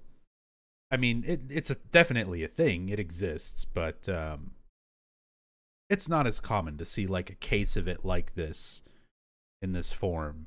This always looked to me a little bit more like a 6-pack of beer. Just from the style of it and the way the box is with the open sides stuff. Very similar to like beer packaging rather than like juice packaging. And I always wondered if maybe at some point this was supposed to be beer, supposed to be alcohol, because later in the game James has some dialogue.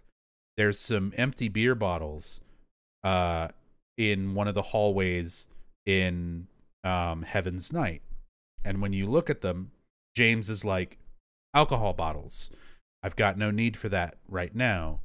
And then he continues on saying, it's not that I don't drink, I used to drink a lot to escape the pain and loneliness, but it's not something that I need now. So they make this point of saying like James drinks, and he even admits to drinking heavily at one point as a way of dealing with the pain, most likely the pain of the loss of his wife as she deteriorated, and he felt so helpless, and he started drinking, you know, going home alone from the hospital, and, you know, knowing that there was nothing he could really do. They emphasized that. They went through the trouble of emphasizing that about his character. And it would be quite symbolic to have James picking this up, if this was a 6-pack of beer, and throwing it into the trash, giving up that alcohol from his life, which was numbing him to the pain of reality, as sort of a way to mirror him coming to terms with reality throughout the game, getting out of his delusion of what's happened and what he's done to Mary and why he's here. That one little change, and it wouldn't take much. It literally just a slight change of the texture and a slight change in the description of the item to make this go from beer to juice. And there's also kind of an element of how things are allowed to be depicted in games, where if you put alcohol in a game as an item you can pick up, you have to put that on the box, you know, like it has to say that in the little mature rating thing. If you're able to, if there's alcohol, if there's drug use and those kind of things that are depicted in the game. So it might have been like, well, we already have all this violence and gore and sexual themes and everything else, and the alcohol and whatever is tipping it just a little bit too far. Whatever, make it juice. I don't know. Crazy fan theory. I don't have any sort of basis for this. It just seemed like a very small change that would need to be made. Make this go from alcohol to juice. There's reasoning to do that. And if this was alcohol, I feel like it would be pretty symbolic, as opposed to James just solving a puzzle by grabbing some juice and throwing it in the trash, which doesn't really have a whole lot of bearing on everything else. Whereas all the other puzzles and things that you have to do are pretty symbolic of other elements of the game, of James's character and the overall themes of the game. Whereas this always felt so out of place as it is. Just need some juice. You just need something heavy to get that trash out of the garbage, you know, chute.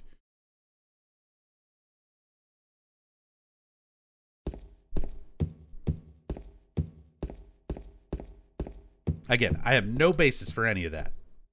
Just thoughts that I've had on this game after playing it far too long. And really thinking about this juice way too much.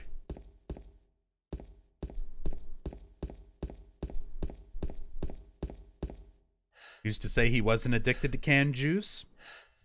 I mean, maybe. Maybe there is more to it than I gave it credit. Garbage. No use for that. Is the comment in the apartment where he's like, I don't need a drink right now, after or before this canned juice segment? The whole drinking thing is after this. It's when you get to Heaven's Night.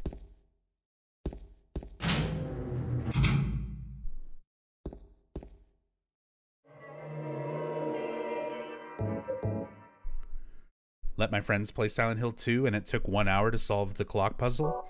That's okay. I watched my friends, Barry Dave, play Silent Hill 2 for the first time on stream a few years ago. And you know the safe puzzle that we're going to come up on in the apartments? Where you fish the wallet out of the toilet and then open up a safe? I watched Dave struggle with that puzzle for something like 6 hours on stream. It was like a long, long time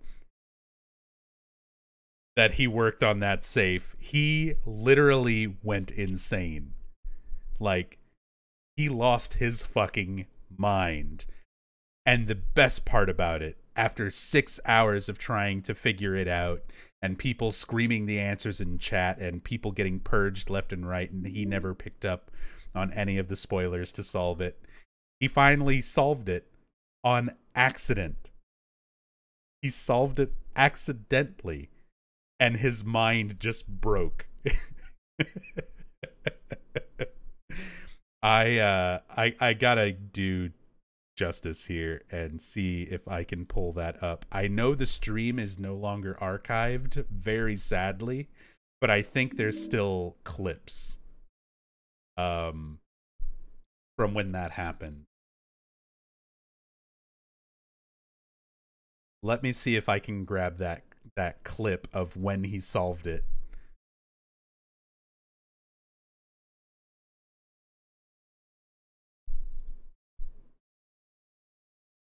Give me a moment. This is very important to me.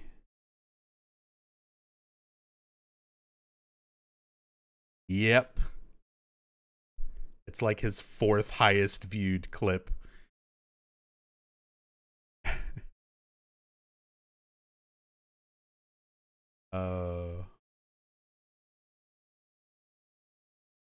So here's the link to it in chat. Please, if you could, like, follow Dave. He's absolutely amazing. I love that man. He's a great streamer. He's super entertaining. Such a great guy. And then I'm just gonna play the clip. I'm just gonna window capture this. Watch it.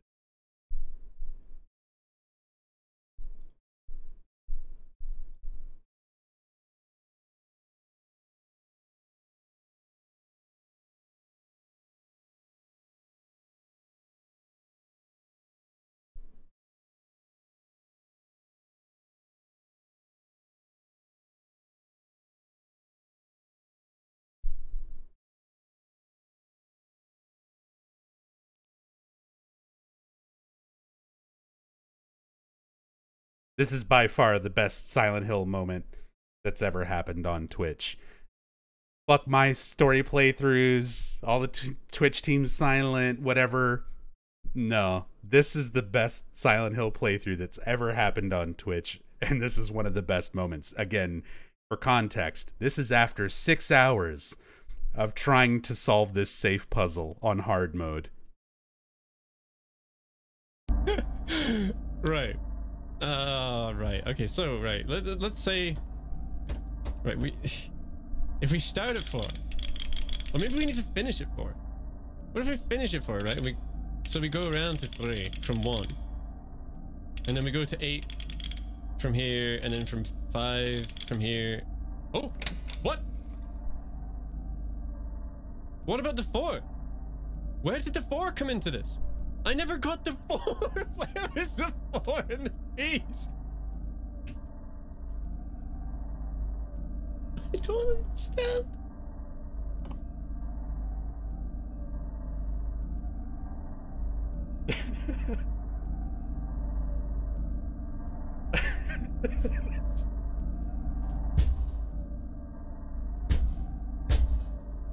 Just slamming his desk. Oh, God. Oh, I wish that whole stream was still archived so badly. Talk about things lost to time. Oh, that was such a good stream. As said, please follow Dave. Let me do a shout out in chat real quick for Very Dave. As said, he's amazing. Definitely give him some love and a follow. And make sure to let him know about the 4, the VV4. The whole thing was he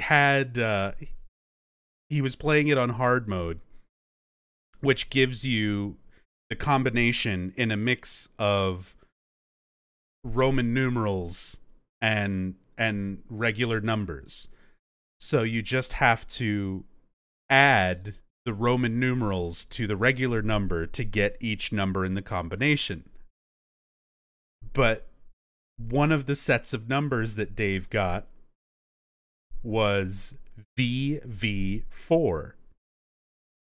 And he kept thinking that, like, the V's were down arrows, that he was supposed to be, like, pressing down, which turns the dial left, instead of looking at them as Roman numerals. So he kept trying all these different...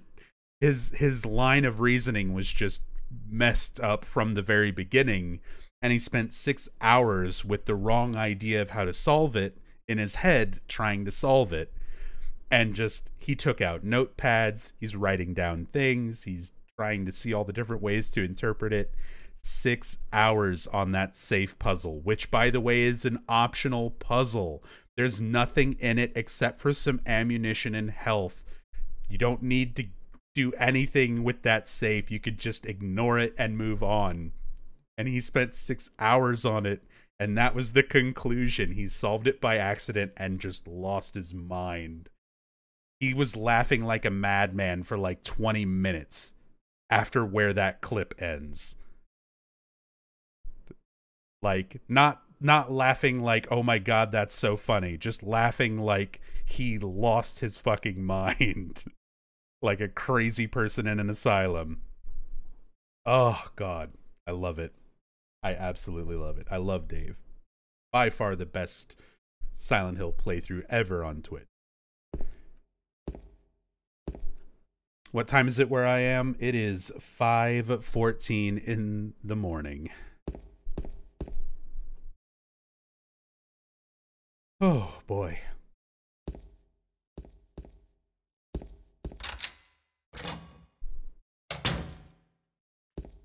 Damn, bro. And it's only been about, we're coming up on 5 hours since I started the stream. Am I tired? No. We're still going to be playing this game for the next, like, 10 hours at least.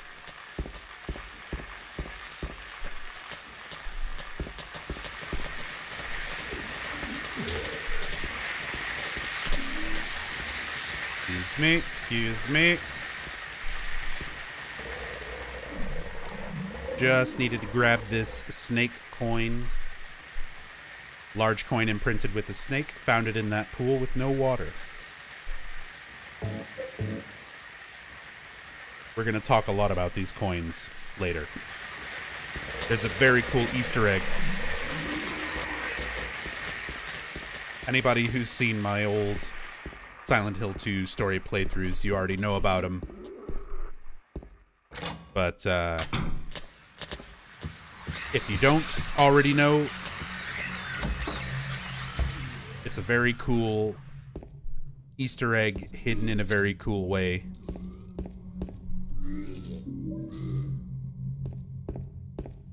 Did I have enough rest? Oh no, not at all.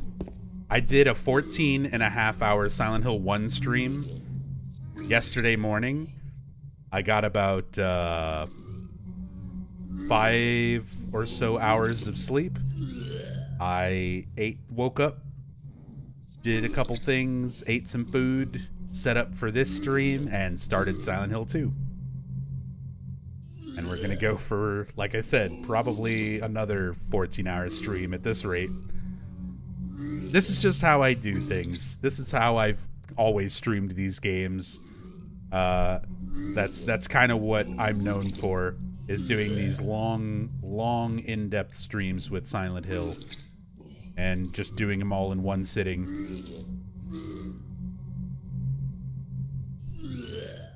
What the? Who could have done this?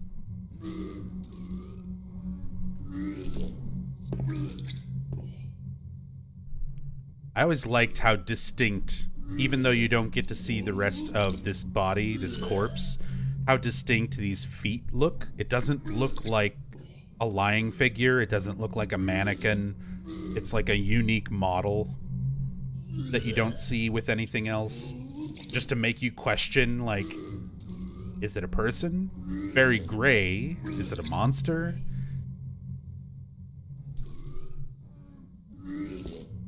Then we have Eddie puking his guts out in here.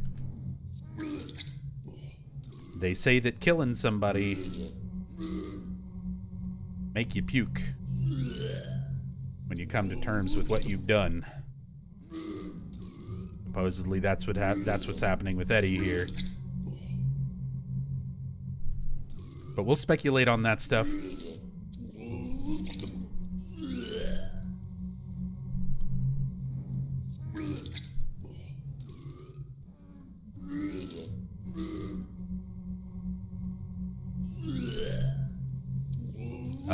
Entropy, let's not use that word in my chat, if you don't mind. I would appreciate it.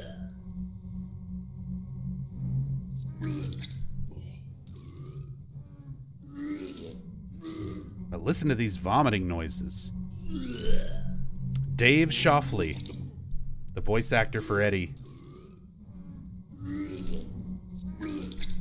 To make these sounds, he would actually sip water out of a glass. So those wet noises that you hear along with it, that's not added in on top of him doing a fake vomiting thing.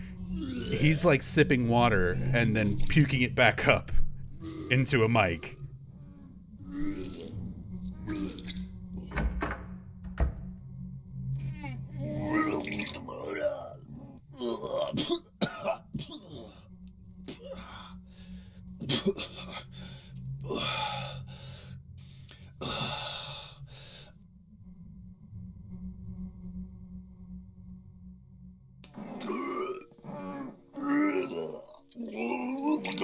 It wasn't me. I didn't do it. Do what? I didn't do anything. I swear. He was like this when I got here. My name's James. James Sunderland. Eddie. Eddie. Who's that dead guy in the kitchen? I didn't do it. I swear I didn't kill anybody. You're not friends with that red pyramid thing, are you? Red pyramid thing? I don't know what you're talking about. Honest. But I did see some weird looking monsters. They scared the hell out of me, so I ran in here. Well, I guess this place isn't too safe either. What happened here anyway? I told you, I don't know. I'm not even from this town. I just...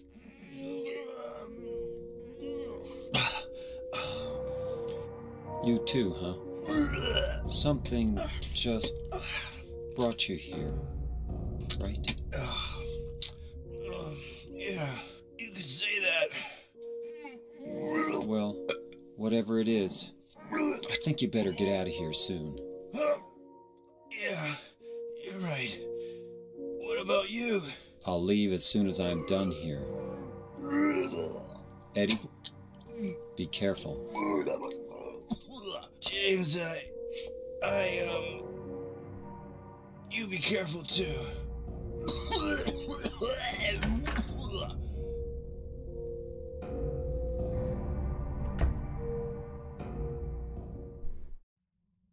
Well, at least he seems like he's done.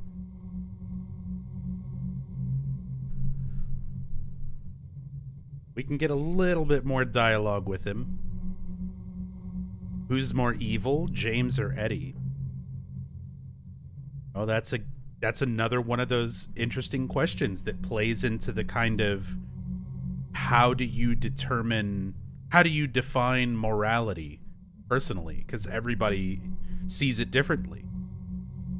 James, Eddie, Angela, they're all killers. They've all killed someone or something.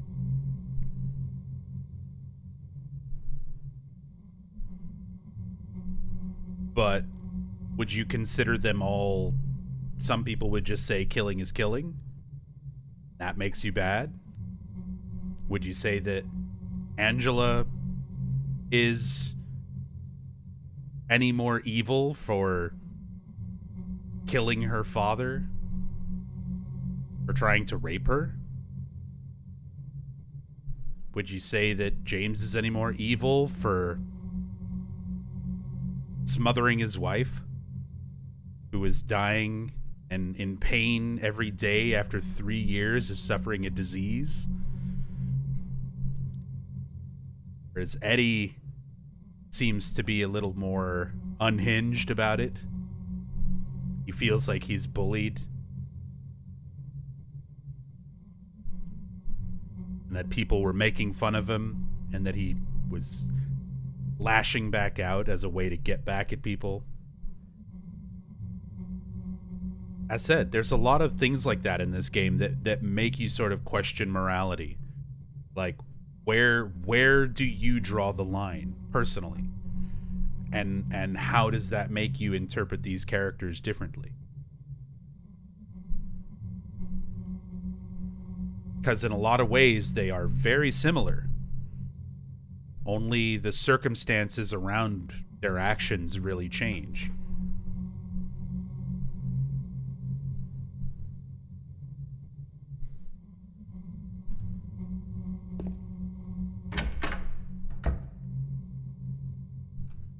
See what else he has to say. Eddie, are you okay? Yeah, I guess. All right. And with Eddie, we get a few little hints towards kind of what he's here for. Same with Angela. Angela, we meet in a cemetery. She says she's looking for her mama, and that her father and brother were supposed to be there too. And the way it's phrased, it's kind of like, does she mean just in the town? But she's very distinctly in a cemetery. So we're like, okay, what did you do to your family? With Eddie, right next to where we find him, sports posters, football, Dallas Cowboys.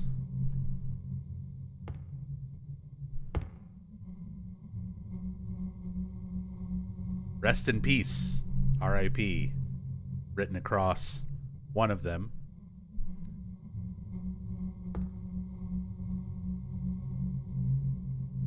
And as Eddie says himself later, he shot him too, right in the leg. Never play football again on that knee. So even if he didn't kill him, possibly intended to, he definitely killed a dog. And he, as he goes through Silent Hill more and more, seems like he's killing manifestations that James is seeing, like actual monsters, things that he sort of feels like he's defending himself from. Whereas all of the things that we find Eddie's killing look distinctly human. But again, this game plays with your idea of perception. Who knows what Eddie is seeing those as? He might be seeing something entirely differently.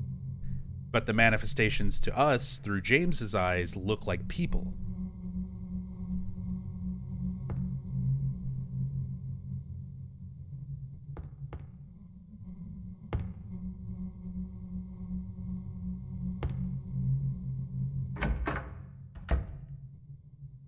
Yeah, Entropy, I talked about it at the start of the stream. I'm a huge anime manga fan, and I absolutely love Berserk. It's so sad. So sad to hear about his passing.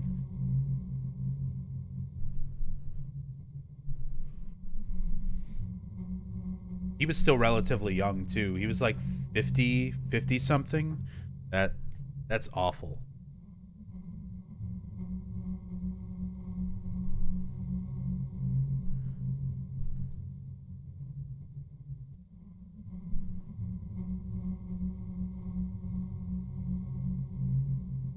Yeah, 54. Very, very sad.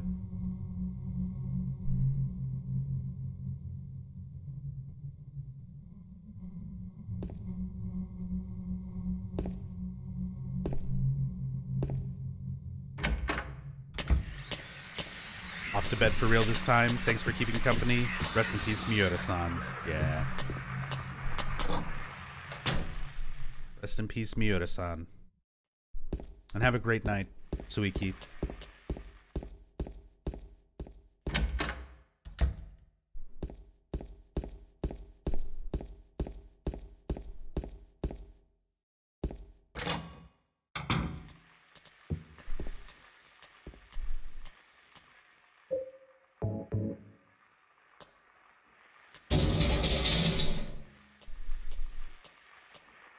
Looks like the garbage stuck in the trash chute has fallen through.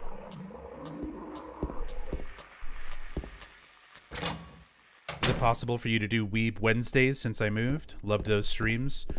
We might be bringing it back, but I don't know if it's going to be Wednesdays with my new schedule. Because Monday through Thursday, Monday through Friday, some weeks is going to be Silent Hill stuff going forward. This week and next week, I'm doing the story playthroughs. For the weeks after that, those are going to be my speedrun, relearning, and grinding streams. Just to learn to speedrun, get caught up on speedrun stuff for the Silent Hill games again. And then Saturdays and Sundays are going to like be my casual stream days. So those are going to be Dead by Daylight streams, Valheim, but D. Maru and Xanderkins, who usually joined me for a lot of Weeb Wednesday stuff in the past, as well as Jubes, might be more likely to be able to join me on Sundays. So we're going to have Weeb Sundays. I don't know. We'll work on the name. But yeah, that might be a thing again soon. But it'll most likely be like Saturdays or Sundays. Sugoi Sundays, I like it.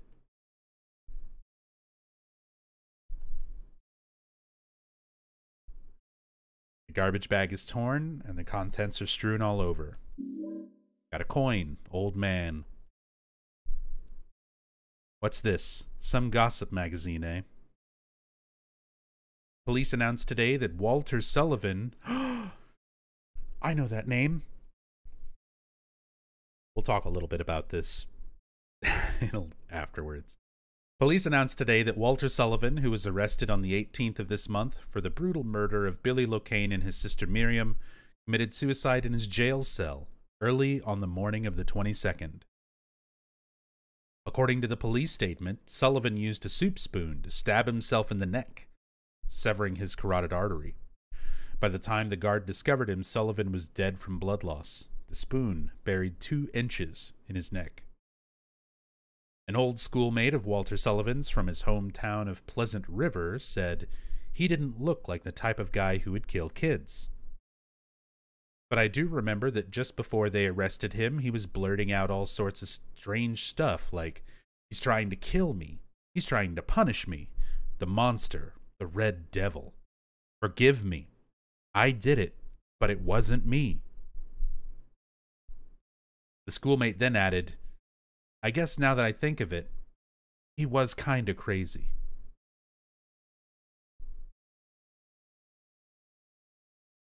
Did I miss Silent Hill 1? Yeah, there's a whole 14-hour playthrough of Silent Hill 1, but it's going to be archived. So it'll be saved on the channel indefinitely. It'll probably get onto YouTube at some point, not too long in the future, for people who want to catch up on all the new story playthrough stuff. So no worries. So Walter Sullivan. We were having this discussion when we were playing Silent Hill 1, and I kind of want to get into it since we're here talking about this article. There's a lot of misconception among fans, especially of long-running series and things, that everything is masterfully planned from the very beginning, where there's a lot of things that happen in Silent Hill 1 and Silent Hill 2 that fans look at and say, oh, they already knew what they were going to do for Silent Hill 3 and Silent Hill 4. We've got this whole article here for Walter Sullivan and all of these specific things that happen in 4. And, you know, what if the hole that was here and is not here? What if that's a reference to the holes in Silent Hill 4? Here's the thing. It very, very, very, very seldom happens that way. What Team Silent is very good at is expanding upon story elements that they've already established without interrupting that continuity too badly, at least for the first 4 games. So when they made Silent Hill 1, it was just Silent Hill. They didn't know how successful it would be.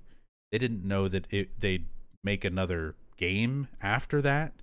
The team itself, Team Silent, was all sort of thrown together. They were kind of misfits from other teams around Konami that weren't necessarily doing anything too well. And it's very likely that if Silent Hill 1 had not been as successful as it was, that would have been it for a lot of them. But it was successful, and they were given the opportunity to make 2. And there's even interviews. I've got an interview that I can pull up, actually, with Jeremy Blaustein, who was the localization and translator guy for Silent Hill 2, 3, and 4. And he did a lot of the casting, hiring the voice actors, giving them direction, as well as giving ideas for the story and elements, meaning they didn't already have the stories planned out in the very beginning. But it is something that's worth kind of talking about and going over to kind of clear up a lot of that common misconception. Oh, I had it in my notes.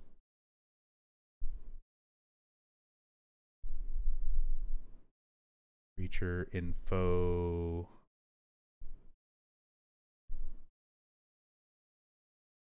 That's the YouTube thing for Jeremy.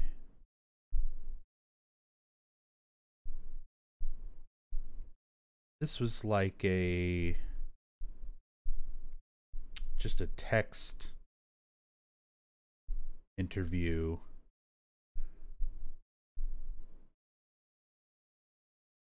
Ah, here we go. The Game Set Watch text interview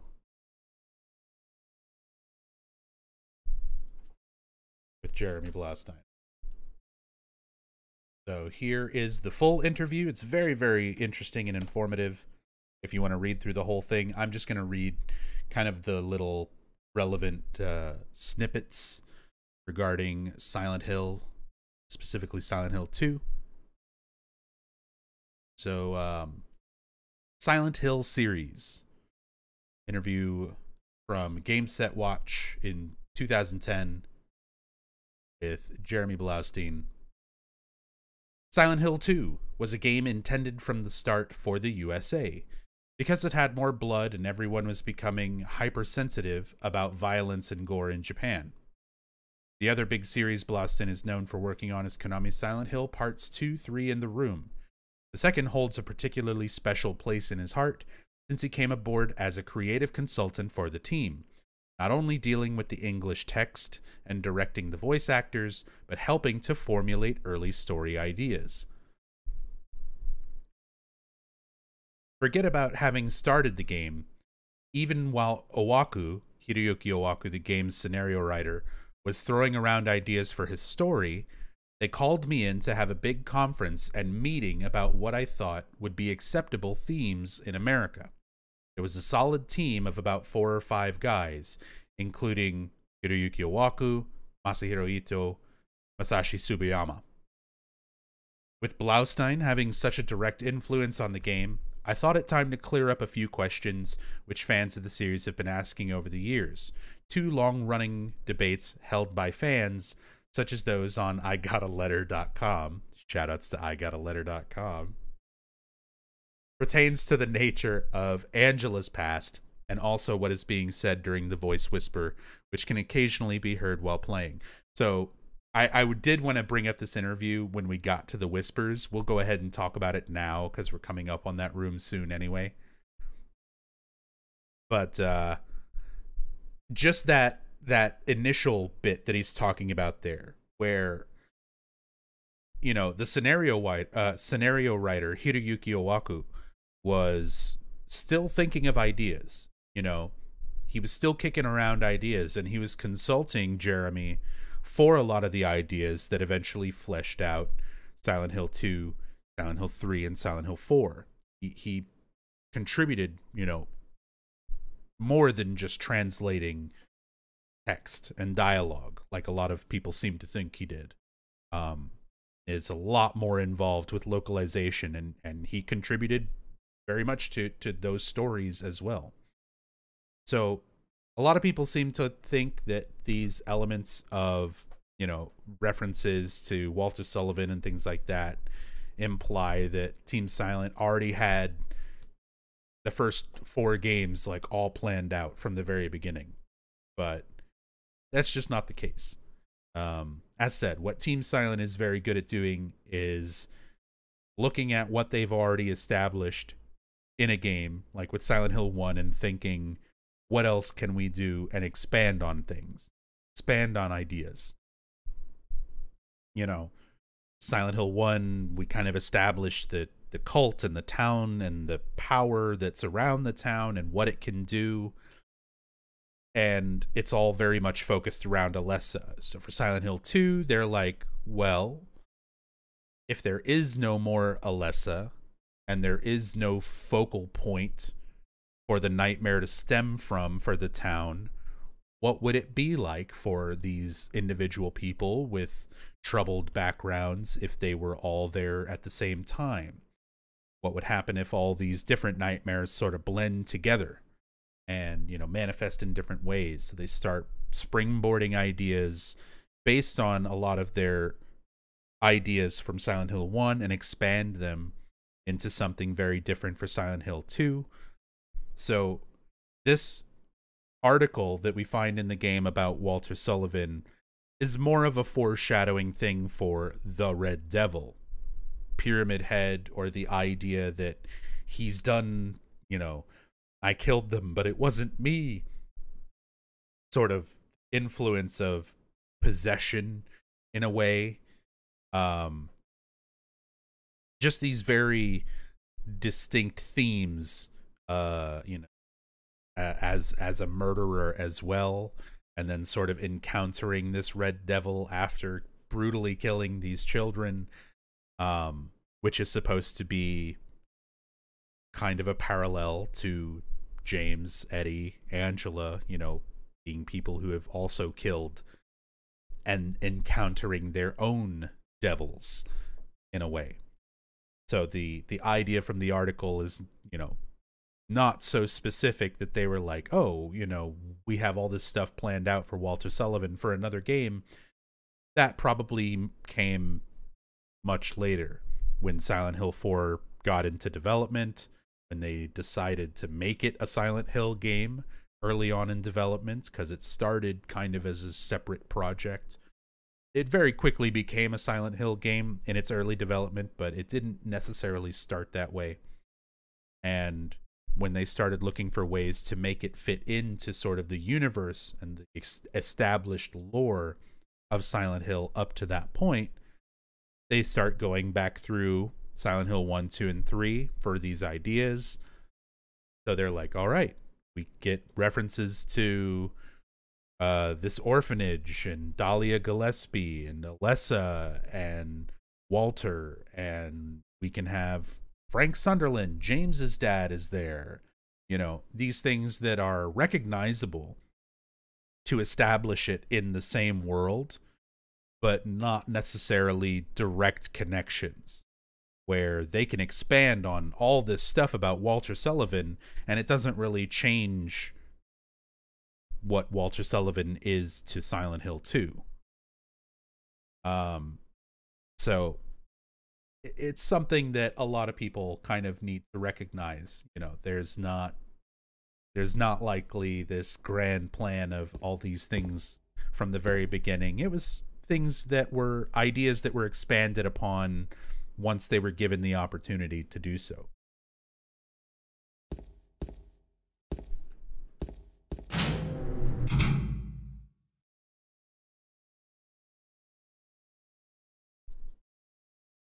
Seems like they found their notes of things they had in their games and go, oh, we mentioned this Walter guy. He could be a fun bad guy. It could have been just as simple as that, you know? They were just looking for a name and stuff like that. Saw a YouTube interview with Jeremy, and he said the weirdness in the voice acting, definitely not intentional by the devs. Correct. We said that exact conversation when we met Angela in the cemetery, Maddie. I brought up that exact same point, talking about the voice acting earlier. Loud Valley. Since yesterday, you share things about these games. A lot of informations are scattered over different websites. Are you concerned that over the years we may lose some knowledges and information surrounding the series? Yeah, of course. There's already a lot of stuff that's been lost. There's a lot of interviews and websites that I used to have just the link to a site or an interview or something saved that are not there anymore because they were websites from like 2002 or 2003 and they're just gone. So if once those things kind of go away, if nobody has them saved or archived in any other form, yeah, eventually they are just kind of gone. It's a big part of why I try to keep a lot of this information as much as I can, whether it's just through this sort of thing, this playthrough, you know, these playthroughs that I've been doing over the years, trying to archive these videos and streams where I share this information with people so that it can at least be carried forward in like a vocal format. But as far as having like a source for this information to cite and share, a lot of those sources are already disappearing. And yeah, it is definitely a concern. It's why I've made a lot of notes over the years and try to copy and paste articles and save them as files. But even then, you know, my hard drives can die and lose information. I've already lost hard drives and information just in the last few years of, you know, getting new computer equipment and changing things out. And, you know, I've lost a lot of notes and stuff over the years and spent time trying to recompile them as best as I can, but then there's things that I can't find anymore. It's unfortunately kind of a natural part of information these days. We think of the internet and all of these sort of things being sort of all-knowing, like we will have these things out there and they're always out there. But the reality is there's not. There's so much information out there and can only be archived and saved in so many ways, and all of these things are ultimately kind of temporary.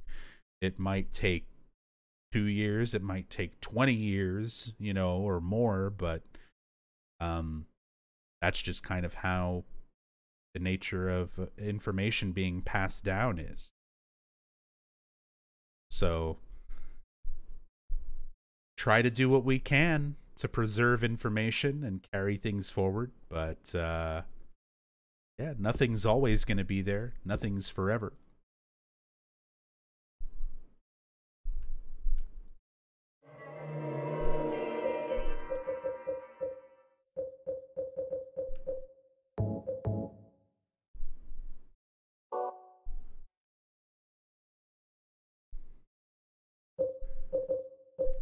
All right, fire escape.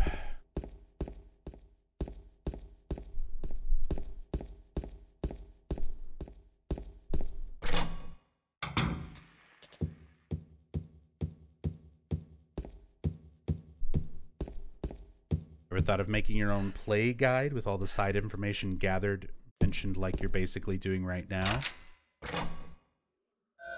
I mean, I've had a lot of ideas for similar things. I've made guides in the past for like playing through the games, speedrunning, tips and tricks and that sort of stuff. Ultimately, I'm lazy. I'm just too lazy to consolidate all of that stuff and put it together in a meaningful way that's easily archivable and easily shareable. You know, I do what I can, but at the end of the day, like, I'm just a fan of these things. I like playing them. I like talking about them, and I'm able to do that through this. And that's all that really kind of the extent of what I care about, really. Being able to learn stuff and share it with fellow fans and do these streams and, you know, play games that I like, talk to friends about them. That's kind of the extent of where my mindset is for. I didn't really start thinking about a lot of the archival side of it until seeing how things progressed over the last 5 to 6 years of streaming, where, you know, I had videos and VODs of playthroughs that I thought would always be there, and then, oh, there's a Twitch glitch. All of your highlights have been deleted. That was a thing that happened in like 2015, early 2016. A lot of highlights and clips and things just randomly got deleted for no real reason, and Twitch was like, oops, sorry, we can't do anything about that. Those things are gone now. And I was like, oh, well, shit, you know? Because I did a bunch of story playthroughs, 2015, 2016. Those all got wiped. They're gone. They're lost to time. Which is why at 2017, I put so much effort into those videos. If any of you've seen my YouTube stuff, most of those YouTube archives for those story playthroughs of the series were done in 2017 because I had lost those archived videos of what I'd already done in 2015 and 2016. So, yeah. It's something that I've kind of had to deal with going forward, but it's never been like my main focus. I've always just wanted to enjoy the aspect of playing the games and sharing what I can with them with people who care to listen.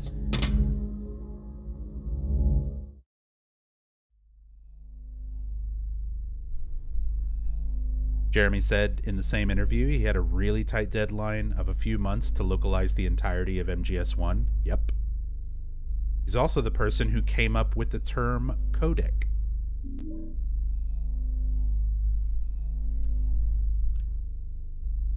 A lot of other things.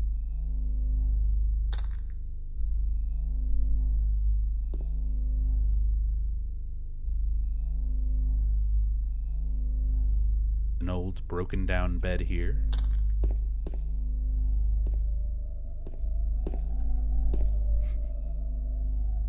Here we are. Come on, VV4. Let's get a VV4. Just for Dave. Looks like there's something stuck inside the toilet. Dig around and take it out.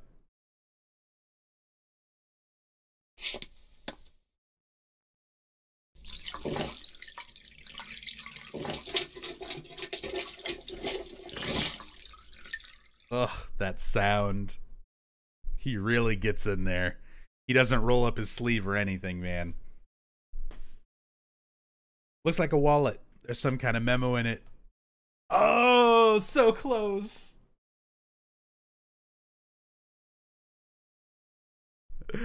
I can't believe the RNG. VV5.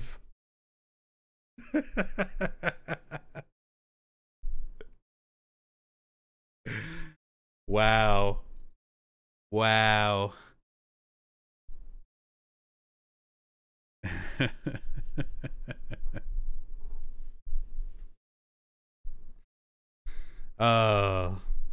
Where's the 4? What about the 4? Oh boy.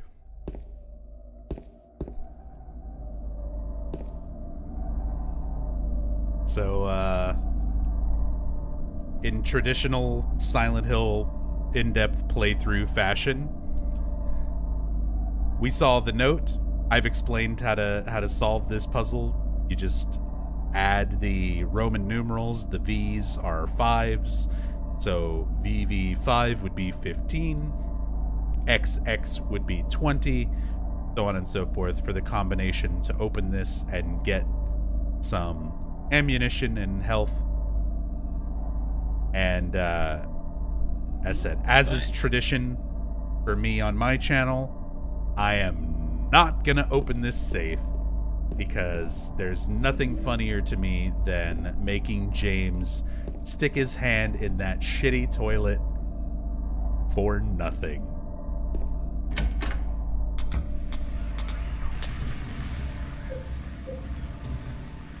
Zeramus87, thank you so much for the $10 tip. What does this button do? It helps me pay my rent or buy my groceries, and I cannot thank you enough for contributing to that. It lets me continue living and doing this. So thank you so much. Really, really appreciate it. Thank you, thank you. Very kind of you.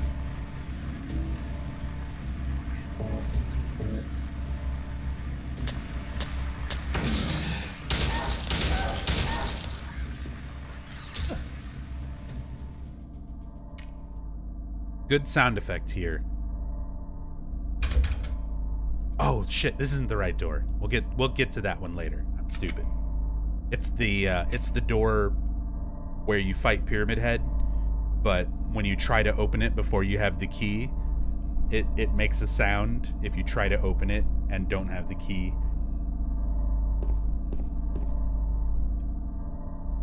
We'll get to it.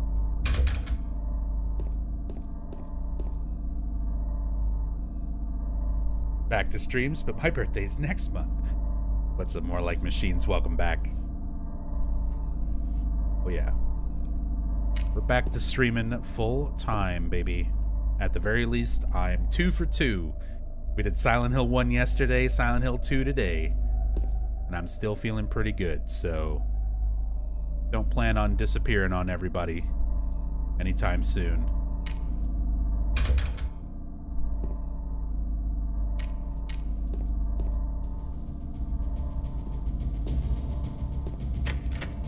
Locked. There's a note stuck on the door. Dear Tim, I have to run an errand, so I'm going out. I left the house key with Uncle David, though possibly a reference to Tim Robbins and his portrayal in Jacob's Ladder, which James very much resembles. Left the house key with Uncle David, David Lynch. You know where he lives, don't you? The key is in the room near the first floor staircase.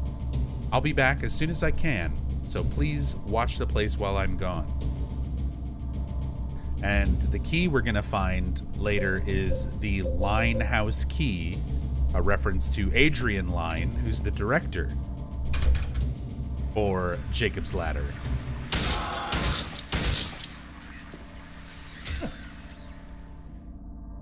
What are my thoughts on Death Stranding? I like it a lot. And it hits very differently in a pandemic era. And I plan on playing it again at some point. If you want to watch my full first playthrough of it, which is like damn near 100% playthrough. It's like a 98% playthrough. There's only a handful of things that I didn't do at the very, very end on stream. But if you want to watch my very first playthrough of it, it is archived. It's part of my collections. If you type !VOD in chat, get a link to all my collections. So it's 100. I don't even remember, 130 hours or something for my first playthrough of it. Maxed out all connections, read all notes, all emails, built all roads and infrastructures, like pretty much everything that you could have done with the game at that point is almost everything is done. So I really enjoyed it. I really, really enjoyed Death Stranding.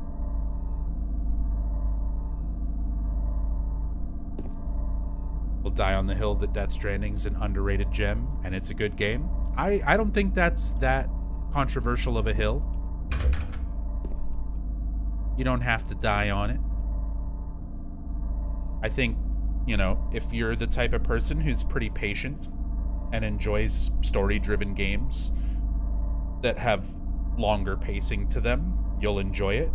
And if you're the type of person who wants to go shooty shoot bang bang and just get to the point already and don't have a whole lot of patience for those kind of games, then you won't like it. It's pretty much as simple as that.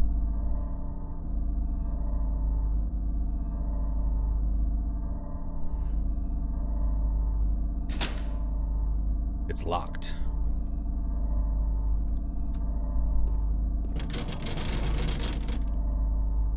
There's the door.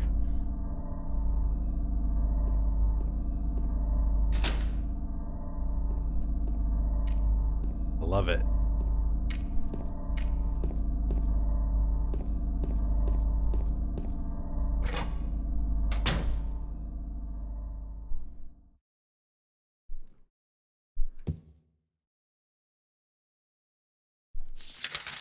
All right, we're now in the Blue Creek Apartments.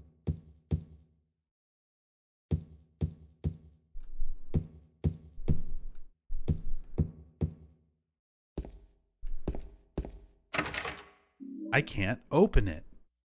It's not locked. Not jammed. Lock's not broken. You just can't open it. Which is interesting, because in the sub-scenario Born from a Wish, where you're playing as Maria, she comes through this door in order to get into the apartments.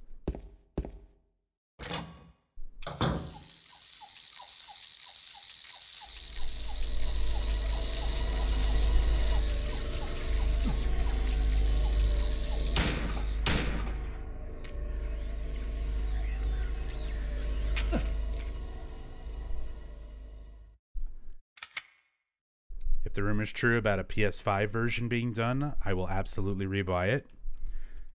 I've already got it twice. I've got it on PS4 and on PC. And pretty much once it's on PC, I don't need to buy it for anything else.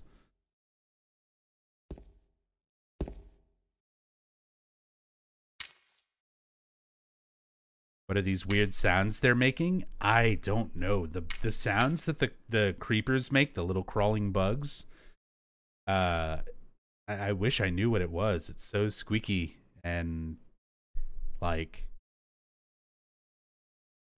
I don't know, it's like a wheel spinning or something with like a rusty spoke, I don't know, what's it called? Just a creepy, weird noise.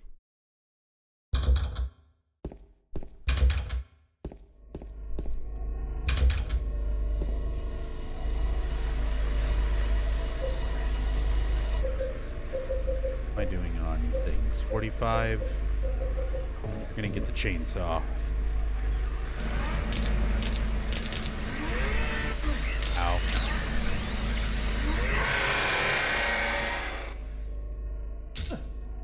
Do you think you'll ever play Days Gone on PC? I don't have any plans to.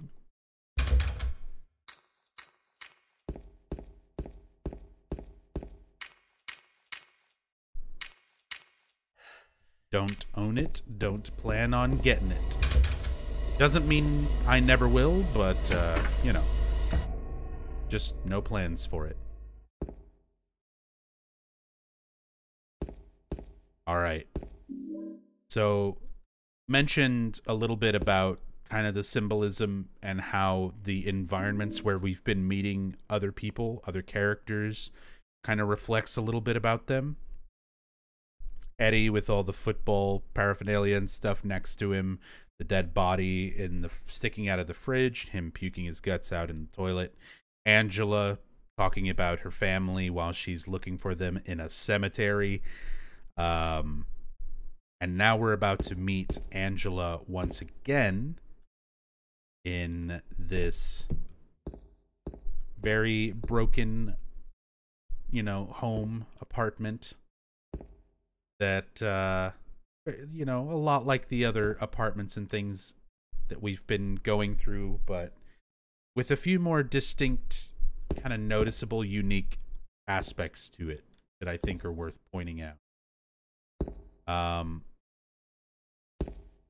2 doors, 2 rooms, right next to each other.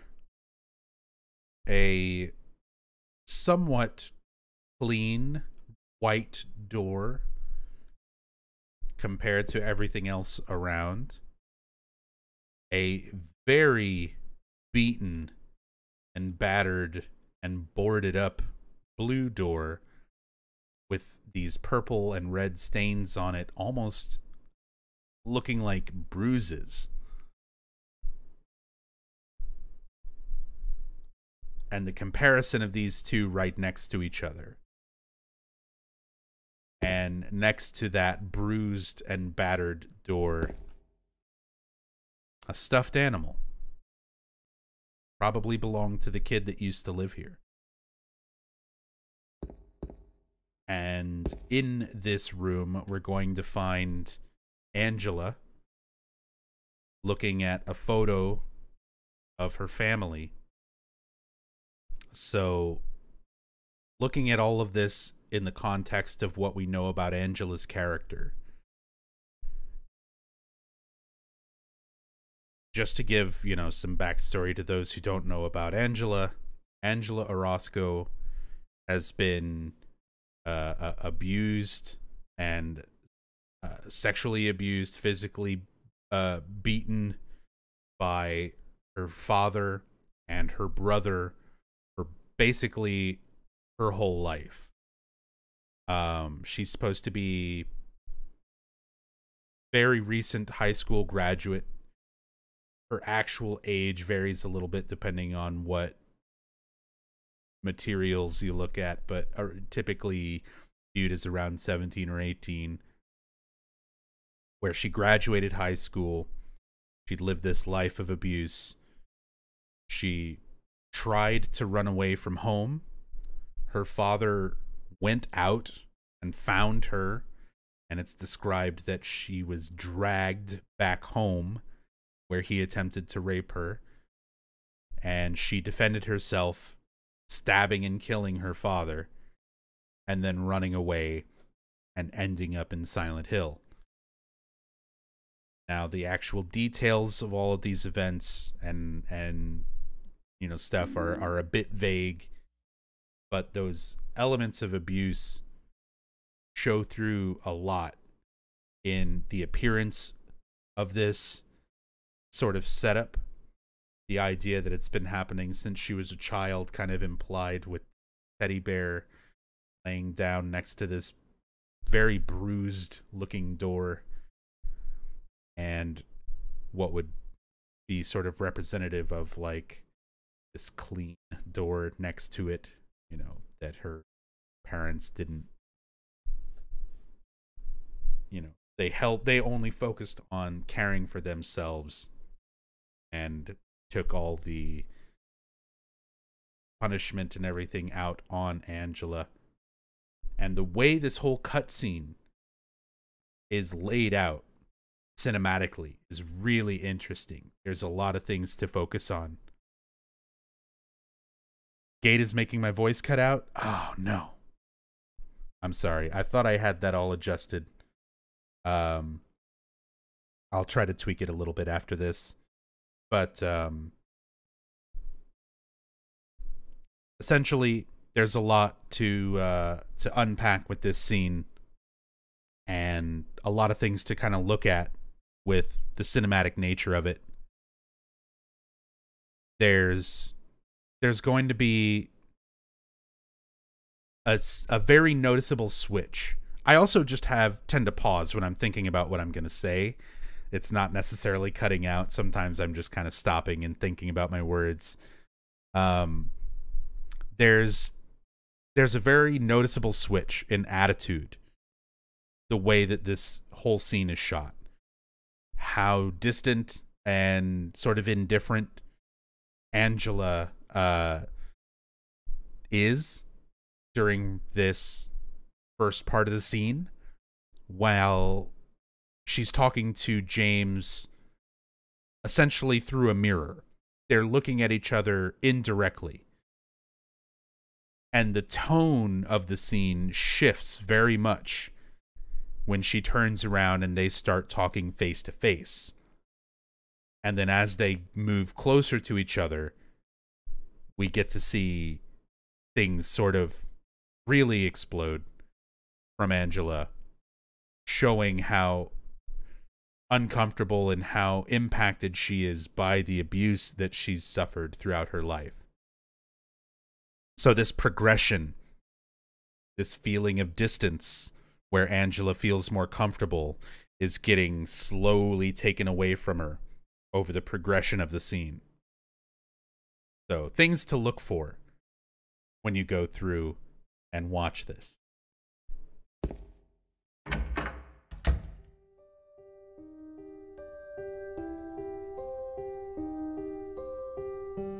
Oh, it's you.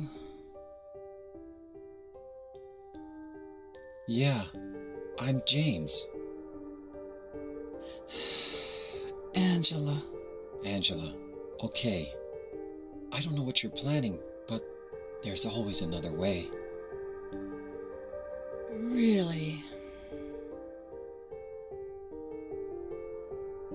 But you're the same as me. It's easier just to run. Besides, is what we deserve. No, I'm not like you. Are you afraid? I'm sorry. It's okay. Did you find your mother? Not yet. She's not anywhere. Did she live in this apartment building? I don't know. So, all you know is she lived in this town. What did you say?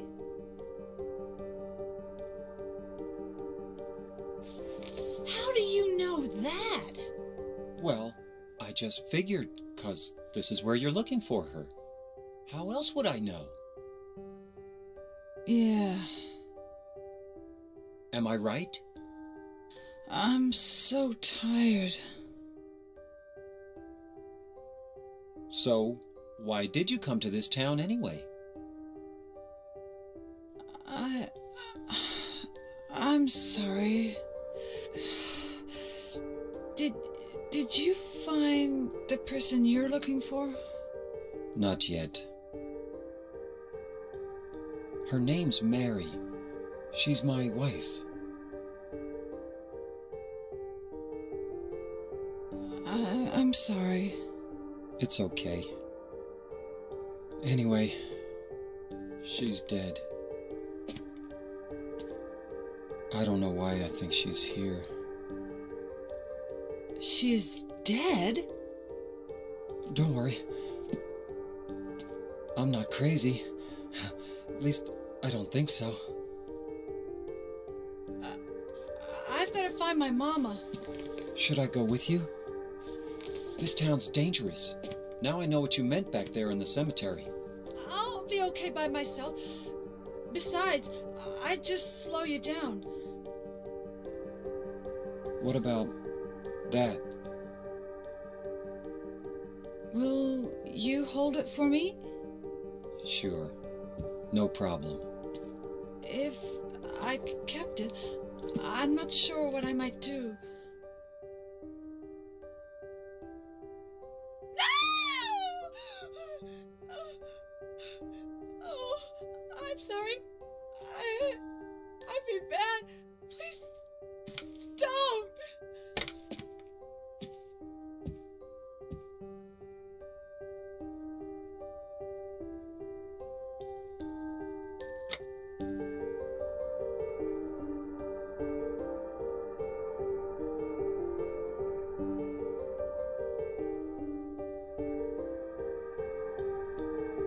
Oof.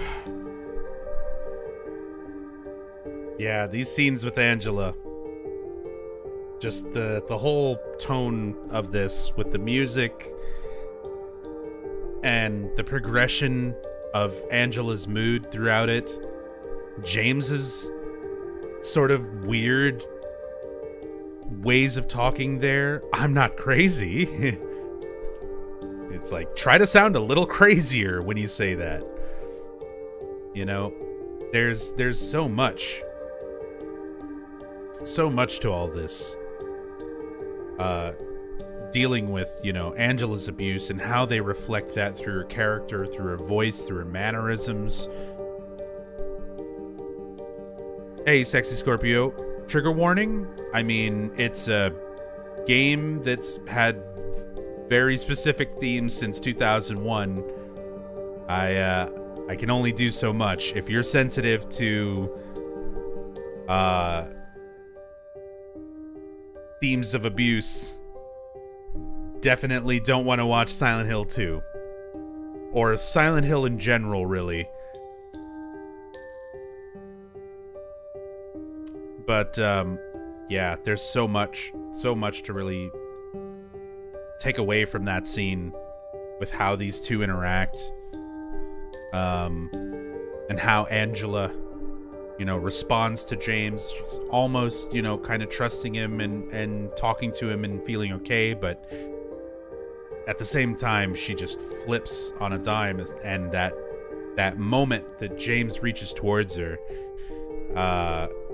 and she just instinctively reacts with that knife and that scream, showing just how fresh and severe that trauma is to her.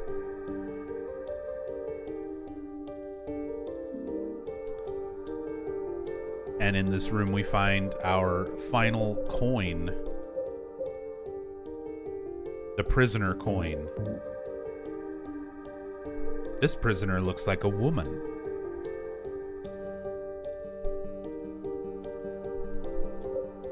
Our other coins were the old man, large coin imprinted with the face of an old person, taken out of the trash chute.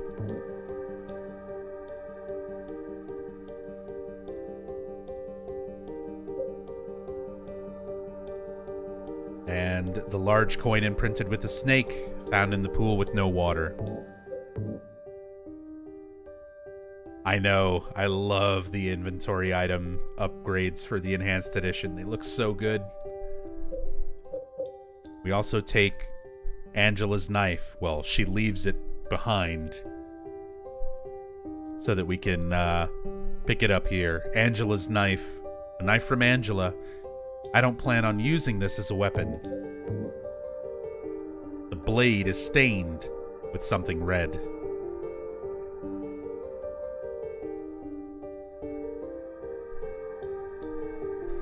She might have been thinking about harming herself with it, but this blood is not hers.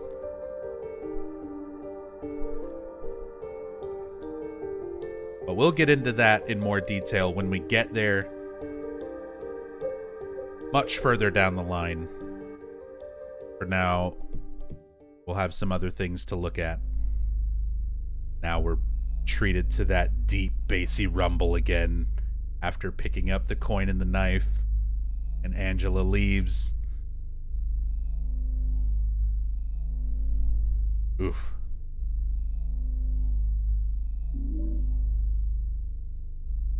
And there's a photo on the ground. A lot of people miss this in the room. So we see a family. Young girl and her mother, and a young boy and a father. Very clearly ripped apart, with the father and brother sort of ripped and discarded to the side. Very representative of the way Angela has this twisted view of her family, that she still cares about her mother, even though, like, her whole family is just awful. Her father and brother are physically and sexually abusive, and her mother is verbally abusive and allows it to happen, most likely because she suffered from the same abuse. But at the same time, the mother is like the closest thing that Angela has to try to cling to. And you hear that in the way she talks about her, trying to find her, and the sort of childlike way that she's looking for her mama. And she even goes out of her way to try to correct herself when she mentions that in the cemetery the first time around, correcting for James's sake, you know, I'm looking for my mama. I mean my mother. That she still has this sort of childlike attachment to her.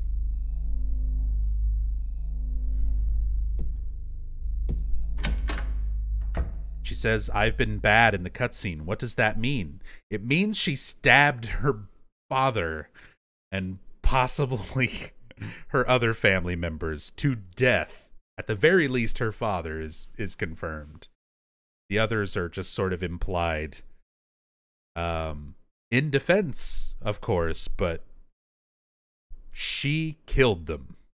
She killed her father. And yeah, we'll get into more detail with that later on, because they address it very directly at a later point in the game, so we'll kind of talk about it more when we get there. But yeah, that's it. Heavy stuff, but we've got to move on. We've got our 3 coins and a puzzle to be solved. So I'm going to not pick these items up. Fuck it. We'll pick them up so that I can talk about them and analyze them. We're not going to do this ending, though. So these are New Game Plus items that are used for getting the rebirth ending. I'm not going to show that ending on this playthrough, but after I finish this playthrough, we're going to get the UFO ending. We're going to get a normal ending, one of the 3 like regular endings. I'm not sure which one. I'm not going to really go for any of them in particular, so we'll see what we get. And then I'll show the joke endings, the UFO and dog ending, once we've done everything else. And at some point, I'll do the Born from a Wish sub-scenario as well. We still have a lot to do with this game, and it's been 6 hours, and I'm still in the first real, like, area. Don't be a long stream, everybody. Glass bottle containing milky white anointing oil. So these are ritualistic items used for a very particular ritual, which is why they're involved in the rebirth ending. I'll explain that a little bit more when we get to that point and I'm showing the endings. PC Enhanced Edition, is this available anywhere? You just have to get yourself a copy of the official PC version, and then you can go to that link that just got posted in chat and install the mods. Ritual oil from Silent Hill 4. I mean, it's from Silent Hill 2, but they reuse those same items in Silent Hill 4. The obsidian goblet, the crimson tome, the ritual oil, the anointing oil.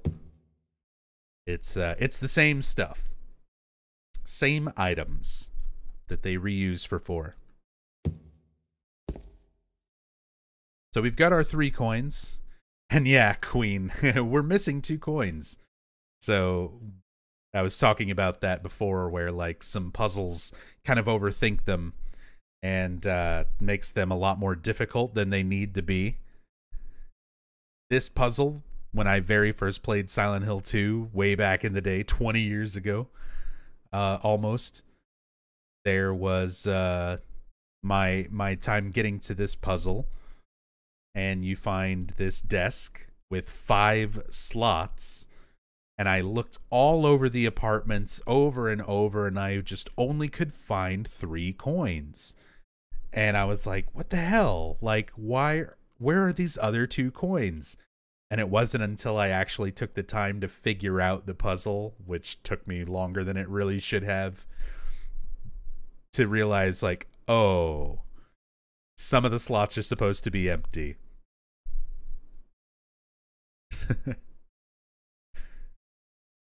Easily overthought. Enhanced Edition doesn't replace the voice lines like HD Collection, right? Correct. Like, it is all the original material of the game. It's the original voices, it's all the original stuff, just enhanced to work better on modern computers, widescreen monitors, and by default, the official PC release for Silent Hill 2 is really, really rough. A lot of things don't look or sound or work the way that they're supposed to. So this enhanced edition goes through and fixes all of those issues and gives you some up-resed textures, some new item inventory images, everything sort of upscaled through resolution internally, lighting fixed, fog fixed, shadows fixed, all these issues that are on the base PC release, but enhanced. Hence the name. It's the Enhanced Edition. It's more or less what the HD collection should have been instead of what we got.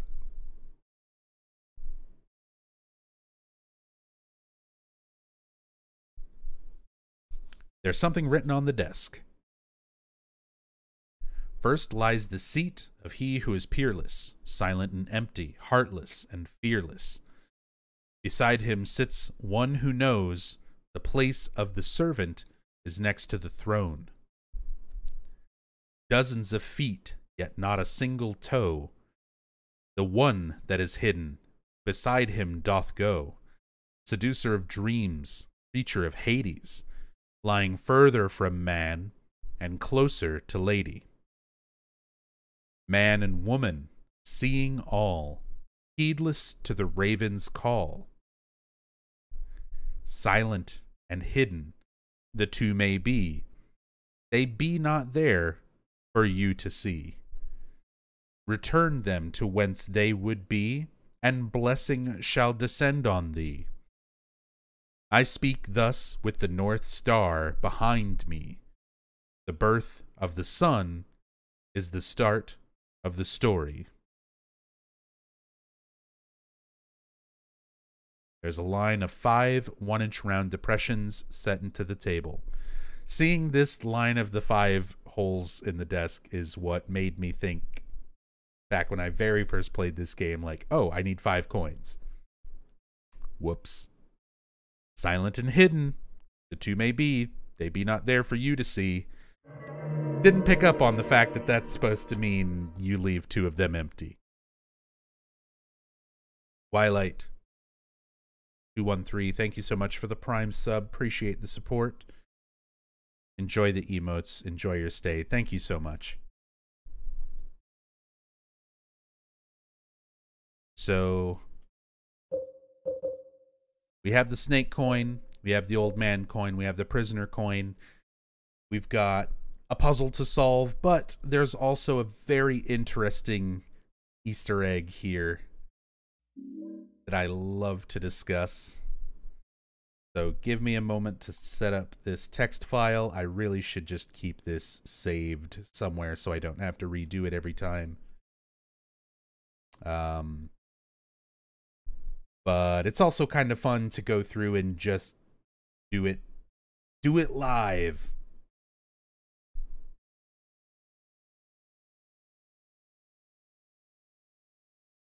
So I can kind of show you the process of figuring this whole thing out.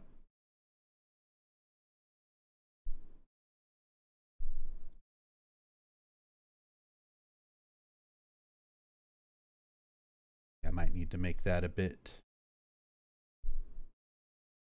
bigger.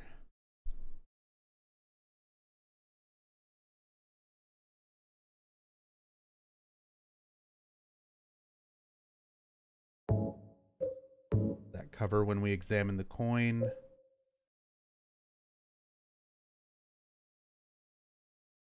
Not quite, so that's fine.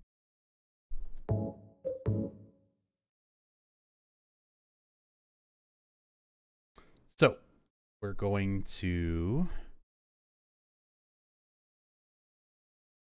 select a font here, and we're going to use this font called symbol font.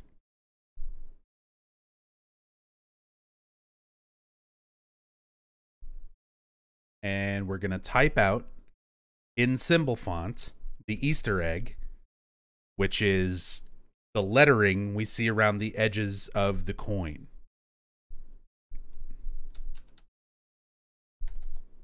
So starting from the very top of the coin, going clockwise around.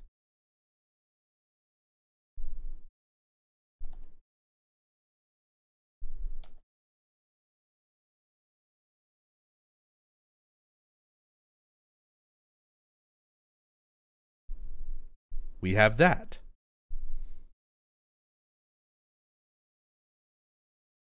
So there is our, does that visible on stream well enough? I can make it bigger.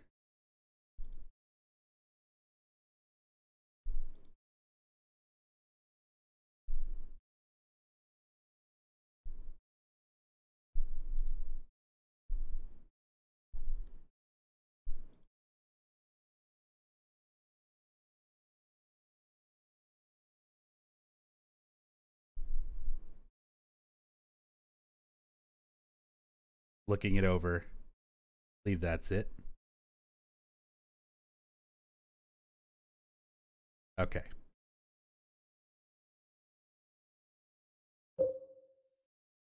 So if we look at the old man coin, different, which is just same font but with caps lock on. This is going to start from the left side of the coin, like what would be 9 o'clock.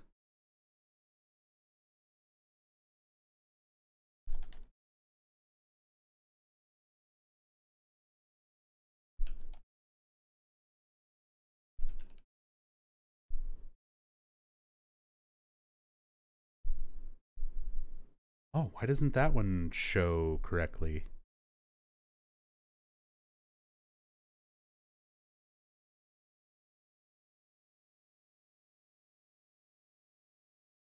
Well, close enough. It'll work.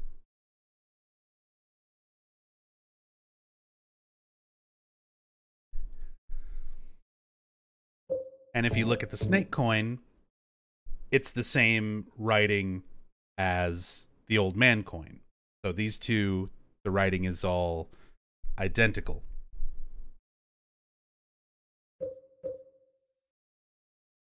So now we take this font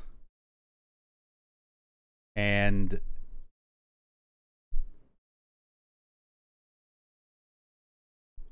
First letter is like E.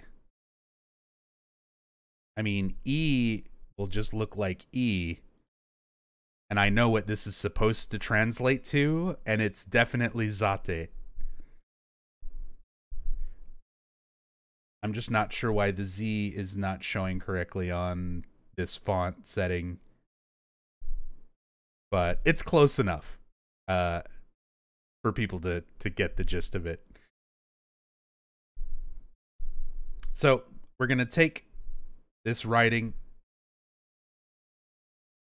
You can't copy paste. It's fine. It's fine. So we're going to take it. We're going to change the font to something other than symbol font. And we're going to be left with Romanji. Japanese words and names written in English. So we have a phrase. Tatsugi ga kyonen no 12月に生まれました. Tatsuki was born in December of last year.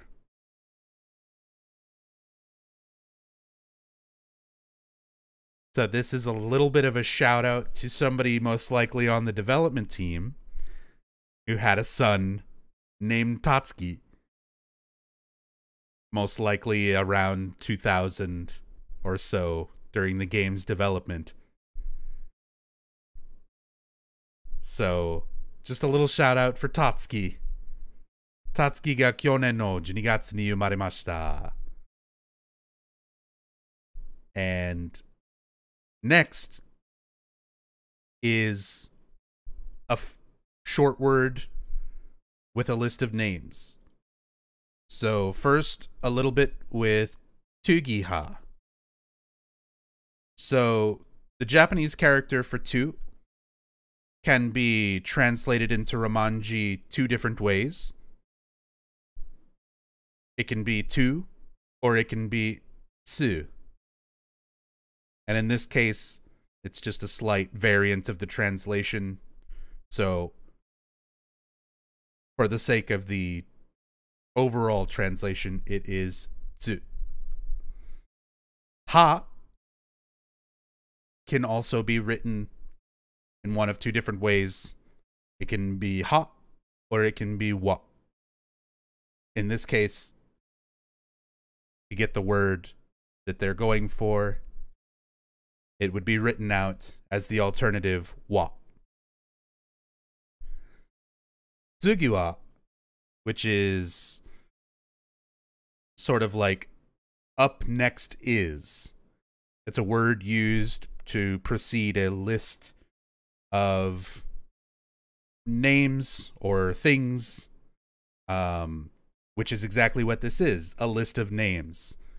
So, Tsugiwa, Eiichi, Toshiko, Rinta, Asuma, and Zate.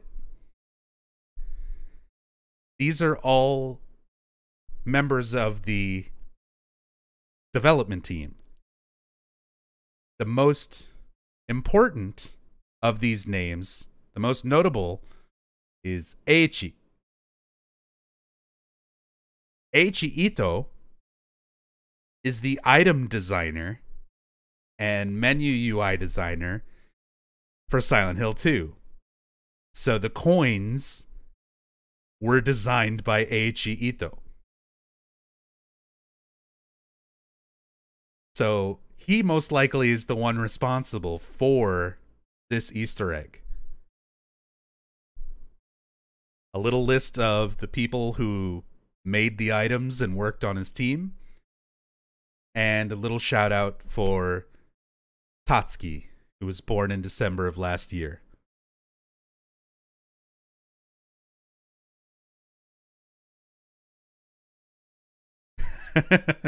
Thank you, Gaston. At least you didn't say Nihongo Jozu, which is simultaneously the most appreciative and insulting way to say your Japanese is all right.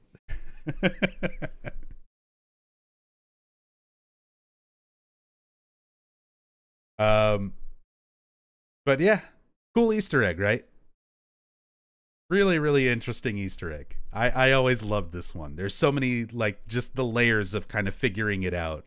Like, it looks like Greek characters, but it's not really. And then figuring out the whole thing with the symbol font, and then translating that and getting Japanese Romanji, translating that into English to figure out what it is. So, yeah, I love that Easter egg.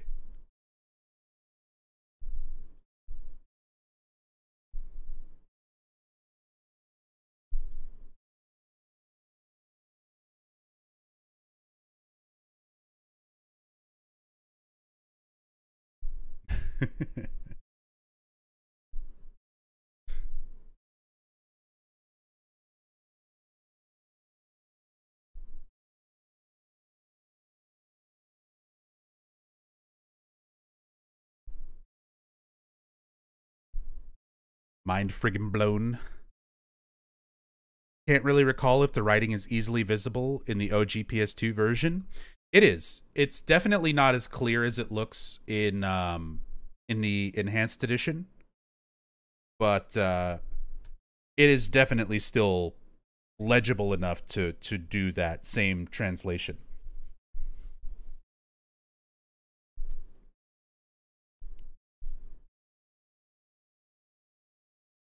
Yeah, it's pretty blurry, but it's there enough that you can make it out. So, really cool Easter egg aside, let's actually solve this puzzle with them. So we've got this poem to give us clues on how to place the coins. We have 5 slots to place 3 coins, 2 of which are going to be left empty. So something written on the desk. First lies the seat of he who is peerless, silent. Notice silent is capitalized, and peerless, silent and empty, heartless and fearless. So our first seat, our leftmost indentation, is going to be left empty. Beside him sits one who knows the place of the servant is next to the throne. So somebody thinking a servant, you know, serving king or a throne, gives the impression of somebody with an old sort of way of thinking. That's our old man. Dozens of feet, yet not a single toe. So that's our snake. Several feet long, no toes. The one that is hidden beside him doth go, another empty slot next to the snake. Seducer of dreams, creature of Hades, lying further from man and closer to lady. So, seducer of dreams, creature of Hades, our snake lies further from man and closer to lady. So it's further away from the old man and closer to the lady. And remember, the prisoner coin is a woman. So the snake's going to be closer to the woman and next to an empty slot as well. Man and woman seeing all, heedless to the raven's call. So man and woman seeing all. The old man is facing right, and the prisoner is facing left. So the way that those two are going to be positioned, they are seeing all. So with the exception of empty slots, the snake is going to be in between the two.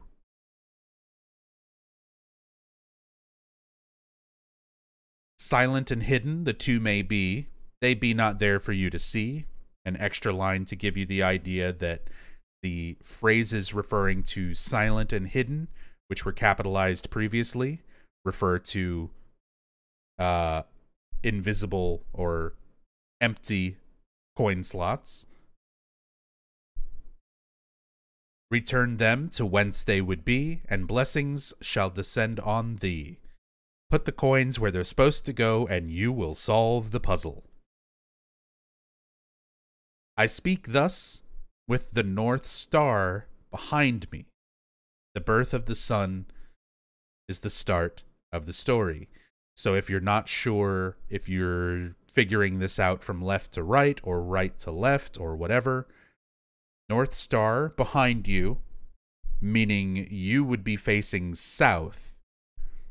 The birth of the sun would rise from the east, meaning your left, starting the story from the leftmost indentation.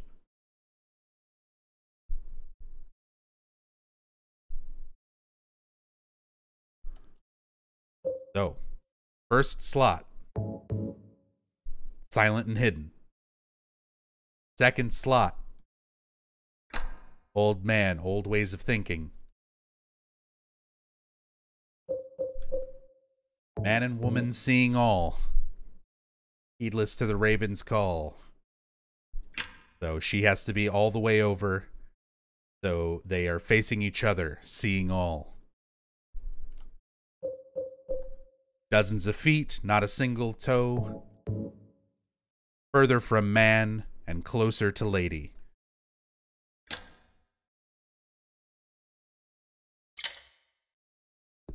And there we go. How long did this take me back in 2001?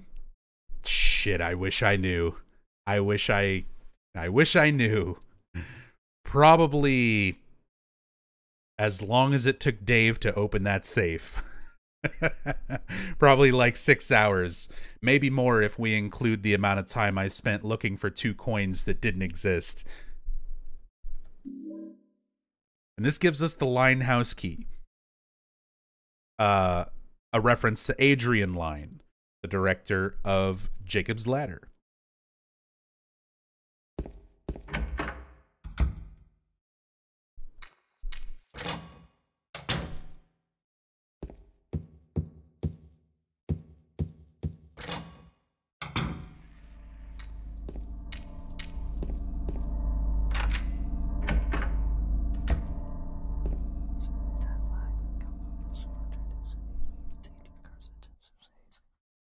Whispers. Whispers is a randomly occurring sound effect. It does not always happen. And of course, I'm very glad that we got it. Went for hard riddles on your first playthrough? A braver man than I.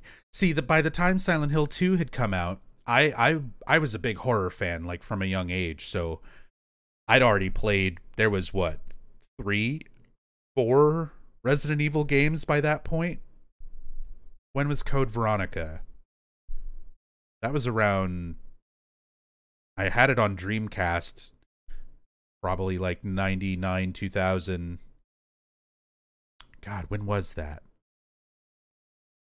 But I'd already played a bunch of Resident Evil games and, you know, other horror games and hard difficulties and puzzles. I played stuff like Myst and Riven by that point. So when I jumped into stuff like, you know, the Silent Hill games and these kind of things, I'd usually play them on like hard difficulties and hard riddles especially. Since Silent Hill gives you the option to do that separately. So yeah, that was just, I played a lot of these games and usually wanted to opt for like the more challenging experience. Do you think there are other people in the town right now other than these 4? It's like the town's putting people together with shared interests, themes, or experiences. That's hard.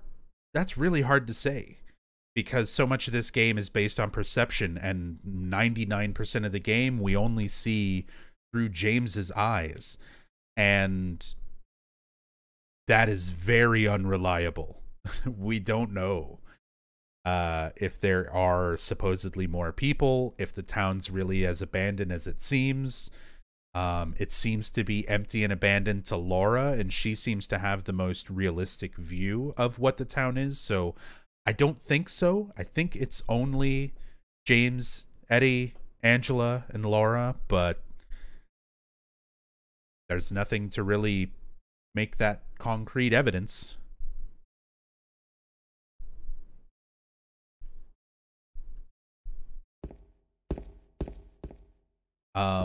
Whispers. We're talking about them whisper sound effects. Let me pull up that Jeremy Blaustein interview again, where he talks about answering what those whispers, you know, always were.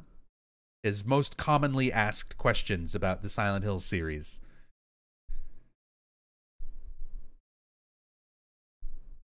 So, and again, for anybody who wants to read more of this interview, here is the link in chat.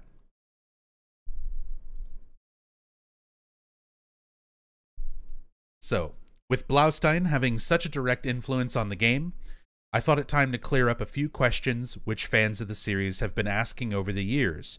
Two long-running debates held by fans, such as those on IGotALetter.com, pertains to the nature of Angela's past and also what is being said during the voice whisper, which can occasionally be heard while playing.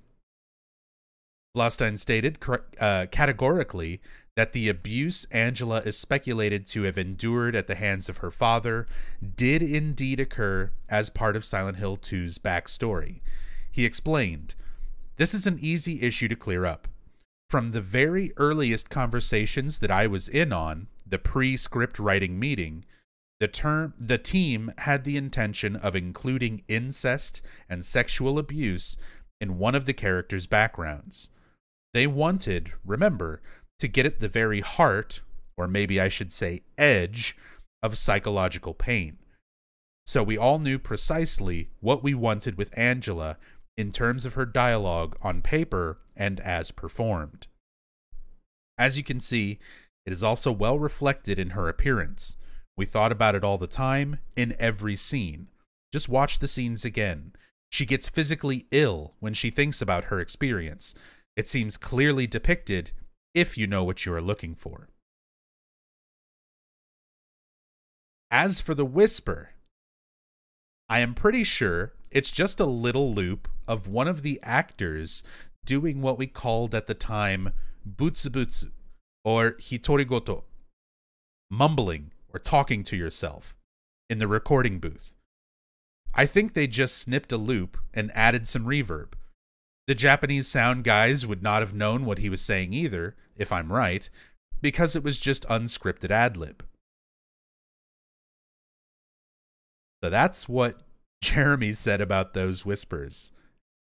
And then many years later, I guess just like a few years ago, somebody figured out the mystery of the Silent Hill 2 whispers. Because people have argued, fans argued for years and years. People fucking broke off friendships because they couldn't agree on what the whispers were saying. Somebody thought that it said, "I'm gonna kill my wife and go home and do laundry." Somebody thought that it said, "I just went and made some mistakes," and this and that. It's a stock sound. It's literally a stock sound of gibberish whispering from a sound effects CD that's been slightly altered.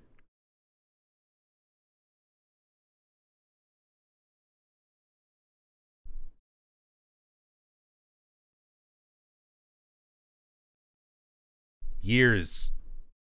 I'm not kidding. Many, many years.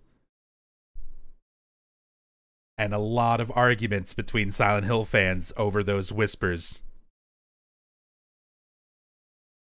It's a stock sound. it has no specific relevance to Silent Hill. It's just a creepy whisper. And that brings us back to one of the things I was talking about earlier.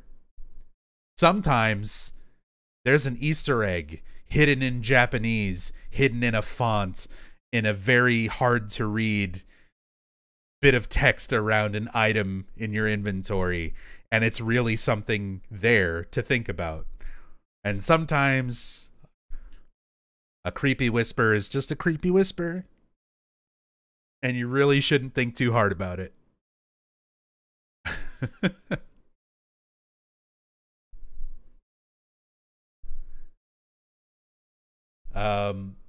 Let me see if I can find the YouTube video for the guy who figured out the Silent Hill whisper thing.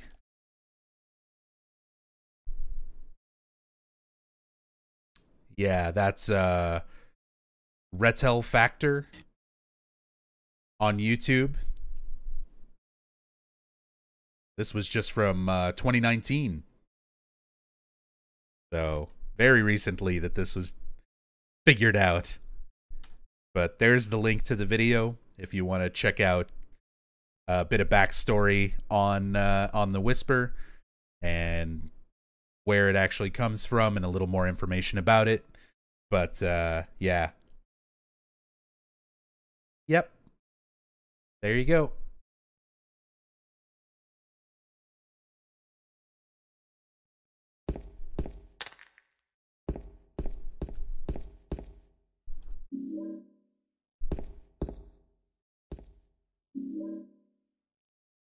Stairway key.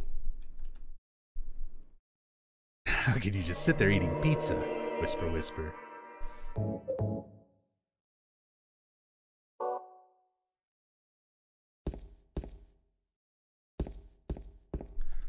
Oh my god, 6.5 hours, and we're only just now about to leave the apartments. This is going to be a 20-hour stream.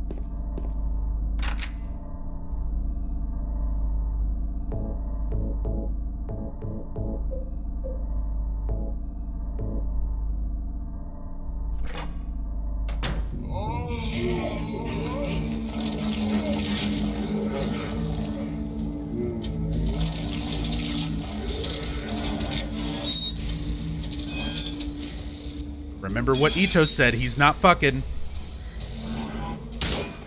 It might look like he's fucking, but he's not fucking.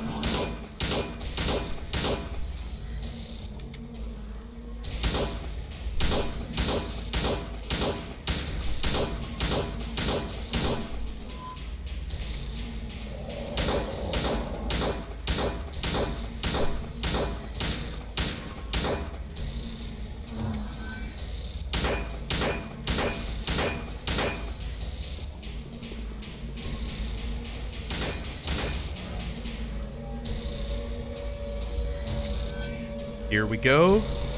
Texas Chainsaw Massacre Easter egg.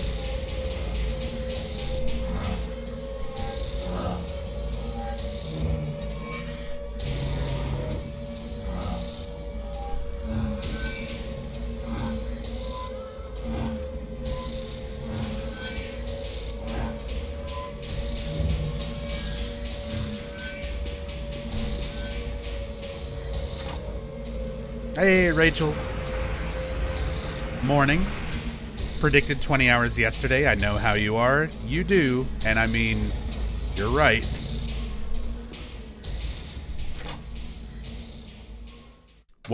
What he was doing, he was killing those monsters because that's what he does. He's a killer. He kills. He punishes. And yeah, Ito made it very clear that, you know, because of the design and the way things are framed, there's obviously like a sexual connotation to it, but it's not that. Not quite what you think it is.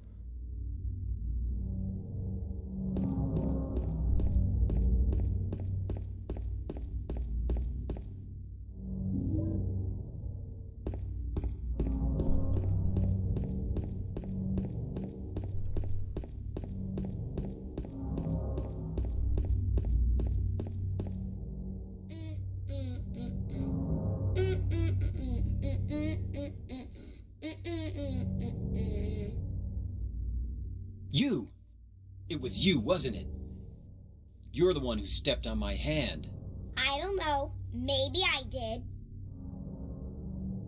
What's a little girl like you doing here, anyway? Huh? Are you blind or something? What's that letter? None of your business. You didn't love Mary anyway. Wait! How do you know Mary's name?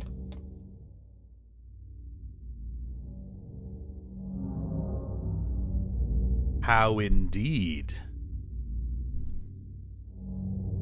As we'll come to find out, Laura actually knows Mary decently well. And James. But her opinion of James is only through what Mary told her. And Mary was not so kind about the way that she talked about James when she met Laura. So we'll get more into Laura and Mary and all of these things a little bit later when there's a bit more to talk about. Look at that long cat. Look at that teddy bear. And look at that uptime. I've been going for 6.5 hours without a break. It's very easy to lose track of time because, God, I love this fucking game. And it's nice to be back playing it again for all of you on Twitch after quite a long break away from these games. Again, I cannot thank you all enough for being here and joining me for this stuff. All the love and support seriously means so much. But I do need to go use the restroom, make me a cup of tea, get something for my throat, stretch my legs, and take a bit of a break, maybe grab a little snack or something.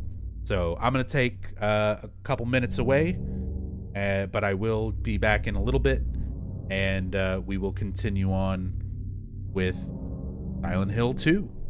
We're going to be finishing the whole thing up this stream. If it takes me 15, 20, 24 hours, we're gonna do it. We're gonna get it. So, I will be back in just a bit. Oh, maybe not if I start dropping frames. Okay. Only 26 frames drop. Just a very sudden internet dip there that corrected. Hopefully everything continues to work. We're gonna do it all in one stream if the internet holds out.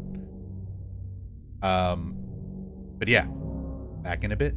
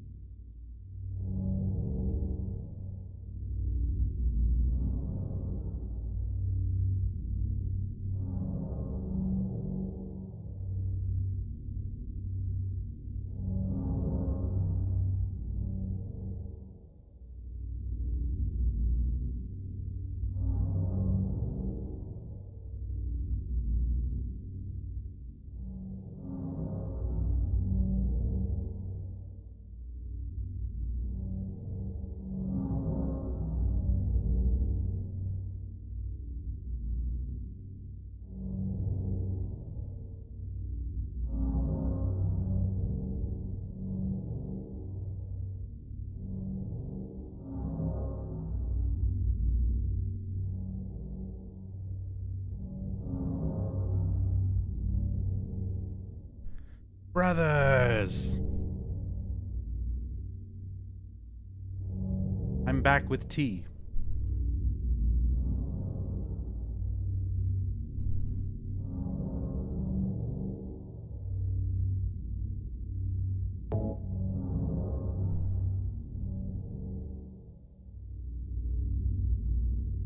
Normally I'll sit and just kind of leave it on the BRB screen when I come back, so I have time to eat my oatmeal bar and drink my tea for a moment. But we got to make up some time. We've got to make up some time. I got to make some progress. As much as I would sit here and do this for 24 hours and have done it many times in the past, I need to be able to wrap this up, get some sleep, and then come back and do Silent Hill 3 tonight before I get my day off on Friday. So, yo, Sock Ninja, I miss you, dude. Thank you so much for the 33 months. Coffee team represent. Boo, down with coffee team. Yay on tea team. Tea team. I can't drink coffee.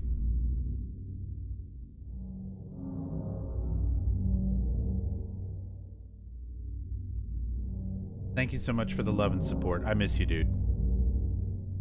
Hope you're doing well this morning.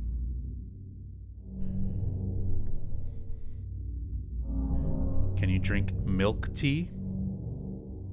Depends on the kind, but I'm also lactose intolerant, so if it's like soy milk, almond milk, that kind of stuff, then yeah.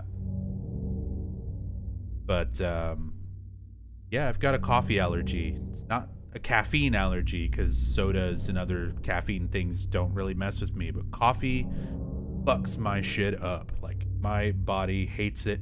My face and throat swell up. I've just got like a coffee allergy, so I can't drink coffee. Can do is progress the game and drink some tea and eat my oatmeal bar while we let some cutscenes play. Rosewater Park. So this is that park. Mary, are you here? Special place. Lactose intolerant and don't eat anything with lactose, or do you just suffer the consequences? Up until very recently, I just kind of suffered the consequences, especially for cheese, because, God, I can give up milk and replace it with, like, almond milk usually, but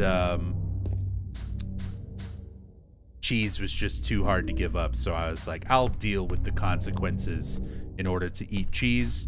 But those consequences have gotten a lot worse as I get older, so now I'm at a point where I think I have to give up cheese now.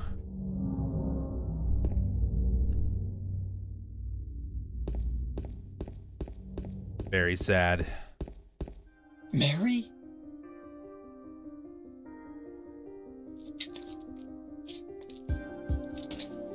No, you're not.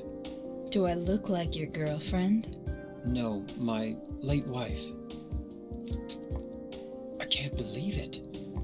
You could be her twin. Your face, your voice, just your hair and clothes are different. My name is Maria. I don't look like a ghost, do I? See? Feel how warm I am? You're really not Mary. I told you, I'm Maria. Sorry. I was confused. Where are you going? I'm looking for Mary. Have you seen her? Didn't you say she died? Oh yeah, 3 years ago.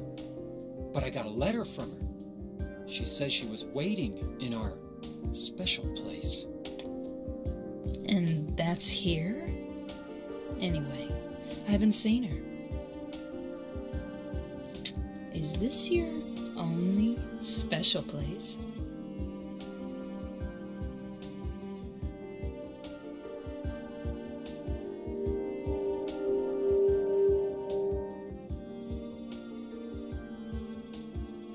Well, there's the hotel too, I guess.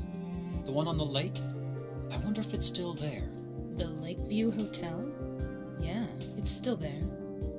So, the hotel was your special place, huh?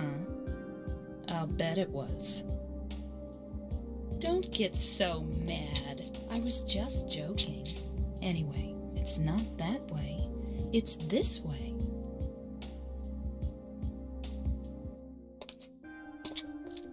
You're coming with me? You were gonna just leave me? No, but... With all these monsters around? No, I just... I'm all alone here. Everyone else is gone. I look like Mary, don't I? You loved her, right? Or maybe you hated her. Don't be ridiculous. So it's okay? Yeah, fine. Yeah, sure, whatever. So,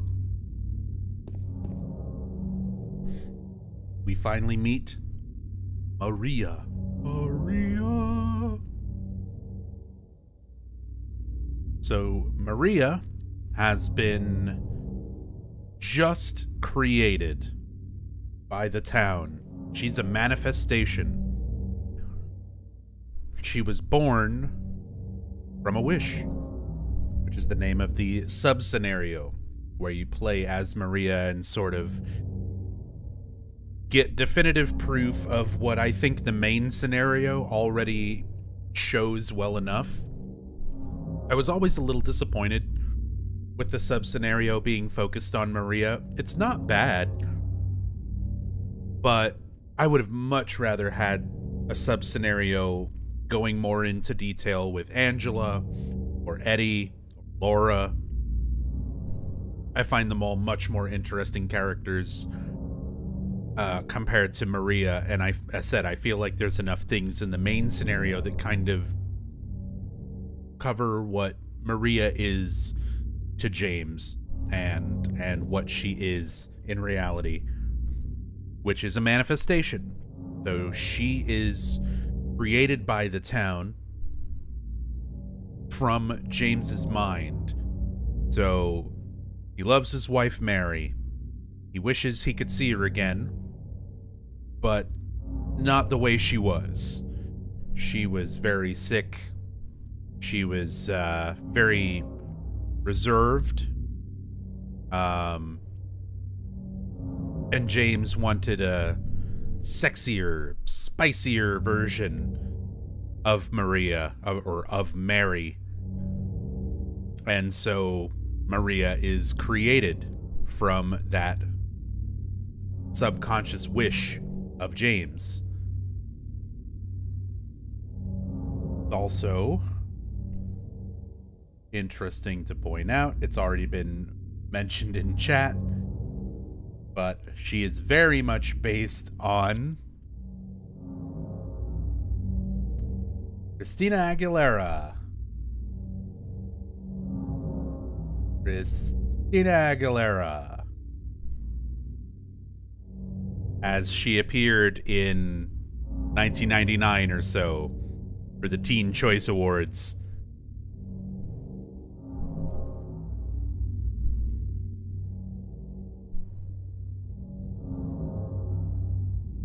I mean, it's not even subtle. Don't see the resemblance at all. She's wearing black shoes. You're right. That's how you can tell them apart. One's got heels, one's got boots. You could be her twin.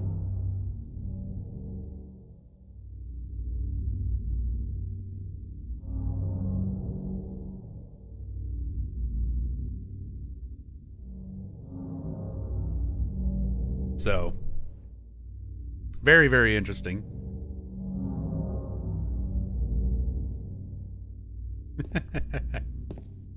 Side episode, James has to shoot them both sobbing because their shoes fell off. I don't know who to shoot.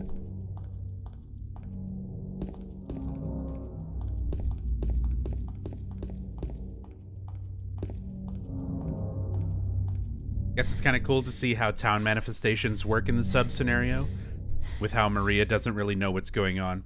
It is interesting to see her kind of coming to terms with what she is, and the fact that we get a little bit of insight. You know, she has her own will. The town doesn't make her and then force her to play along with James and what's going on in the town. The town creates her and gives her a revolver with one bullet. And it's like, here you go. If you want to be here and play along, you can. And if you don't, here's your exit. And you sort of watch her discover who she is, while at the same time having this parallel of Ernest, who turns out to basically be a similar thing, a ghost or a manifestation as well. So it's very interesting in a few regards, but I still think there's enough hints about Maria being what she is through the main scenario, things that could have been slightly expanded upon in the main scenario, and then the sub-scenario could have been something so much more interesting, I think, if it was focused around Angela or Eddie or Laura. But it is what it is.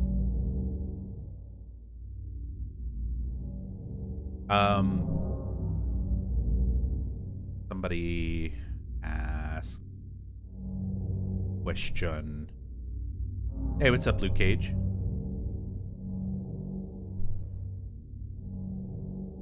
Volgun. Does Laura ever see her? No. Nobody sees her except for James. Because she's a manifestation, and because of the way Silent Hill 2 works. Everybody's perception of things is different. So when James sees a monster and he's in the same place as Angela, they both see different things. They both interpret that manifestation based on what the town draws from each of their minds individually, and it alters the perception for the individual, not overall. So if Maria looks like Maria to James, if Laura saw her, she might not look like that, and then problems arise. Or if Eddie would have seen her, or Angela. So we never see Maria interact with anybody except for James. Yeah, Maria sees Laura, but Laura never sees Maria, never comments on Maria's existence. You know, it's never something, and that's very, very intentional. Those are your big hints that she's not a real person. She's not just a coincidental twin that happens to be in the town while James looks around for his already dead wife. Got the dog key. Gonna use that later.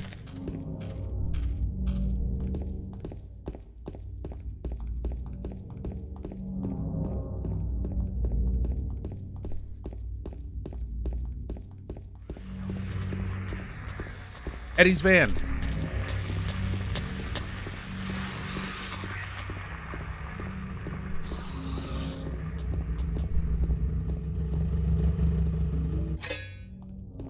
Allegedly dead wife. There's video proof. There's no allegedly about it. Got a book. Lost Memories. So this is where earlier when I was talking about my game pitch kind of being the history of the settlement, the town that was here before Silent Hill. This is where my inspiration to make a game and expand on that idea kind of came from, is the Book of Lost Memory. The name comes from the legend of the people whose land was stolen from them, the native tribes. They called this place the place of the silent spirits. By spirits, they meant not only their dead relatives, but also the spirits that they believed inhabited the trees, rocks, and water around them. According to legend, this was where the holiest ceremonies took place. But it was not the ancestors of those who now live in this town that first stole the land from these people. There were others who came before. In those days, this town went by another name, but that name is now hopelessly lost in the veils of time. All we know is that there was another name, and that for some reason the town was once abandoned by its residents. I've always wanted to know more about that. I want a game that goes back to the 1600s, the settlement of this first town that forced out these native tribes and mysteriously vanished, lost to time and history, and not even the name is known anymore. And then this new settlement that came afterwards that eventually became Silent Hill. I would love to know about that chunk of the history, and have that as a game.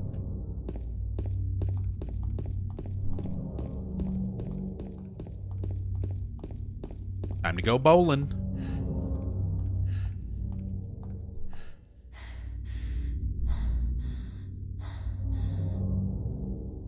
I'll wait here. I hate bowling. I didn't come here to play, you know. Hurry back, okay?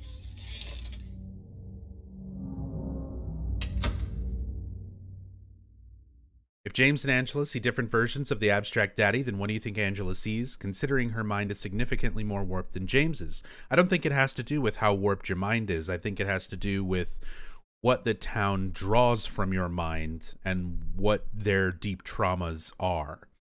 Angela's deepest trauma is the abuse that she sustained at the hand of her father. She calls the thing daddy before you get into the room or when you go in. So most likely she's seeing her father, Thomas Orozco. Maybe some monstrous version of him, maybe a zombie version of him after she stabbed him to death. Who knows, but she likely just sees her father. That's much more frightening and disturbing for her, just as much as this twisted creature is to James.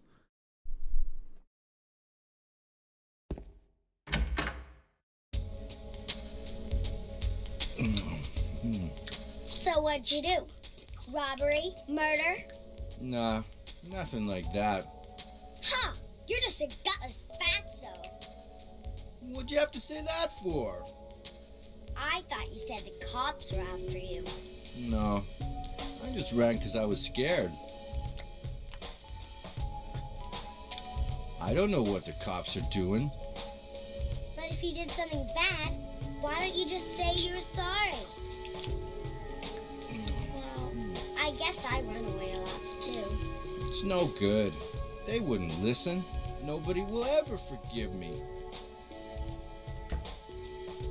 Did you find the lady you're looking for? What's her name? Mary?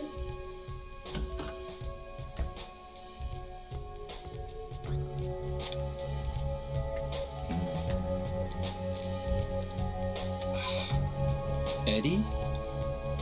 Oh, you're... James. We met in the apartment building? Yeah, I remember. But...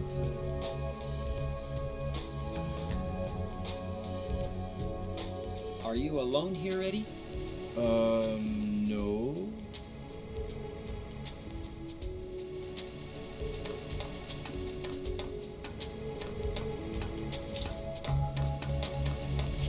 Bye-bye. Wait! Come back! Eddie, let's go after her. Huh? Laura? But why? Laura. Is that her name? That's what she said. This town is full of monsters. How can you sit there and eat pizza? She said she was fine by herself. She said a fatso like me would just slow her down. Forget you. Forget you. Oh yeah. Classic Silent Hill line. How could you sit there and eat pizza? Favorite song in the series? This is a good one. This is a good one.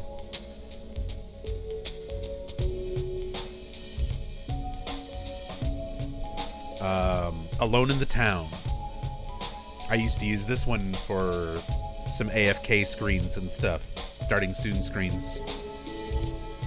Every once in a while. It's usually this song or Eternal Rest, the result screen from Silent Hill 1, or oh, why is my mind blanking? The song from Silent Hill 3. Now, now, now, now. That one. I think that's the official title of it. Bow now, now, now.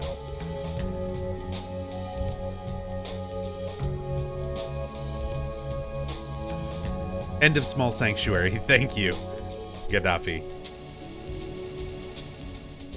I don't know why I was blanking on that. Probably has something to do with the fact that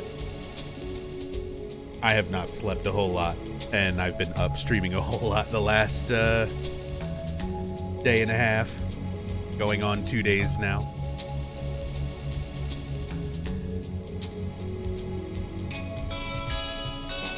Had to AFK for a couple hours. What is Eddie's backstory? He seems so out of place in that town. So Eddie was bullied a lot for his weight and his appearance. He got tired of being bullied by some particular people, a football player and his dog. He shot and killed the dog, shot the football player in the knee, and ran away from the cops and hid in Silent Hill.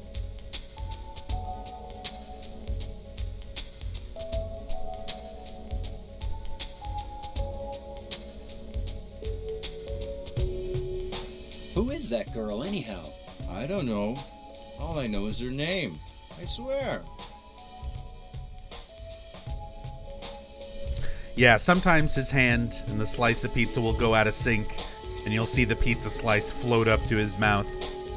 But I think they fixed all that with Enhanced Edition.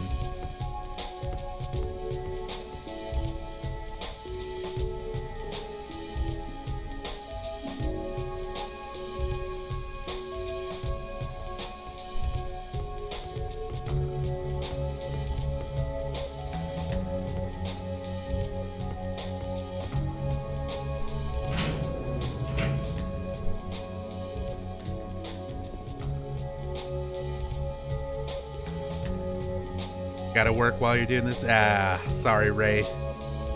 Hopefully you have a good day at work. Of course, these streams are going to be archived if for anybody who misses them and wants to catch the VODs, so no worries there. But thank you for being here while you could.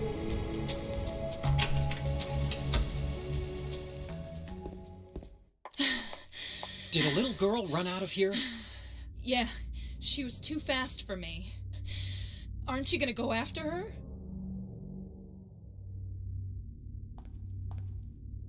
Are those fixes contrary to the idea of game preservation or part of it, do you think? Neither? Those fixes don't delete the original versions of the game, and it's a bug that really only tends to happen on the base PC version, not really so much on the original console versions. So it's not like it makes... It's not like the Enhanced Edition's the only way to play Silent Hill 2. It's a completely optional series of mods that you don't have to use for a version that you don't have to play. You can still, for now anyway, still get PlayStation 2 copies. You can still get working PS2 hardware, although eventually that will stop being a thing, but I don't think it's either when it comes to that sort of thing. It's not like it's outright replacing those previous versions. Now, if it was a case of like something that updates or changes for like a digital game or a more modern game, or like what was the World of Warcraft, not World of Warcraft, but Warcraft, was it Warcraft 3, where Blizzard made like an updated version, reforged, and they completely replaced being able to get Warcraft 3 through them when Reforged came out. See, that goes against game preservation, where this entire version of a game is now no longer available, and only Reforged is there in its place. That's an awful way to go about things.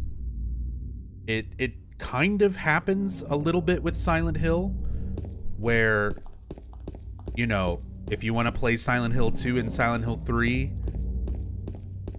but you've only got consoles where you can download stuff digitally, that source code is gone, and your only real options are the HD collection, or trying to find original PS2 copies, original base PC copies, original Xbox copies. So yeah, it's kind of happening with Silent Hill, but not quite to the same extent as some other things. But yeah, it's game preservation is a rough thing, and it's not being handled very well by most developers. She went through there.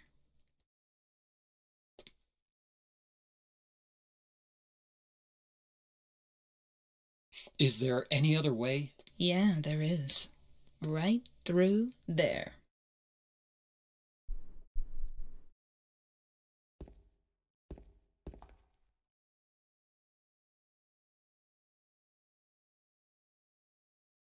James, you can't make it through there. Try me, bitch. You fat. It's no good. It's locked.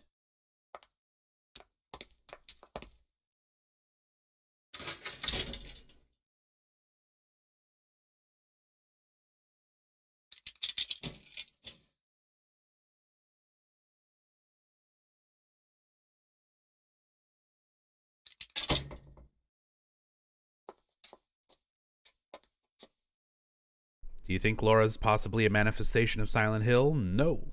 Because if Laura was a manifestation, she would have to play by the rules of all the other manifestations, which is she would appear as something different to different real people. James is real. Eddie is real. They both just saw the same little girl Laura in the bowling alley. Very easy to debunk that one. I don't know why so many fans thought about that as like a fan theory for so long, and still do. But devs have commented on that in interviews. She's real. She is a real little girl.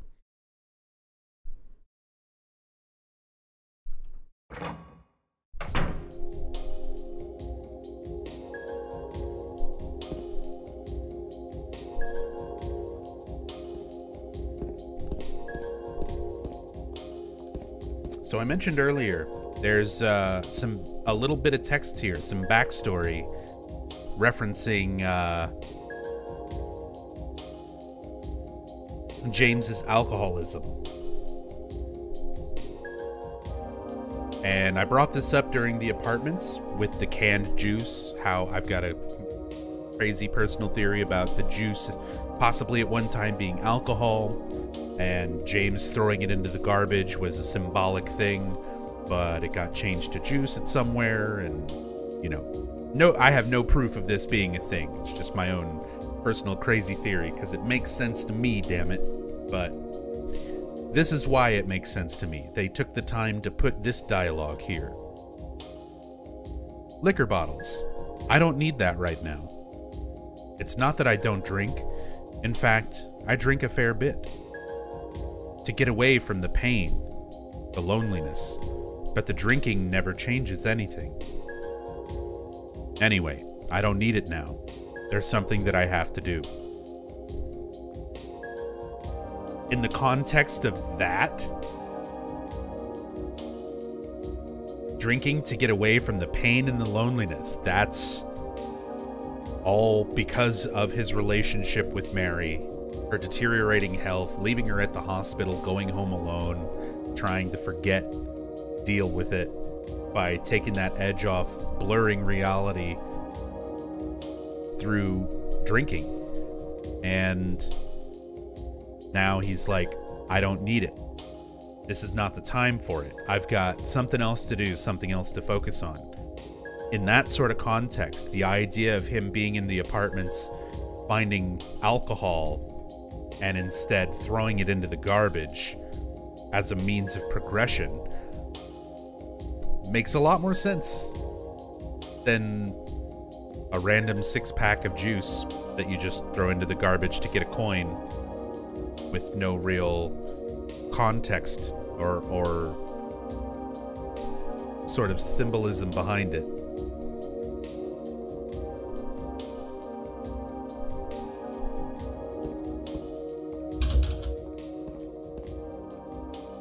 As said, personal theory thing, but I like that dialogue. I like that little bit of extra insight into James's character that we get just from looking at some alcohol bottles. Speaking of symbolism, a lot of little interesting things, bits of detail here around Heaven's Night. Maria herself, we saw Maria's face at the very beginning of the game, start in the bathroom, and as you're exiting the bathroom, right next to the door, there's posters advertising Heaven's Night with a picture of Maria on those posters. She had the keys to get into Heaven's Night. She was literally born here. The town created her in this back room. Right back here. This is where she starts and where she sort of begins to exist in the Born from a Wish scenario. So there's little references and things to her here. The blonde paradise neon sign. And I like the detail of, like, there's a little bit of a curve there, the stomach. It's not just like perfectly thin. And when you look very closely at Maria's model, they intentionally give her some little bit of a muffin top where her stomach is not perfectly slim. It's poking out a little bit just around the edge of her skirt. And there's a great thing in, I think it's the making of Silent Hill 2, where they're talking about Mary and Maria and the way they model their characters. Takeyoshi Sato is talking about it and explaining how if someone is too perfect, it doesn't seem real. So you might have a girl that you like or whatever that you see as perfect, but if you try to take a snapshot, this is the way he explains it, you try to take a photo and you might catch them while they're making kind of a weird face or, you know, doing something that's not flattering, and you can see how not perfect, how all of their imperfections, but those wind up becoming the things that make them real to you. And they took time to have those little imperfections included into all the characters so that they didn't seem unrealistic.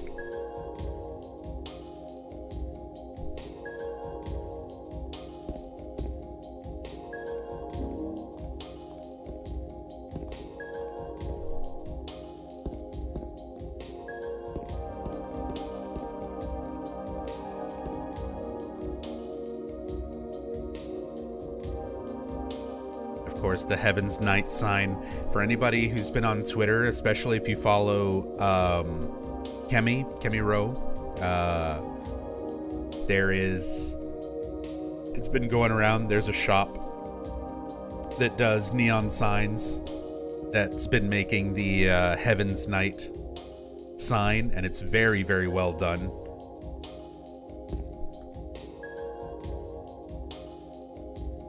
And I wish I had $500 to drop.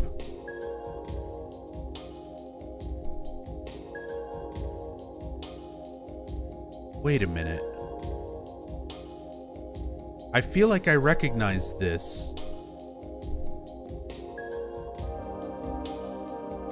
This texture, this picture above the door. I've never been able to see it really this clearly except for Enhanced Edition. Is that Cammy from Street Fighter concept art?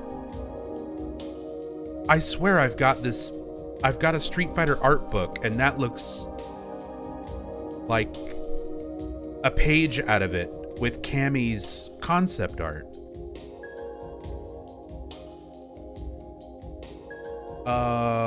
Let me do a quick search and see if I can find this page I'm talking about.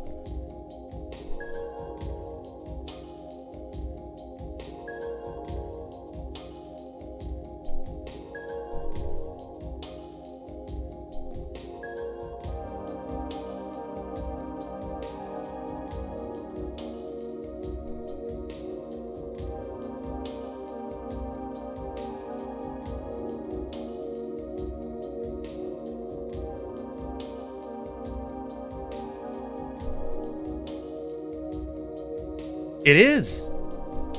It totally is. Hold on. Let me save this in my reference picture. My reference folder. I learn something new every day. Is this an original texture or something that was just added for the Enhanced Edition? I'm gonna have to do more research on this to be sure about stuff, but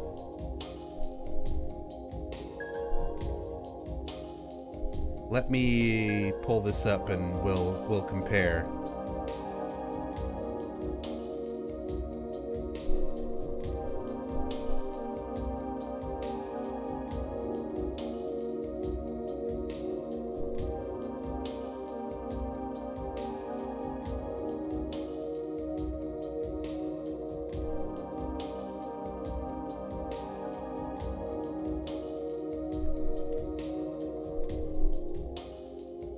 God, I wish I could zoom in on the texture in Silent Hill 2.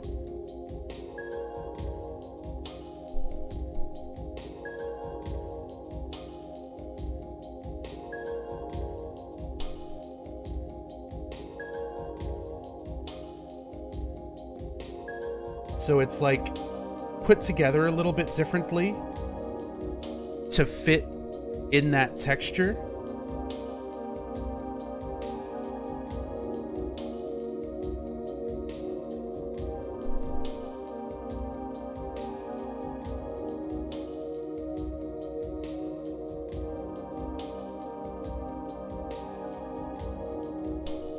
But you see, like, on the top right of the texture in game,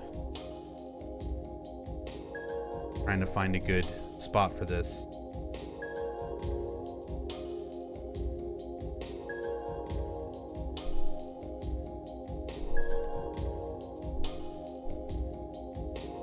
It's that image of her with her back turned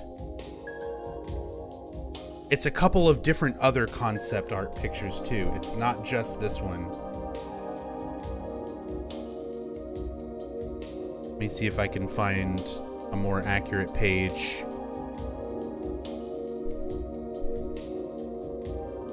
But that is absolutely Cammy White concept art.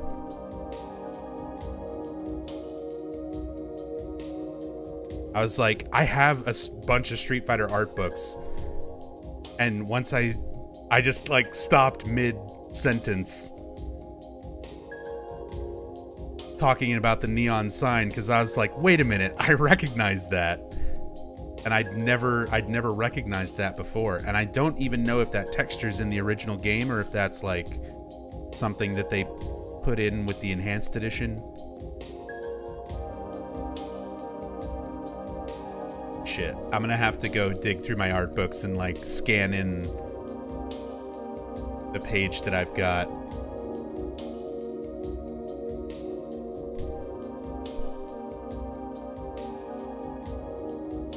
Good God, there is some images that come up when you try to Google Cammy art.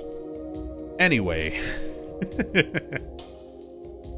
that is absolutely Cammy concept art. Just stuck up there on the door. I cannot wait to go and check the other versions to see if that's in the original versions or if that's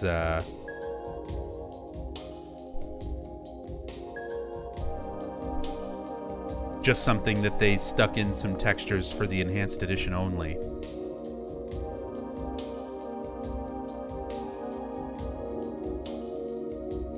Trying to see what these other pages on the wall are, if it's things from the same book or similar.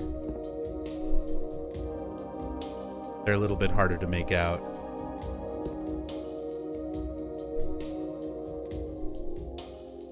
Figure on the left could be 12 from Third Strike. Figure on the left. On the image at the top, those are all three Cammy. It's line art of Cammy in the top left. Cammy in the outfit, traditional outfit, with her back turned to the right of that, colorized. And then the one at the bottom is her in the Bison Dolls outfit with the blue hat, the blue suit. You can see like her gloves are, her hands are like behind her head, like pushing her hair up.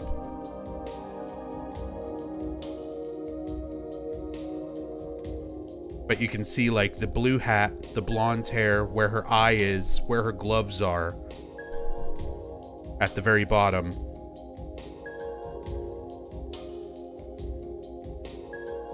Can't believe I never noticed that before. Like, I feel like it's an enhanced edition only thing. If that would have been in any other versions, I would have spotted it before, but I don't know. I'm like questioning reality now. Seeing if maybe they repeat it anywhere else where I'd be able to see it a little more clearly, but it doesn't look like it.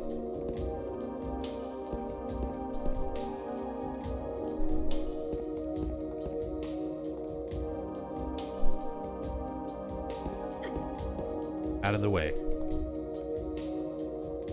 Huh. Okay, well, I'm just gonna make a note to research this more, check some other versions, see if that's in like the PS2 version and stuff, and move on for now. But that is interesting. That completely caught me off guard. I was just like, huh, that looks like a page out of my Street Fighter art book. That looks like Cammy concept art, and it actually is.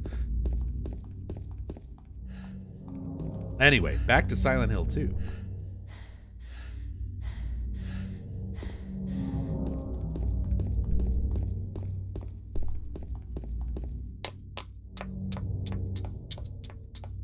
Over there!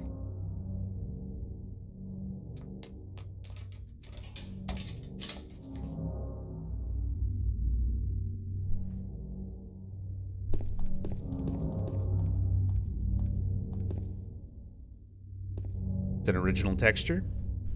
Do you have those versions pulled up? Like 100% sure? No offense, but I always take things from Twitch chat with a grain of salt. Also, I'm gonna do my own research on it either way, just to be sure.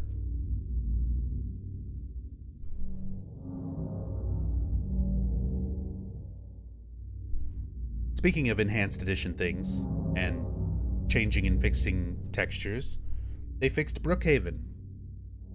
It actually says Brookhaven. It's not Blookhaven, like the original. And we see an instance of Maria being able to see Laura, but she doesn't call out to her. She doesn't go up to her. Laura doesn't acknowledge her. It's purely nobody interacts with Maria except for James and James's manifestations. Other monsters, Pyramid Head.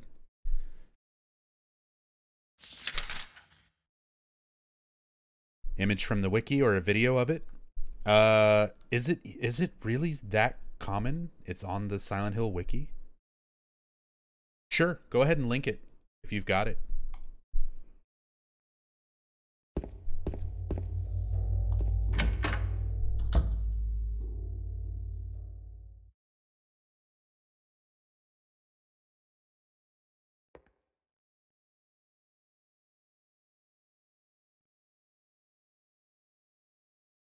Huh.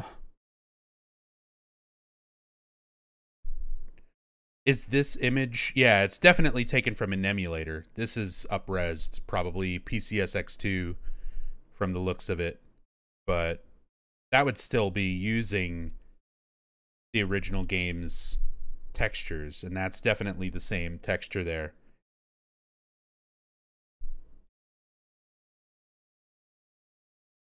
Is the image, like, is there info on it? Is it actually something that I guess people already know?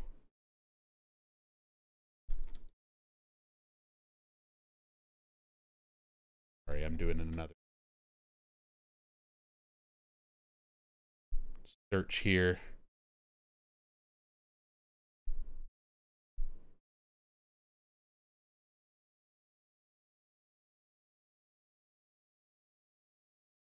It feels like this is something that if it was caught before, fans would already have a thing about it. Fight in Silent Hill.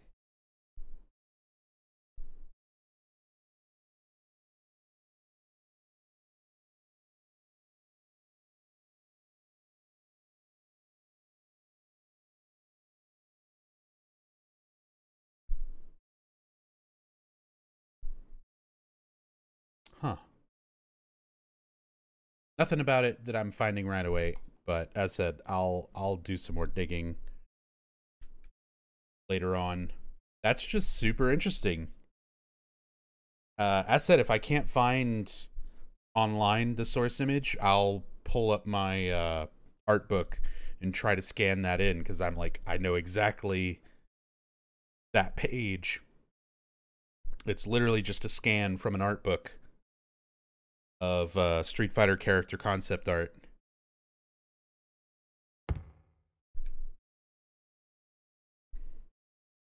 All right, thank you, Volgan.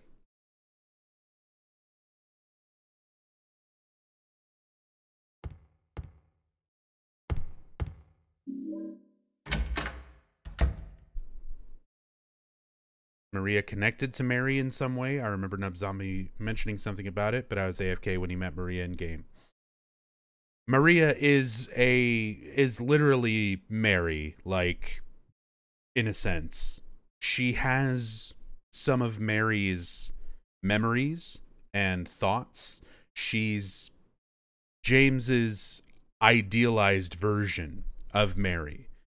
The Mary that he had, you know, was vocally abusive towards him, very conservative in how she acted and dressed, and obviously dying from a degenerative disease. So James wanted a Mary that was healthy and sexy and more outgoing, and so the town creates Maria. She's a manifested creation taken from James's mind, this idealized version of Mary. But she's given her own will and has kind of her own mind, but her memories are made up of Mary's memories. She's just kind of a manifested version of Mary in a lot of ways.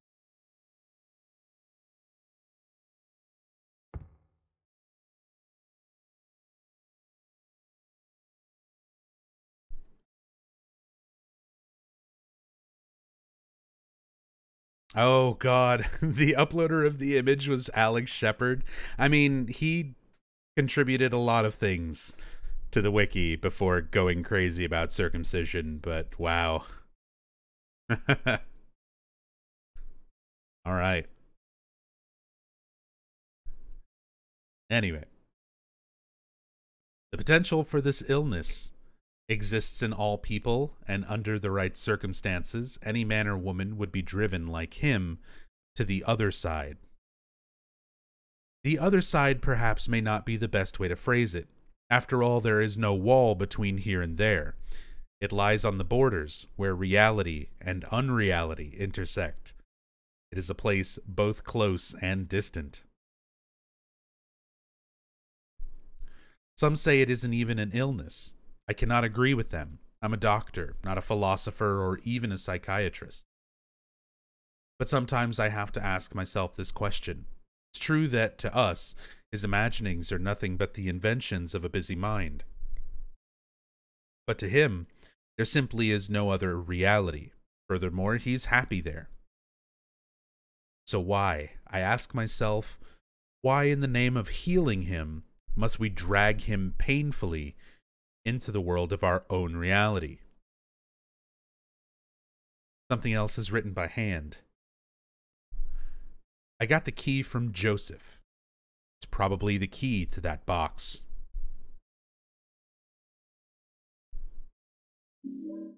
Got the purple bull key. So there's a lot of interesting stuff with that note, this doctor, and some of the other stuff we're going to read about here. Again, it brings up that idea of people's perceptions of reality, which this game very heavily revolves around that theme. And it's interesting getting a perspective of that from like a doctor who's like, you have this person, they're living in kind of their own fantasy world, but inside of that fantasy world, they are happy. But to be considered, you know, normal in the name of healing them, they have to be dragged painfully into what other people generally perceive reality as. And it reflects a lot onto James. You know, I don't know if I'd necessarily call him happy, but he's not dealing with reality. He's living in his delusion and is very much being sort of painfully dragged into reality as the game goes on,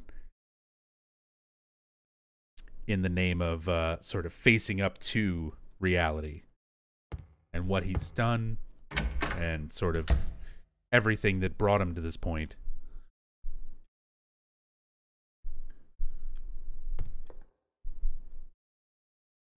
Different kinds of memos are hanging up, but there's nothing of particular interest. It seems to be about the patients hospitalized here. So this is very interesting. Some notes about 3 different patients who were here at Brookhaven Hospital. And they very much are reminiscent of our three characters, James, Eddie, and Angela. There's a lot of parallels between the characters. So we have Jack Davis. He has attempted suicide 3 times in the past for reasons unknown. Although he is normally a model patient who follows doctors' and nurses' orders, he must be watched closely due to his past pattern of sudden and violent suicide attempts. So, normally a model patient, follows orders and everything, but has to be watched closely. Sudden and violent suicide attempts. Joseph Barkin. His illness seems to be rooted in the fact that he believes he's guilty of causing his daughter's death. His symptoms suggest a psychotic break and paranoid delusions. Normally calm, but has a tendency towards violence when excited. Joshua Lewis. History of hospitalization as well as numerous assault, battery, and other violent offenses. He has a strong persecution complex and a tendency to solve things through violence. Extreme caution necessary. So that first patient, the suicidal nature of that first patient is reflected in Angela. We see her with the knife laying on the floor in the apartment, very clearly contemplating suicide. Sudden violent mood swings, depending on circumstances around her.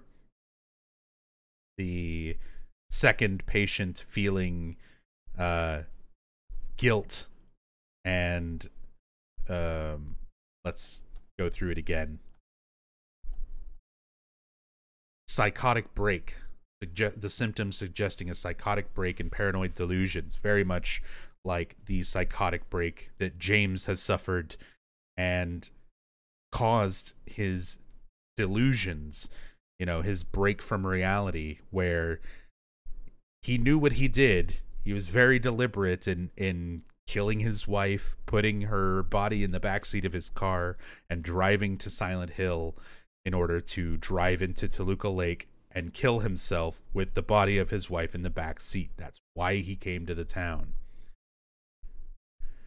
But in the process of doing so, he had a psychotic break when he arrived at the town and is now under the delusion that she sent him a letter. Maybe she's still alive. She's been dead for 3 years, not for a week in the backseat of the car.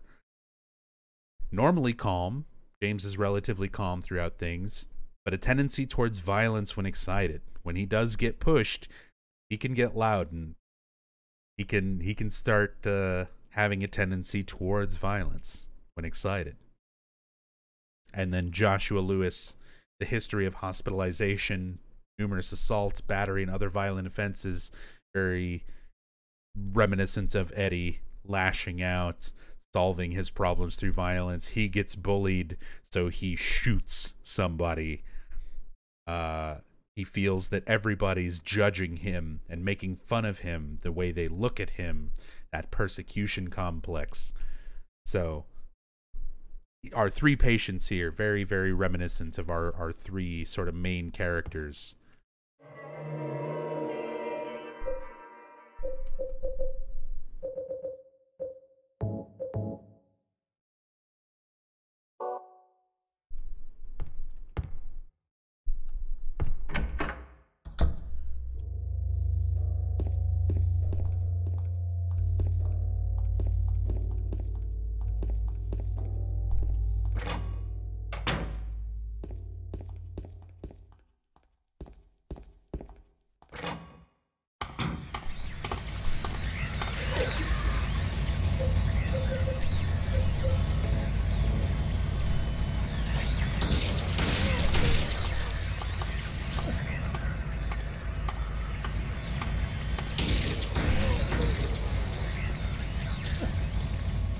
Nurses, everyone's favorite Silent Hill creatures.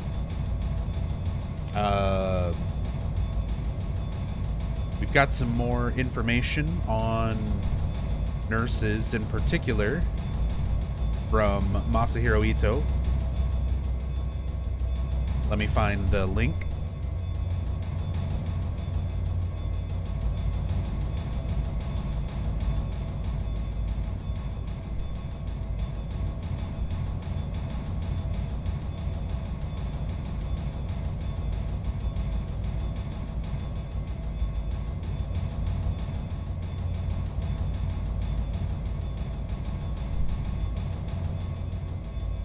So, tweeted by Masahiro Ito back in 2019. The meaning of the head of Bubblehead Nurse is representative of suffocated Mary's swollen head under the pillow. So the nurse in Silent Hill 2, she shakes her head like struggling to shake off the covered surface vinyl. So the shaking of the nurses and their swollen head is supposed to be representative of like Mary's dead, bloated head after being suffocated, and the shaking that she would have done in reference to Mary struggling against James suffocating her, trying to get that covering off of her. And they appear to have some sort of covering on their heads. He follows up on that. It would be better to use metaphor instead of representative. The head of Bubblehead Nurse is the metaphor of the suffocated Mary's swollen head under the pillow. He also says, incidentally, lying figure has the metaphor of Mary in bed. The figure and form of Mary lying in a hospital bed. So, yeah, pretty disturbing, but gives a bit of insight into the appearance of the nurses, the reason that they're shaking and what that means symbolically, and how that relates to Mary and to James.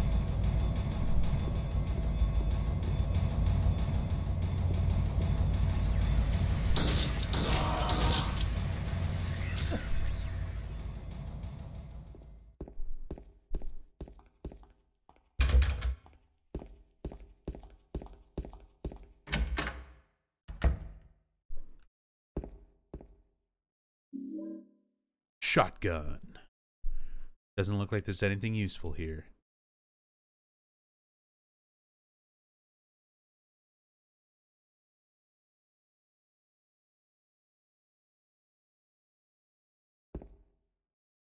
What I find more disturbing than the music that plays in the game, the silence when the music fades. Yeah, we talked about that earlier, Vulcan.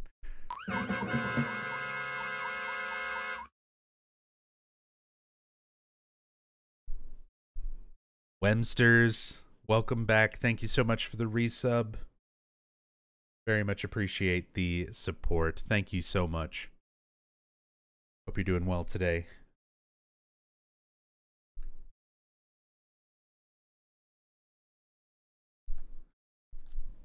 But yeah, earlier we were talking about that when we very first entered the apartments at the beginning of the game, how there's all of this music and the radio going crazy and the monster noises all ramping up that atmosphere and that sort of oppressive feeling as you're running from everything and going through the gate, and then you walk through the doors of the apartment and it's just completely silent except for your footsteps.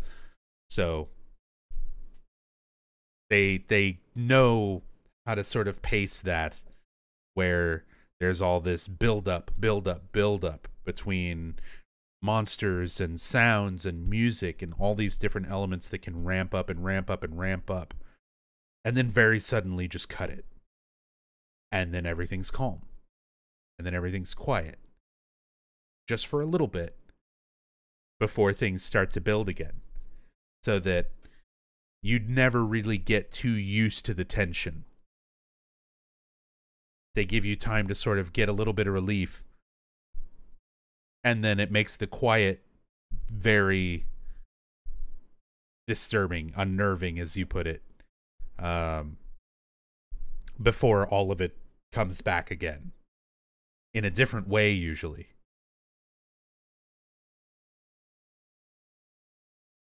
Ow! What's wrong? I just pricked myself. Are you okay? Yeah.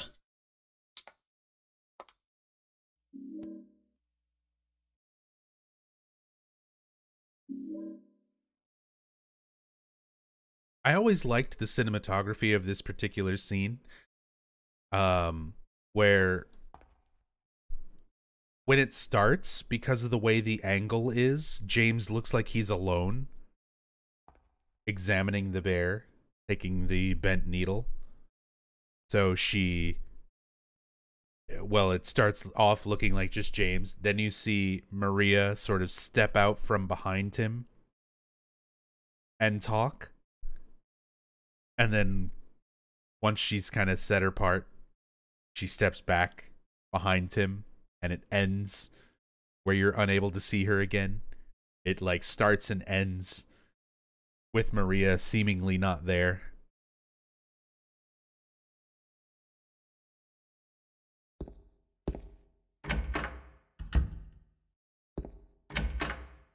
Perfectly timed pick up and follow. Yeah, sometimes the alert sounds and the in-game sounds manage to line up. It's always fun, especially if we can get it perfectly synced.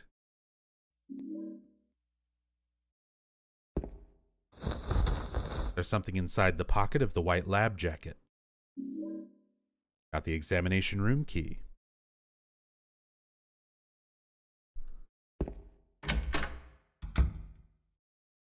Now we can go back downstairs to the examination room.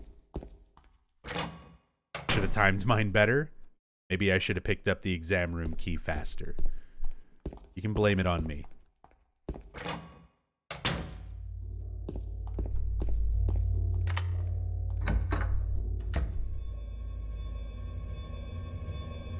Shelf's glass door is open. What's this file? Lab results from a personality disorder test.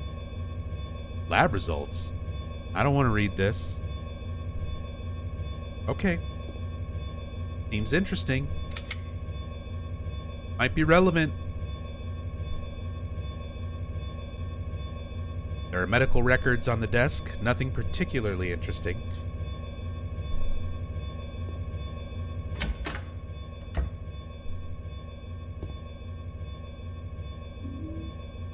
Got shotgun shells. Yeah, you've got rooms like this where it's just a very basic sort of droning noise. They use that a lot throughout this game. Very different types of droning noises. This one having that sort of high-pitched, higher end to it, as opposed to when we were in the apartments and it was a lot of lower, bassier tones droning around. There's a memo hanging on the refrigerator. Food only. Do not store drugs. In Silent Hill 3, when you visit Brookhaven, there are health drinks in this fridge.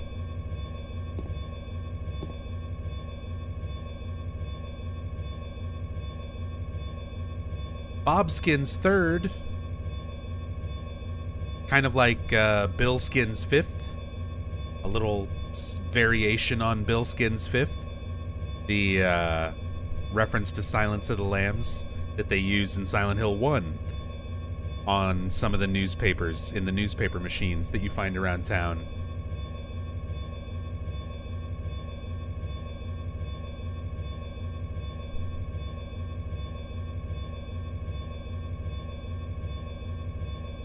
The pin number this month is T. Last month it was X. And before that, it was Z. But what are they going to do next month? That's all they can express with 4 numbers. Anyway, does the door to the patient wing really need to have its combination changed this often? So that's our hint for the solution.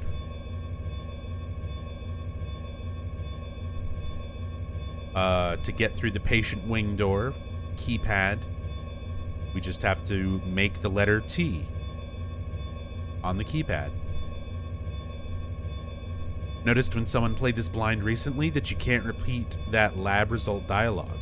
One of the few cases of that sort of thing in Silent Hill 2. Silent Hill 3 does it a lot. Yeah, Silent Hill 3, it does it a lot, and it's so frustrating because, like, at the very least, here, if you look at text in Silent Hill 2, like,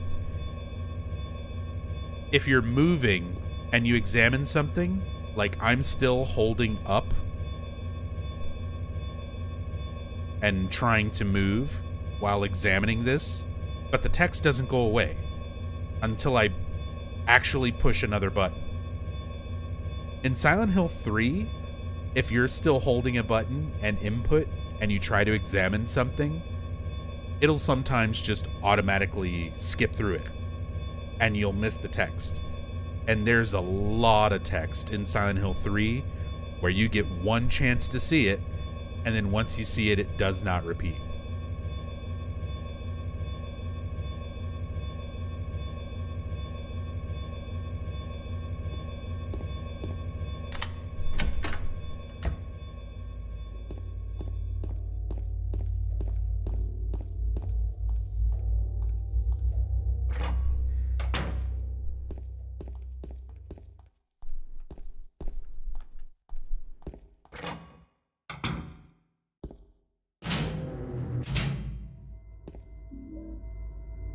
Bullets.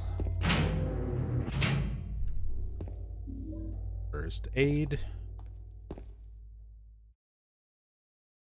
There's a typewriter here. I've got no use for this. Wait a minute, what's this? There's a sheet of carbon paper still stuck in the typewriter.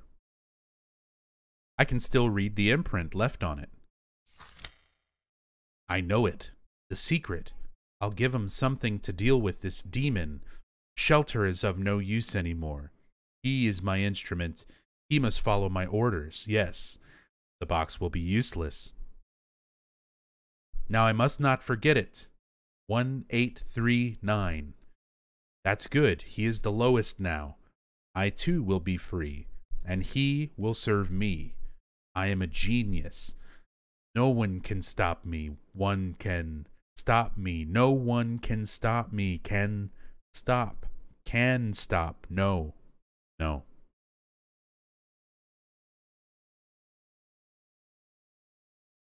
Oh, hey, a burn on Resident Evil? You think so?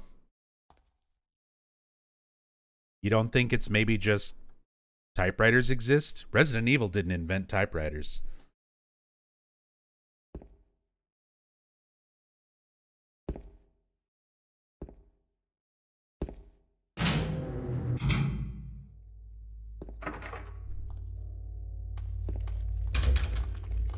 Don't have any use for this?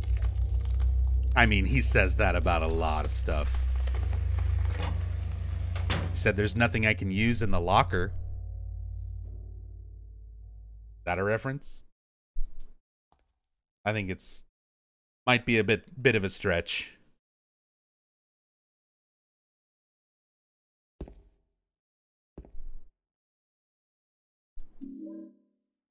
Got the lapis eye key. Shotgun shells.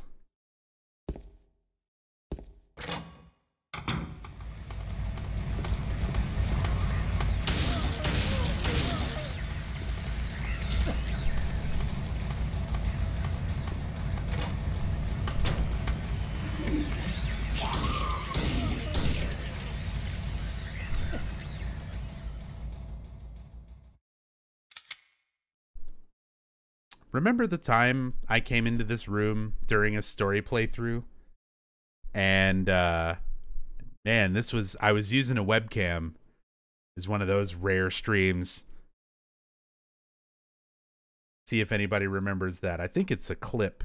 I think it might still be clipped on my channel. Where I came into this room and this nurse, like, teleported directly in front of me, swung her weapon, and then vanished. Like, and I'm just on the webcam, like, what the fuck just happened? Like, just my face, just like, wait a second. What was that? That's not what was supposed to happen.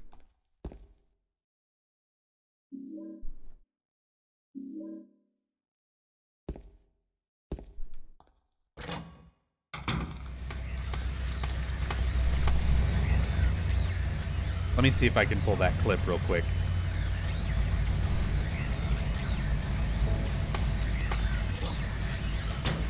We'll do it from the nice quiet room. Hey, what's up, Dexter? Oh, yeah. Doing all the main Silent Hill games, in-depth lore runs this week and next week. We're gonna. I'm trying to kind of move along with the Silent Hill 2 one, because gonna wind up being like a 20-hour playthrough. I'm still gonna try to do Silent Hill 3 tonight as well. Not like immediately after 2. I'm gonna go sleep for as much as I can, then be back tonight and do Silent Hill 3.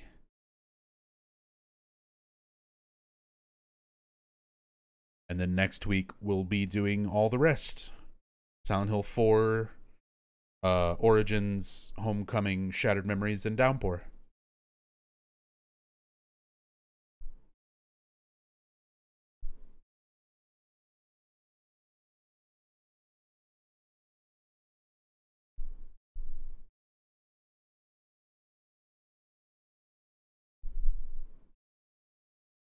Yeah, here it is.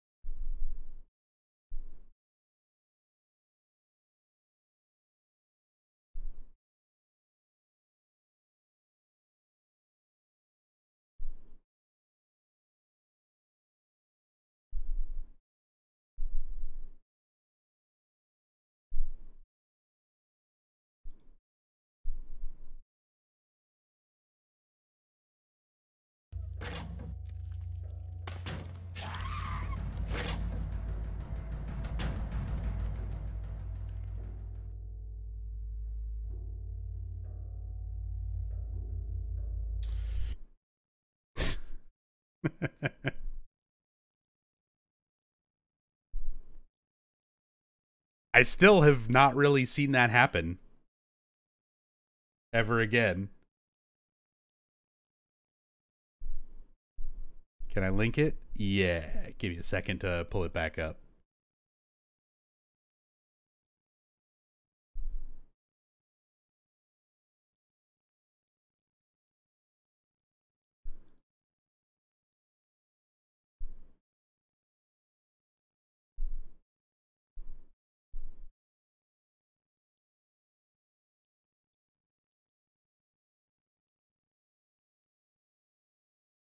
There it is. Open filthy hedgehog punch trees. I love the random fucking Twitch clip link names.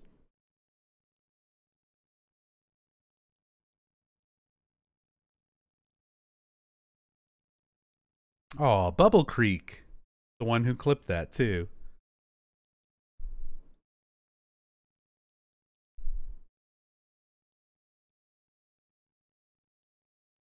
Miss your face? Yeah, maybe one of these days I'll plug in the webcam and show my ugly mug to everyone again. Do I still have that glorious beard? I do. And my glorious hair is even longer. I pretty much look still exactly like that. I might have put on a little bit of weight since then, and my hair is a lot longer, but otherwise, more or less.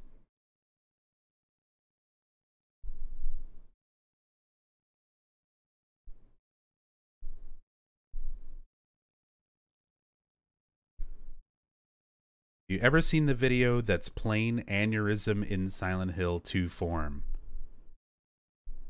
You're gonna have to be less vague.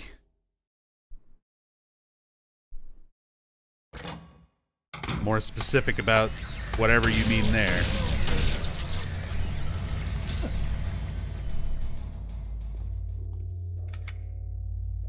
So why do they call it oven video? Oh, yeah. That meme. Isn't that a Wint tweet? Originally? The whole why do they call it oven? When you oven the cold food and of out hot eat the food.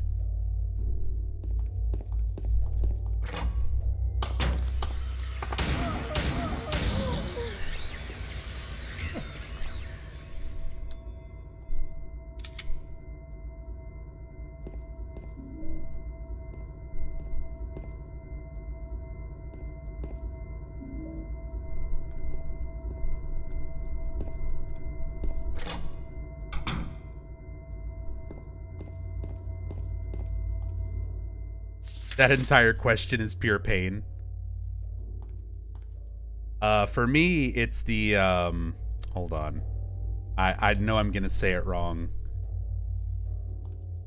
I don't just look it up.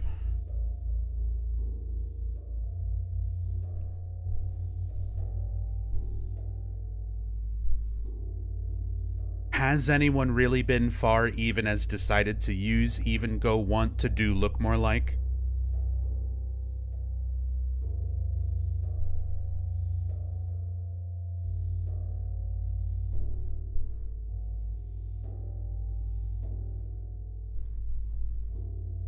I mean, have you?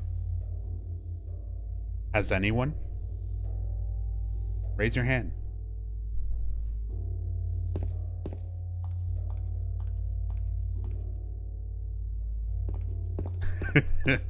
All the time.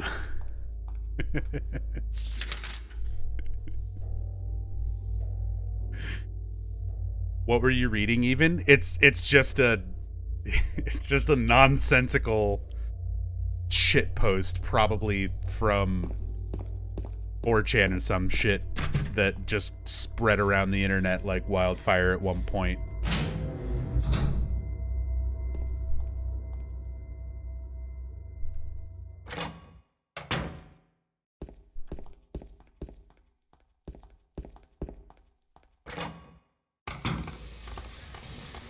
Get out of the way.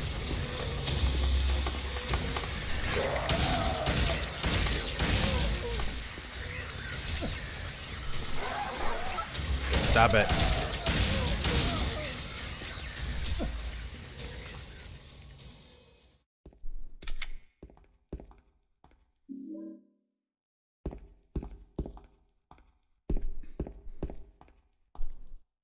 And my entire brain violated. Pressing the buttons, but the elevator doesn't move. Lock is broken. Locked. Patient wing. The password is T. So we do a line across the top. And from top to bottom.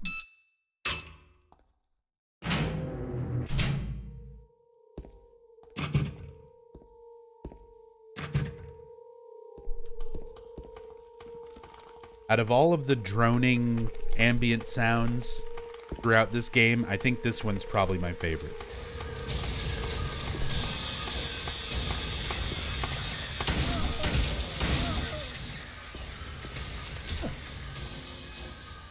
Not so much when there's monsters around, but when it's just the this ambient tone.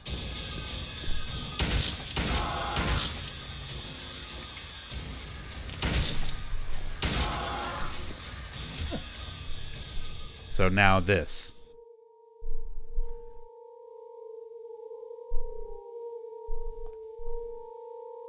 This whole sound.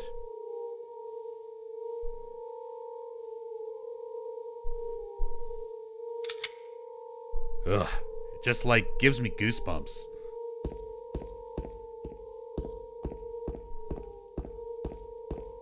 I've never been big on like ASMR, but is that what it feels like? How a lot of people describe it.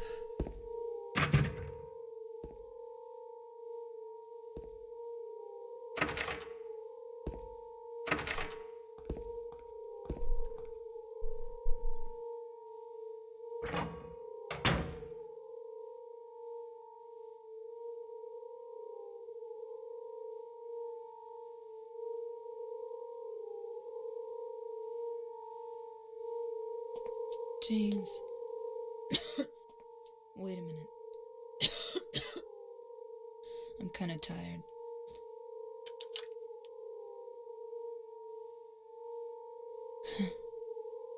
It's just a hangover. You should rest.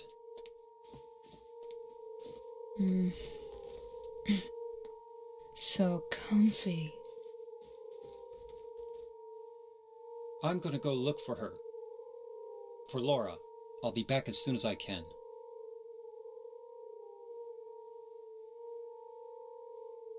So weird.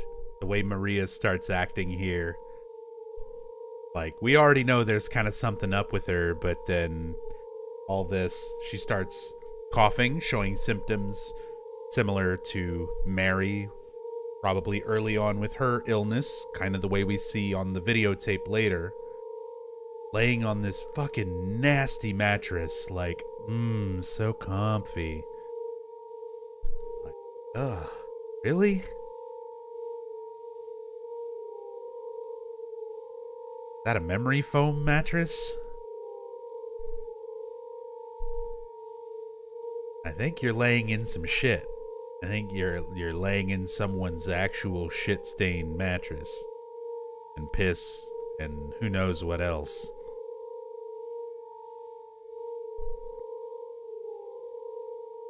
Definitely bodily fluids. James, I want to ask you something. What if you can't find Mary? What will you do? What will you do? I haven't thought about that.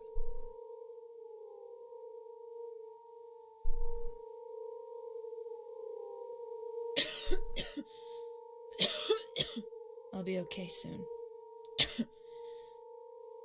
Did you find Laura?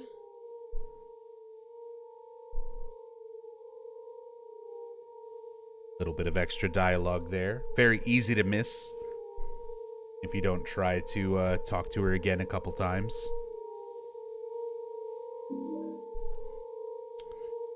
Well, enjoy your stained mattress nap. I'll see you later. I'm gonna go.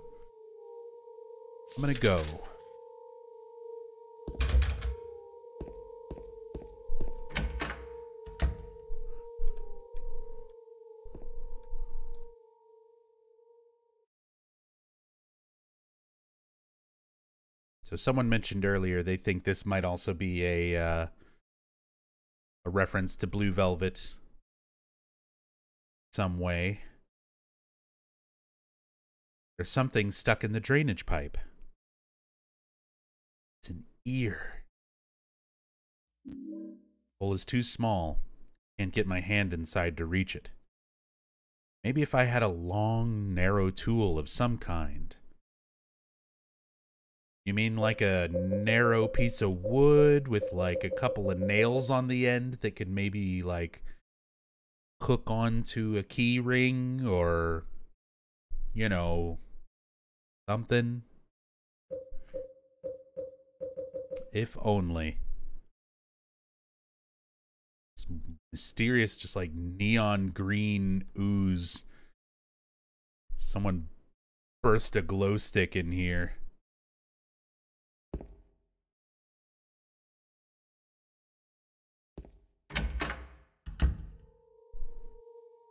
Wooden plank probably wouldn't fit. I don't know. Maybe. Look at the size of that drain.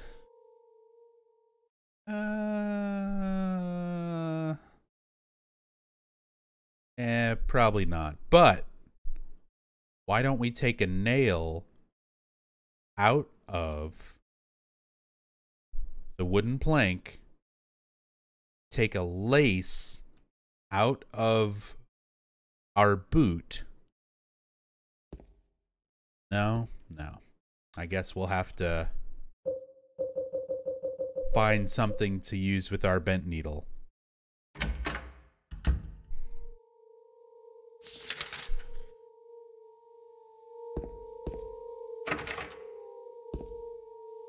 No LucasArts game. Easy there, MacGyver. You're right. What am I thinking? Obviously, we're gonna need some hairs. And I don't mean rabbits. They won't fit. And if they do fit, you're not gonna get them back out.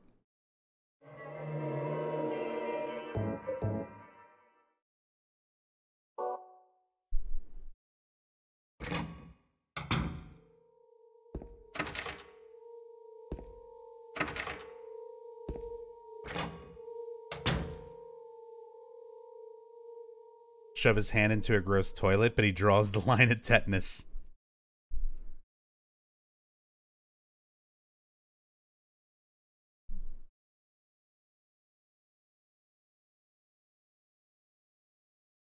Be a very snug sleep if you put two people on it on the hospital bed. She is kind of being a little bit, I don't know, like she's trying to be a little bit seductive towards him. I agree, Volgan. The tone of her voice is a little like that. And James is just like, I gotta go do other stuff. I gotta go look for Laura. And he's also starting to get more uncomfortable with how she's showing signs of illness, because she already resembles Mary to him, and now that resemblance plus the combination of these signs of illness are getting to be a little bit too much for him. He kind of wants to, seems like he really wants to get away.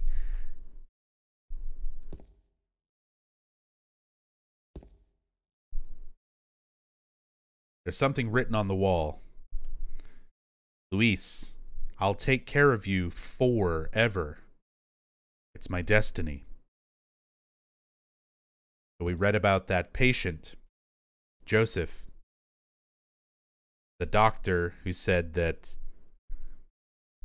he got a key from Joseph, probably a key to this box which requires 4 keys, 2 key codes and 2 actual physical keys to open.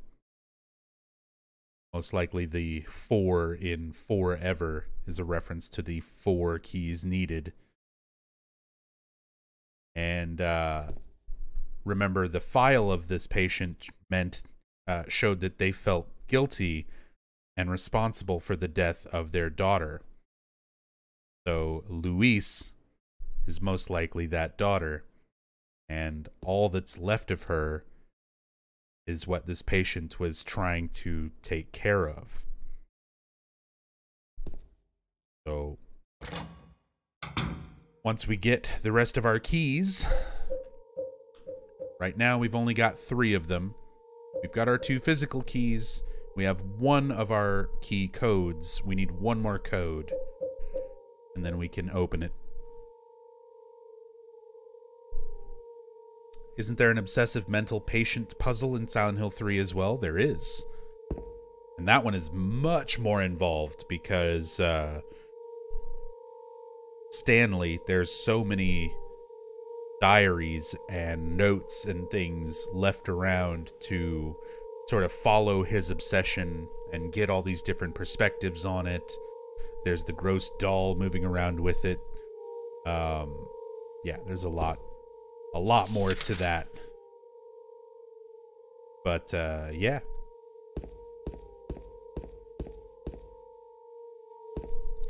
How many times do you need to speak to Maria to trigger her ending?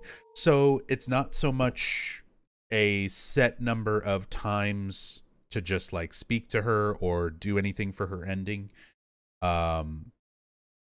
Oh, do I still have the bookmark? I don't know if I still have this anymore. On.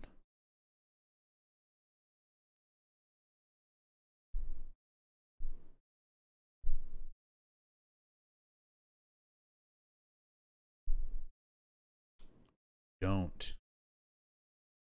Is this easily Googleable? There's a whole formula that's working in the background to determine your ending in Silent Hill 2. Somebody by the name of Jokey put together a really nice guide. Ah, here it is. Here it is. I'll link this in chat. So for those of you, recently I was doing, well, like a month ago recently, I was doing Silent Hill 3 randomizer runs. That randomizer tool, the enemy randomizer tool for Silent Hill 2 and 3 was put together by Jokey, the same Jokey. Jokey's been in the Silent Hill community, modding community, speedrun community for many years, and put together this overall guide to the Silent Hill 2 endings. So here's how the ending system works. When reaching the end, the game will calculate points for 4 endings: Ritual, Leave, Maria, and In Water. These points are calculated from flags and conditions. Ritual starts at 0 points, and then different actions add 1 point each. If you have the Book of Lost Memories, the Crimson Ceremony, the White Chrism, and the Obsidian Goblet. Pretty straightforward. You just have to have the 4 necessary items, and you get the ritual ending, aka rebirth ending. Leave ending starts at 5 points. These add 1 point each. Listen to the whole sickbed conversation. Heal in excess of 200% HP.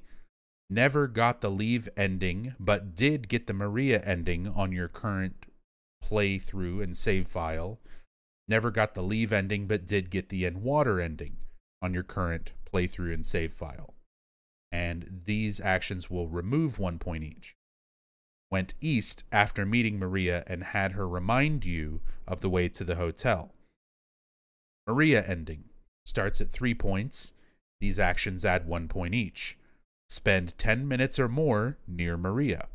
Bumped into Maria less than 3 times. Took no damage in the entire game, or Maria took less than 3% the damage you took from monsters. Checked back in on Maria in hospital room S3 after leaving. Tried to go back to see the dead Maria in bed in the labyrinth twice, because you get different dialogue for examining it twice. Never got the Maria ending, but did get leave ending, and then never got the Maria ending, but did get In Water ending. And these will remove 1 point each. Went on Nathan Avenue instead of chasing Laura and had Maria remind you. So if you don't immediately follow Laura into Brookhaven. Examined the photo of Mary and or Mary's letter at least twice.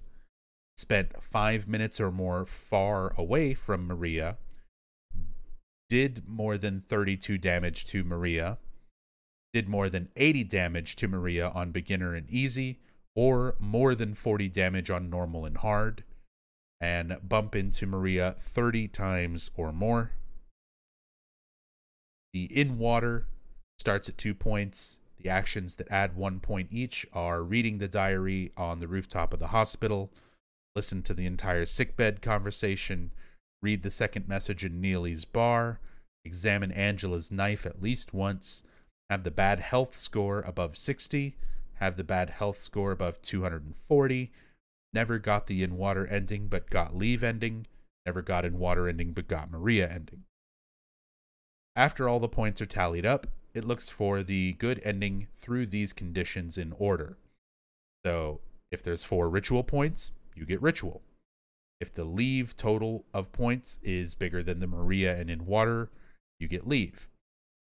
So it's surprisingly complex. There's more to it, you know, but generally how you play and the actions that you do give you those points or take away points and put them towards particular endings. And then if you've already gotten an ending but didn't get other endings, you're more likely to get endings that you haven't already gotten on the save file. If you're speedrunning, you get leave. Not always. Most of the time you do. Most of the time you do, but there are certain categories and things that can happen throughout the route that can actually give you a different ending on occasion. Most of the time, though, when you're speedrunning and speedrunning pretty consistently, you're almost always going to get leave.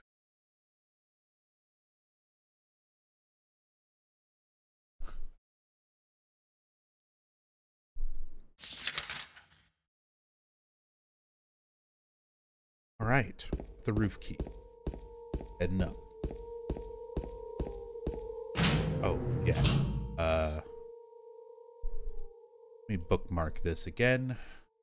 Used to have this bookmarked, and I don't remember why it's not there anymore.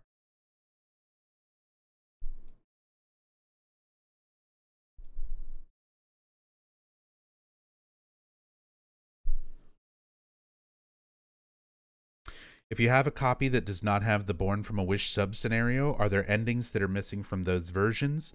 I thought so, but I cannot remember. The UFO ending, I believe, is the one that's left out.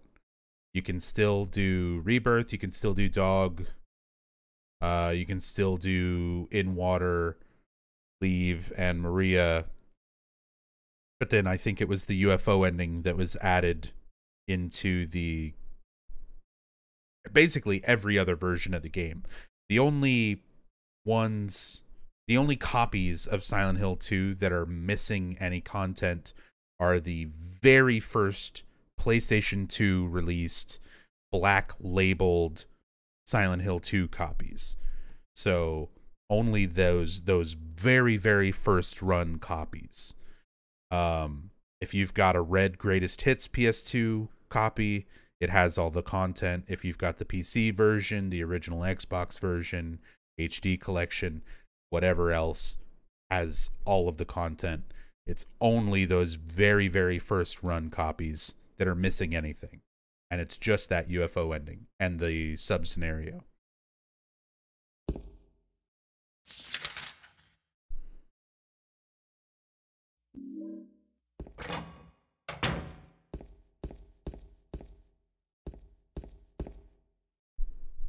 Speaking of UFO ending, I need to remember to use the blue gem after the Flesh Lips fight.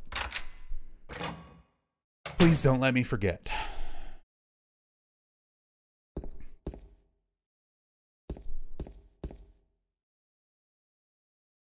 There's something on the floor. Is this a diary? So we saw our parallels to James and Angela and Eddie in the patient files downstairs in the lobby. We don't know exactly if this is one of those patients or someone else entirely. I feel like this is a different patient entirely. And they're meant to give a parallel to Mary.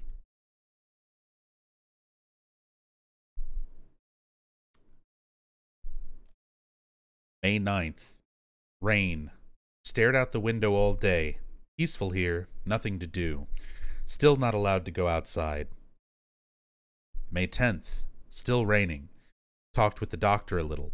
Would they have saved me if I didn't have a family to feed? I know I'm pathetic. Weak. Not everyone can be strong. May 11th. Rain again. The meds made me feel sick today. If I'm only better when I'm drugged, then who am I anyway? May 12th. Rain as usual. I don't want to cause any more trouble for anyone, but I'm a bother either way. Can it really be such a sin to run instead of fight? They fixed a typo here that's in the original version, by the way. In the original, it says, "Can it really be such a sin?" Some people may say so, but they don't have to live in my shoes. It may be selfish, but it's what I want. It's too hard like this. Just too hard. May 13th. It's clear outside. The doctors told me I've been released, that I've got to go home. The diary ends here. There are no more entries. What was the diary doing up here? So, very, very similar to Mary's situation. Stuck at the hospital, nothing to do, on medication, doesn't feel like she's herself anymore, dealing with all of this up until the point of they're releasing you and letting you go home, basically just so you can go home and die. And instead of opting for that, they came up here, wrote their final diary entry, and likely leapt to their death. Which is why there's now fences, keeping other patients from doing the same.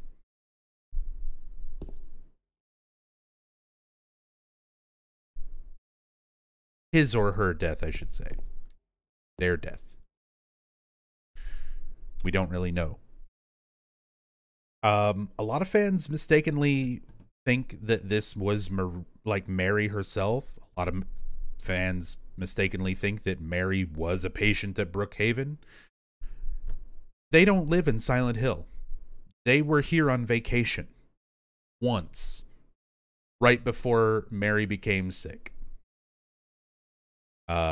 And this is a mental hospital, not like a general hospital. So I don't know why people always kind of get those theories and ideas and stuff, but I think this is a patient that sort of plays a parallel to Mary, similar to the patient files that play parallel to James and to Angela and to Eddie. Wait, then how does Laura know Mary? Because they were both in the same hospital together. Laura and Mary met each other in a hospital, not Brookhaven, but wherever James and Mary live. Laura came to Silent Hill from somewhere else just like everyone. Nobody's really from here. They're all sort of here for other reasons.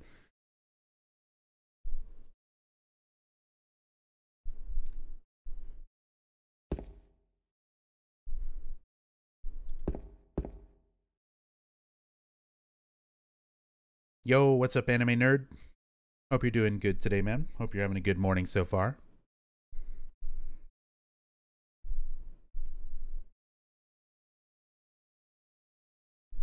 What's up, sleeping dogs? Hope you're doing well. Clock Ninja, Xbox 360 backwards compatibility is kind of off for the OG Xbox version 2. Not sure if they fixed it later. They did not.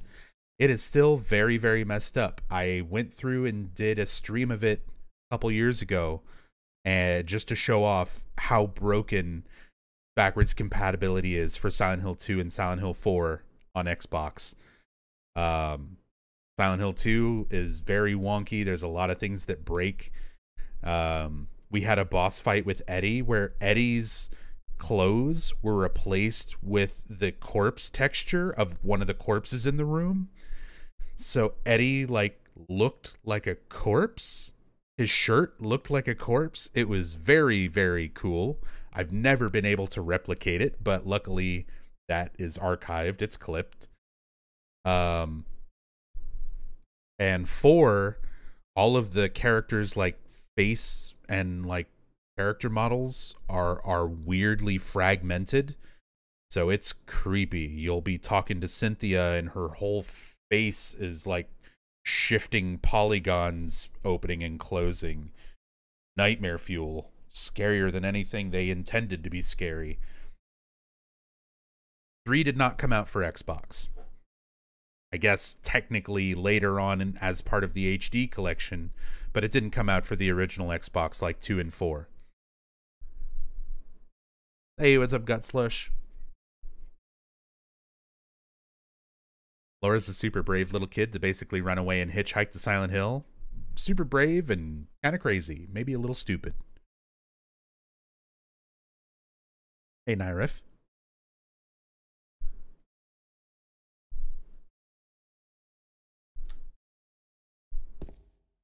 All right. Guess all that's left for me to do is leave.